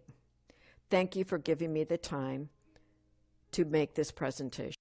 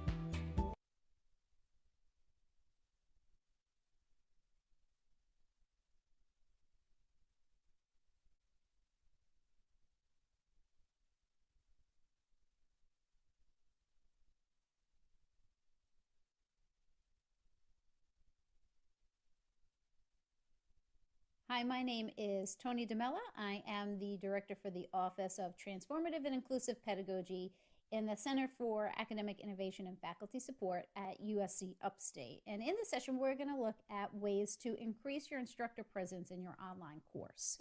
First, we'll start by defining what instructor presence is. It's also referred to as a teacher or teaching presence. We'll look at why it's important and then examine 3 strategies for creating and maintaining that presence. So when you think about what happens in the face-to-face classroom, it largely depends on the faculty member. They are the writer, director, and producer of the educational experience. They write the curriculum. They design and organize all of the content, all of the material that is in the cognitive presence. They direct the students, the social presence, through the learning process. And when the social and cognitive presence comes together in a way that students see how the material is relevant to their everyday lives, a star is born. You have a meaningful educational experience. And all of this comes together naturally since you're sharing the same physical space. So the same thing happens online, it just looks a little different. Faculty members are still selecting content and setting the climate for students to interact with and in, but now you need to be more intentional about your design. If you take the writer, director, producer analogy and instead swap director for conductor, you'll see that the roles are the same, but they're a little bit different. So the conductor chooses the piece and guides the orchestra through the creation process, but with different cues. The way that meaning and feeling is transferred to the audience is different for a piece of music than with a play, and you don't have to see the music in the room to feel its presence. You can deliver the same message, but you just need to be more intentional and meaningful in your delivery when you lose your physical presence. In a face-to-face classroom, our presence creates the opportunity for engagement. But in an online class, it is through the engagement that we create our presence. So you must purposely design spaces for those interactions to take place. And then on top of thinking about all of the content, you need to think about your communication delivery and what application students are going to need to examine that content. So the idea of instructor presence comes from the Community of Inquiry framework. And the Community of Inquiry framework believes that an educational experience occurs at the intersection of 3 different elements: the teaching, cognitive, and social presence. However, it's the teaching presence that studies show is the most important factor in predicting overall student success and satisfaction in a course. It is the critical element to creating a community of inquiry. The purpose of a teaching presence is to support and enhance the social and cognitive presence for the purpose of realizing educational outcomes. The teaching presence involves designing, facilitating, and directing the educational experience. So this includes the selection, organization, and presentation of content, as well as designing and developing learning activities and assessments. The reason that the teaching presence is the most critical factor in an online course is because it increases the number of student-teacher interactions. It is through those interactions that you develop the relationship with the student. It is when you can speak either verbally or through text to them directly, and they can get to know the real you, and that humanizes the overall learning environment. It's through those relationships that you develop with students that motivates students to stay engaged with the course and makes the overall experience more meaningful. So you can see that teaching presence really comes down to the level and frequency of communication you have with your students. And the good news is creating and maintaining clear, consistent, and personal communication with your students is a lot easier than you might think it would be, and it rarely takes the use of any additional tools to the ones that you already have inside of your learning management system. And the first tool that we are going to look at is the use of announcements. You're going to want to create a communication plan. Create a schedule, share it with your students, and stick with it. Students should know what days you're going to send updates and announcements and about what time they should arrive. The predictability of your communication is really important because we know that students don't tend to read their email every day. But if they know that they're going to get an update from you every Monday and Friday, late Monday night or early Tuesday morning, they may log in and check that update. In addition to being predictable with your time and days, you should use naming conventions so that if students need to search through their email and look for an announcement that was sent 2 or 3 weeks ago, they know what that would look like. Additionally, the layout of each announcement should be familiar so that students know what they can expect in the first part, middle, and then the last part of that announcement. So for example, I start all of my announcements out with what is due, where they can find that announcement, and what time it is due by. Whether it is a teaching announcement, a reminder, or a quick update that I have to send because something strange might have happened with inside of Blackboard or another tool that they're using. That is at the beginning of every single announcement. While you want your announcements to be predictable, you don't want it to be void of any personality. So for your announcements, you might want to include a meme on the top, or maybe a quote, maybe a reference to something that is happening inside of the real world currently. I also put a little blurb about something that just has absolutely nothing to do with the course at all. So this helps increase my instructor presence. They get to know me outside of just being the mysterious person inside of the virtual classroom box. And it helps them realize that these announcements are not being generated by a bot within a system. A real live human is typing these and taking time to share information with them. This also helps to break up the space a little bit. So you'll want to use some formatting tools and images to create some white space. So the pictures help to kind of get the announcement started. I highlight the very important parts of the email in case that they choose to skim the email and not read it very carefully. And you can also add in videos that you find either through YouTube, or you can add in videos that you make. This is a great way for quick updates to add in your presence, both a written, audio, and a visual presence. And because they tend to be very short, they don't take a lot of prep work. Which brings us to our next important tool, and that is the use of video.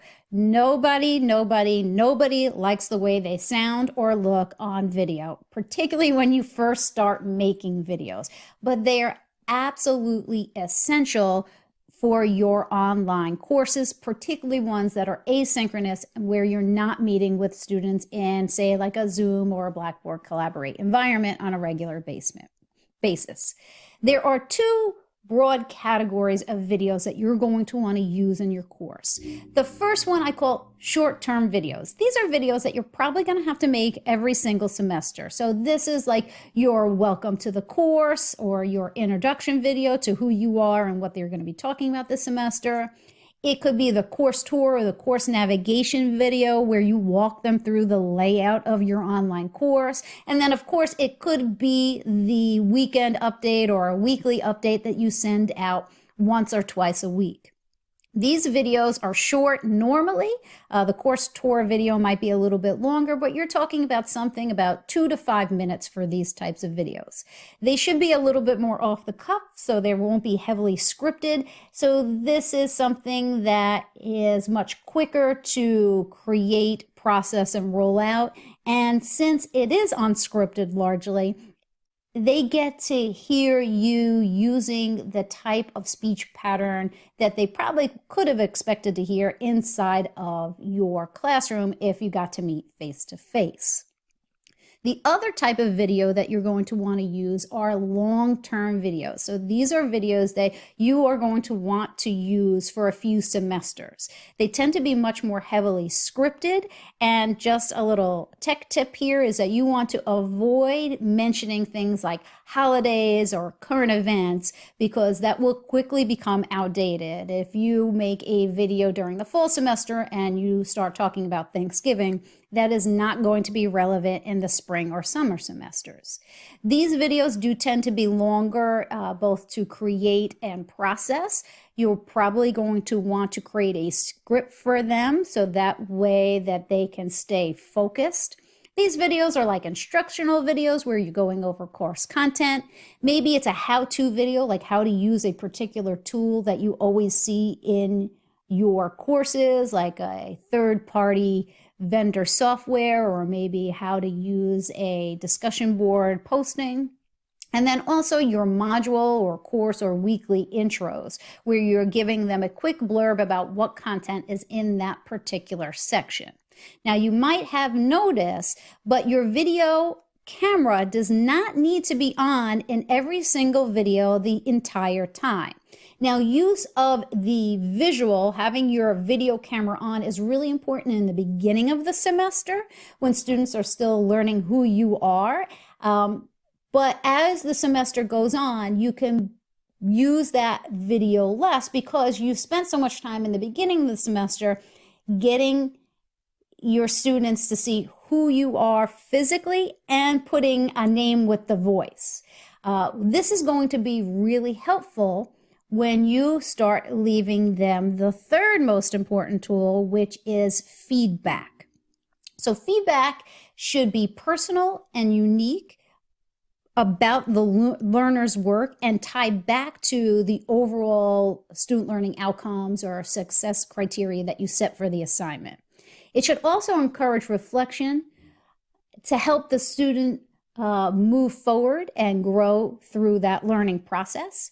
The feedback model that you see on the bottom right is the feed up, feedback, feed forward model from Hattie and Timperley. Ideally, the feed up part of this would be delivered to the students before they start the assignment.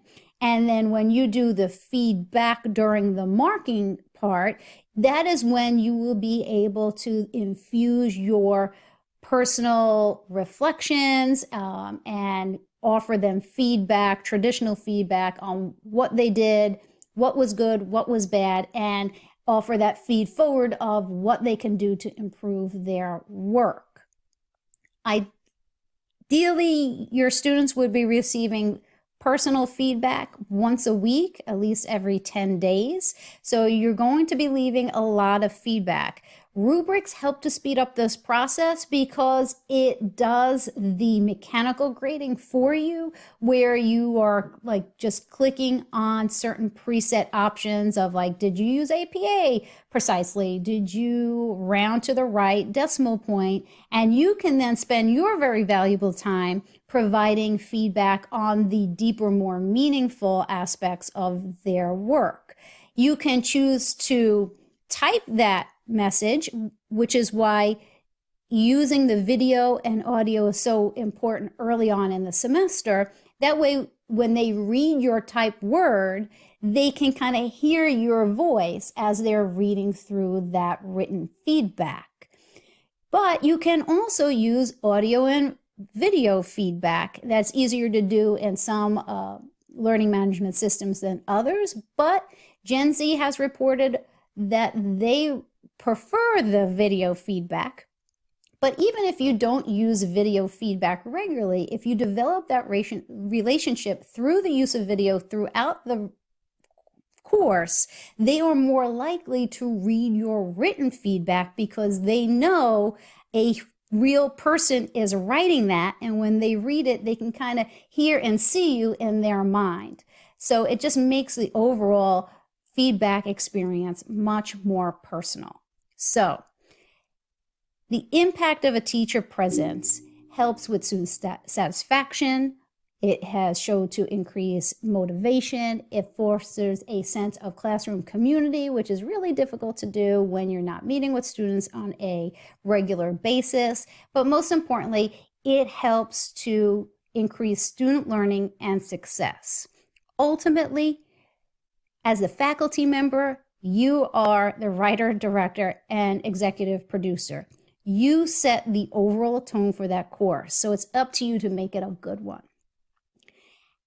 If you have any thoughts, comments, or ideas about how to create or maintain teacher presence, perhaps you've discovered some tips and tricks throughout the fall and summer 2020 semesters, you can scan the QR code or type in that URL and share your thoughts, ideas, or any comments that you might have on our anonymous Padlet. So you just click the little plus sign in the bottom right-hand corner and you attach a virtual sticky note. The comments are anonymous, but if you choose to share your information, you may do that, and it is not a public-facing Padlet, so you don't have to worry about the whole world being able to read your comment.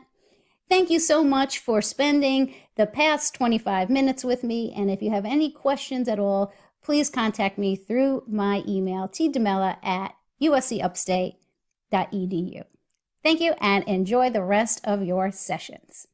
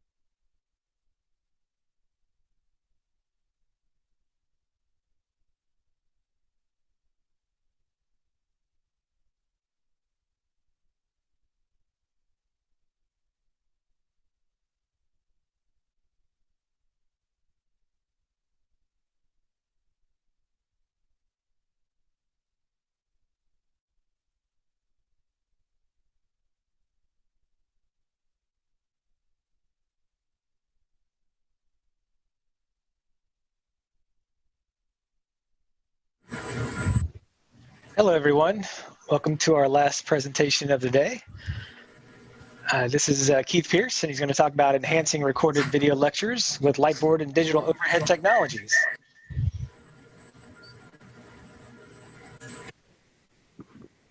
I'm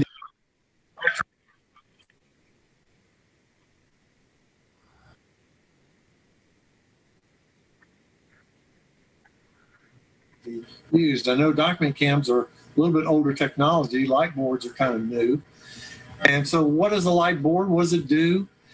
Well, it's kind of interesting. The thing that we will explore a little bit is I'm going to show you a couple of clips of this gentleman doing something on a light board. It's special clear glass, like it says on the screen, that can be marked on for teaching. Well, that seems rather simplistic, but yet it is can be quite interesting the way that some people have done this. I've seen a lot of people who teach math this way. They teach a lot of different things that are math related because they go into formulas and that works really well for them. But this particular person also incorporated a piece of software that we use for streaming here in the department. It's called OBS. And the OBS is something that, as you'll see here, he's got some text in it that appears to be really very well placed on his and he what is happening here is the OBS, it's a open broadcast software. It's actually placing that on the glass so that he can see it, and then he can respond and use it. So he's drawn a circle around a particular word on this Constitution text. It's the preamble of the Constitution.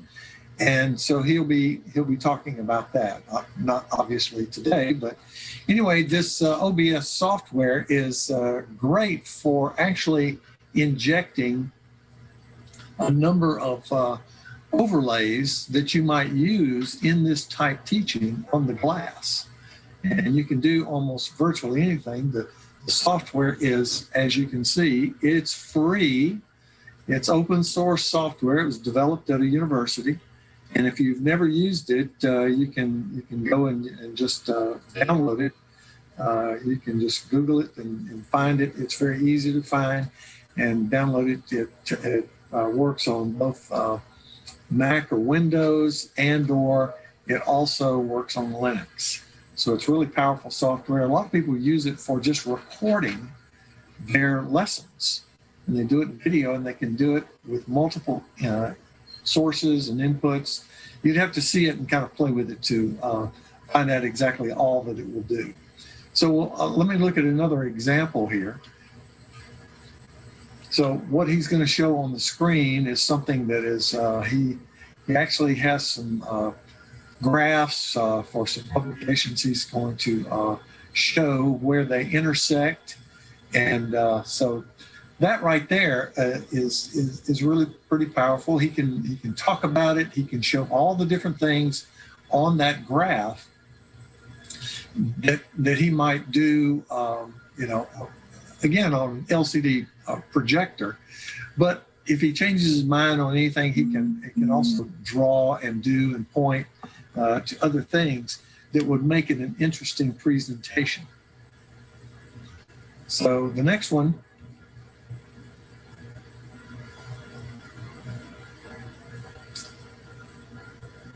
probably put a longer freeze frame in there than I intended to. He is going to be doing some math. As you can see, he is marking some places on the graph, and then he draws a parabola, and same thing that many math teachers do. And it seems rather simple, but yet this gives him opportunity to describe and to show in a very easy way someone who maybe not is understanding what the graph and what the little marks mean. He can show all of that. Now, the next thing is the document cam.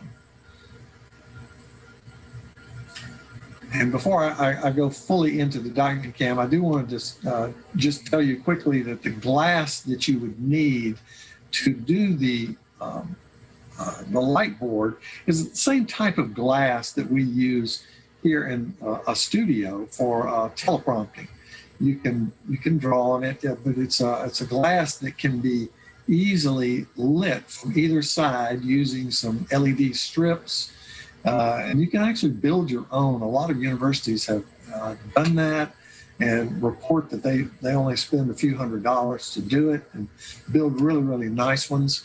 And they can either shoot it directly and then reverse the image because it turns out to be backwards, or they can shoot it through a mirror. But all those things are easily found. You can find all sorts of do-it-yourself type ways of doing it in YouTube and on just the regular Google search. Now, a document cam, is it useful for distance learning? Well, we found out just a few years ago. In fact, what I'm going to show you is about 6 or 7 years old, and we found it quite useful. This lady is the instructor in a math course, and Dr. Gonzalez was very good. She would describe first, and we would shoot her on camera what they were going to be doing and what was going to be happening in that day's lesson. And in just a second, you'll see the lesson as she pulls it up, and we'll stop and I'll just show you a little bit about that.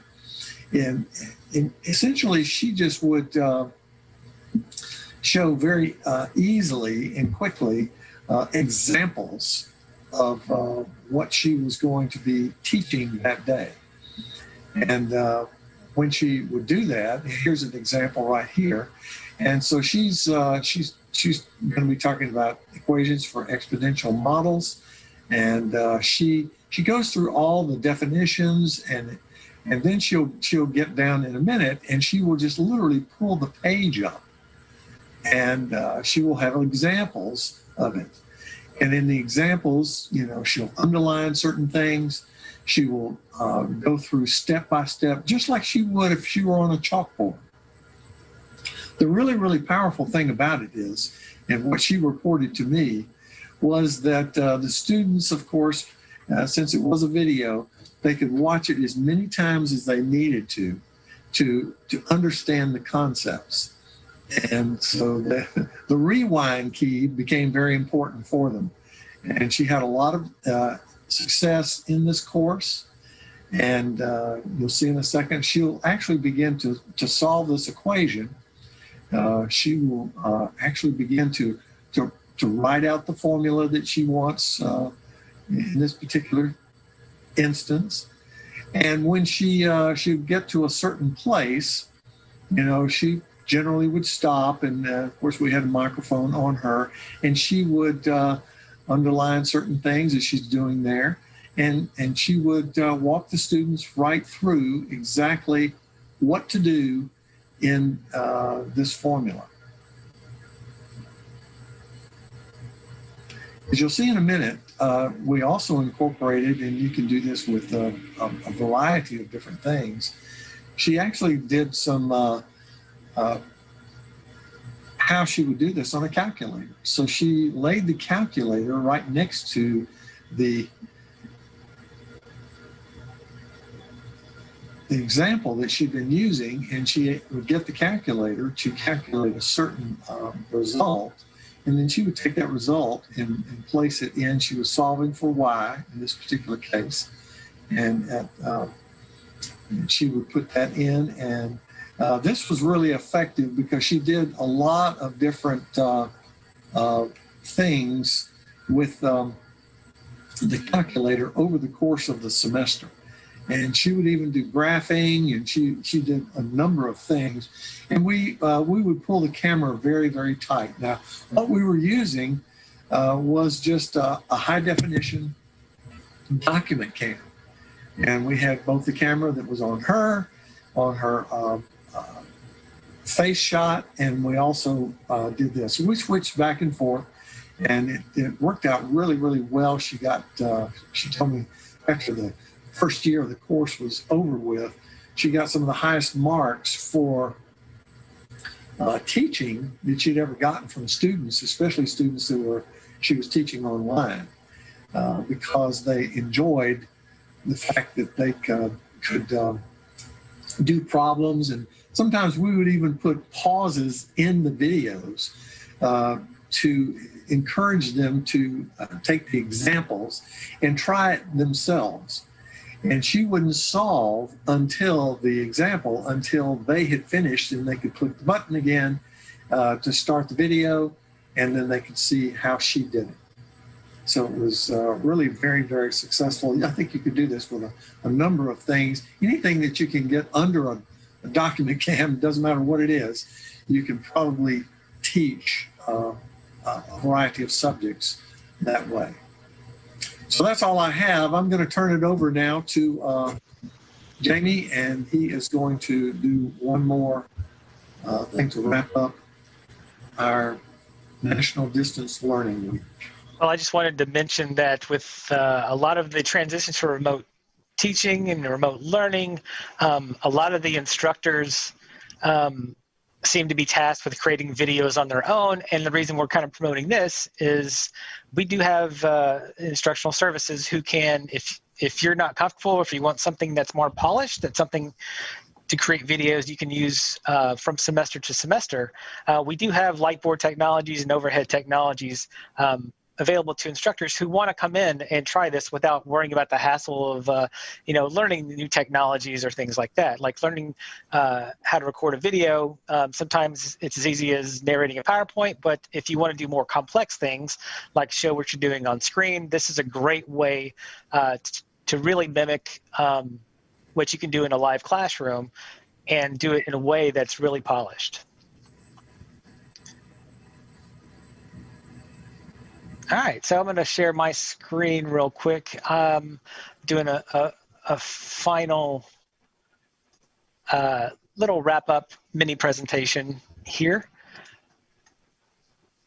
I didn't have enough information to actually create a full presentation. Just kind of learned about these new updates over the past week, but Blackboard does have some new updates, and they're kind of they're fairly exciting and innovative. They're going to help going into the future. So some new updates that we're talking about are the content editor updates that are happening within Blackboard, and a chat bot feature, which a long way into helping students answering questions and learning more about Blackboard. So going into the chat box, the Blackboard chat box provides an always-on support. It returns answers to students with commonly asked questions and directly issues that information from the Blackboard Help website. To access the chat box, select the icon in the bottom right corner when you first log into Blackboard, and then select the chat support channel. Now, at this time, it's not completely fully functional. I think it's still in beta testing, but as the semester progresses, they'll do an update before spring, and this feature will be more active later on in the spring semester. What it does, it creates an algorithm for students who ask questions and then provides them answers based on provided resources. But it also takes into account the types of questions they ask, and it keeps expanding its category and catalog of answers.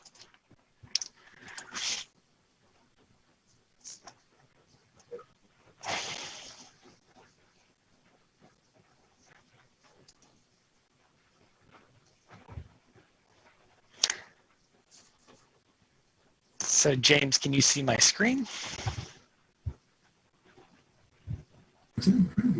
We are bringing it up. Okay.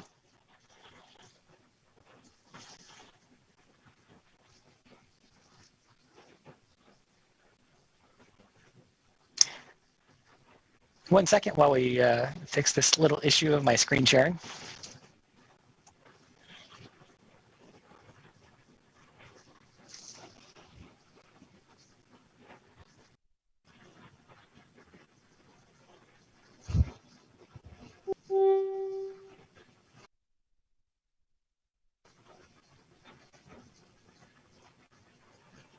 There we go. Okay, so just to go over, the only screen I showed is this, and the Blackboard chat box. So this is the chat support feature that's basically just an open feature, and you can find it when you first log into Blackboard, and there's a question mark at the bottom right-hand corner, and along with Blackboard Help, which is the general information we send everyone to, there's also a new chat support feature. Now, it may or may not be working at this moment. It's still new. It was only introduced last week, I think, and they're still running it through testing, but this will become very important to kind of share with both faculty and students utilizing Blackboard and having general Blackboard questions of like how Blackboard works. The chat box students can ask Blackboard chat box their questions or select from a pre-populated list. So it will build the list, and it will continually grow its catalog and refine all of the answers so the answers are correct. And Chatbox uses machine learning to better serve learners over time. It's a new feature. I haven't got to fully test it out yet just because of the availability, but I thought it was something important to bring up going into semester. So, and also I want to talk about the content editor updates. So inside Blackboard, anytime you create an item, a content area or anything like that, you have the text box. So the text box has been redesigned, and I think for the better. A single menu has been added to content to automatically recognize file types. It optimizes experience for all devices and screen sizes. So no matter if you're on a phone or on your computer or on a tablet, it will optimize that text box. Better accessibility for both the editor and the content you create. So even though we have Ally to recognize the accessibility of documents, the text editor now has better accessibility options built in. So it will help you with the content you copy and paste or write within Blackboard to make that content also more accessible. Menus and icons have higher contrast, the pop-ups are gone, and the accessibility checker lets you know what accessibilities you may have as you write them. The ability to paste from Word, Excel, websites with basic formatting is easy, and now you have the option to remove formatting and keep and remove extra HTML code or anything like that, which is very good because sometimes copying from Word to Blackboard results in kind of just these weird formatting issues. This has the ability to eliminate that on the paste.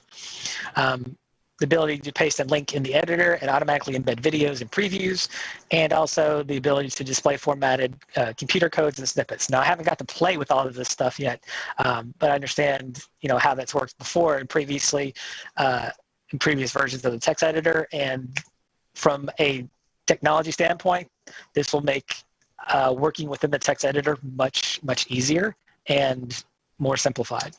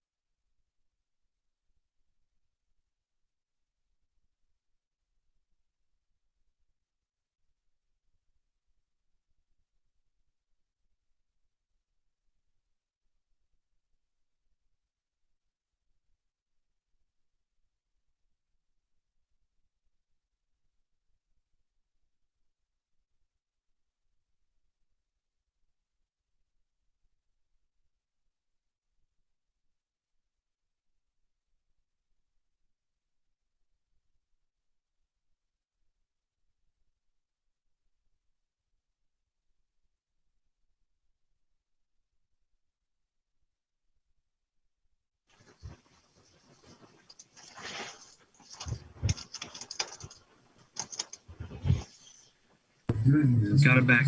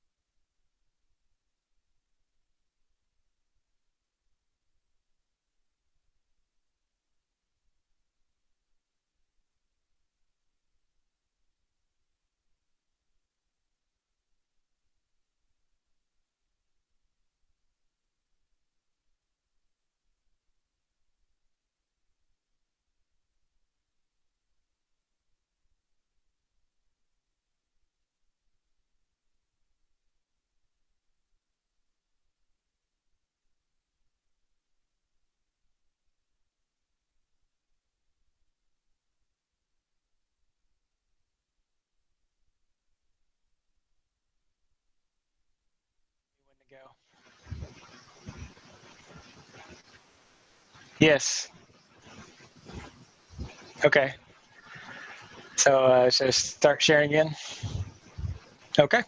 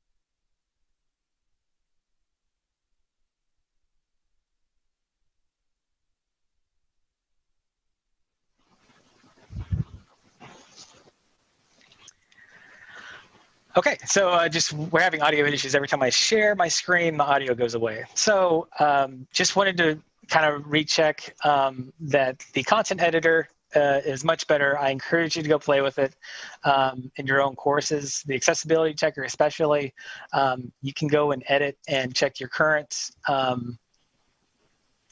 course information by clicking the little accessibility icon. It looks like a little person inside the taskbar, and it will check the accessibility of your content. So just a quick little lengthy description of what's new in Blackboard, and these tools are going to really help us going to the future. So I just wanted to, I did push my link inside to this presentation inside the chat, so feel free to look at it or contact me, Dr. Jamie Edwards at USC Aiken. And my email is jamiee@usca.edu.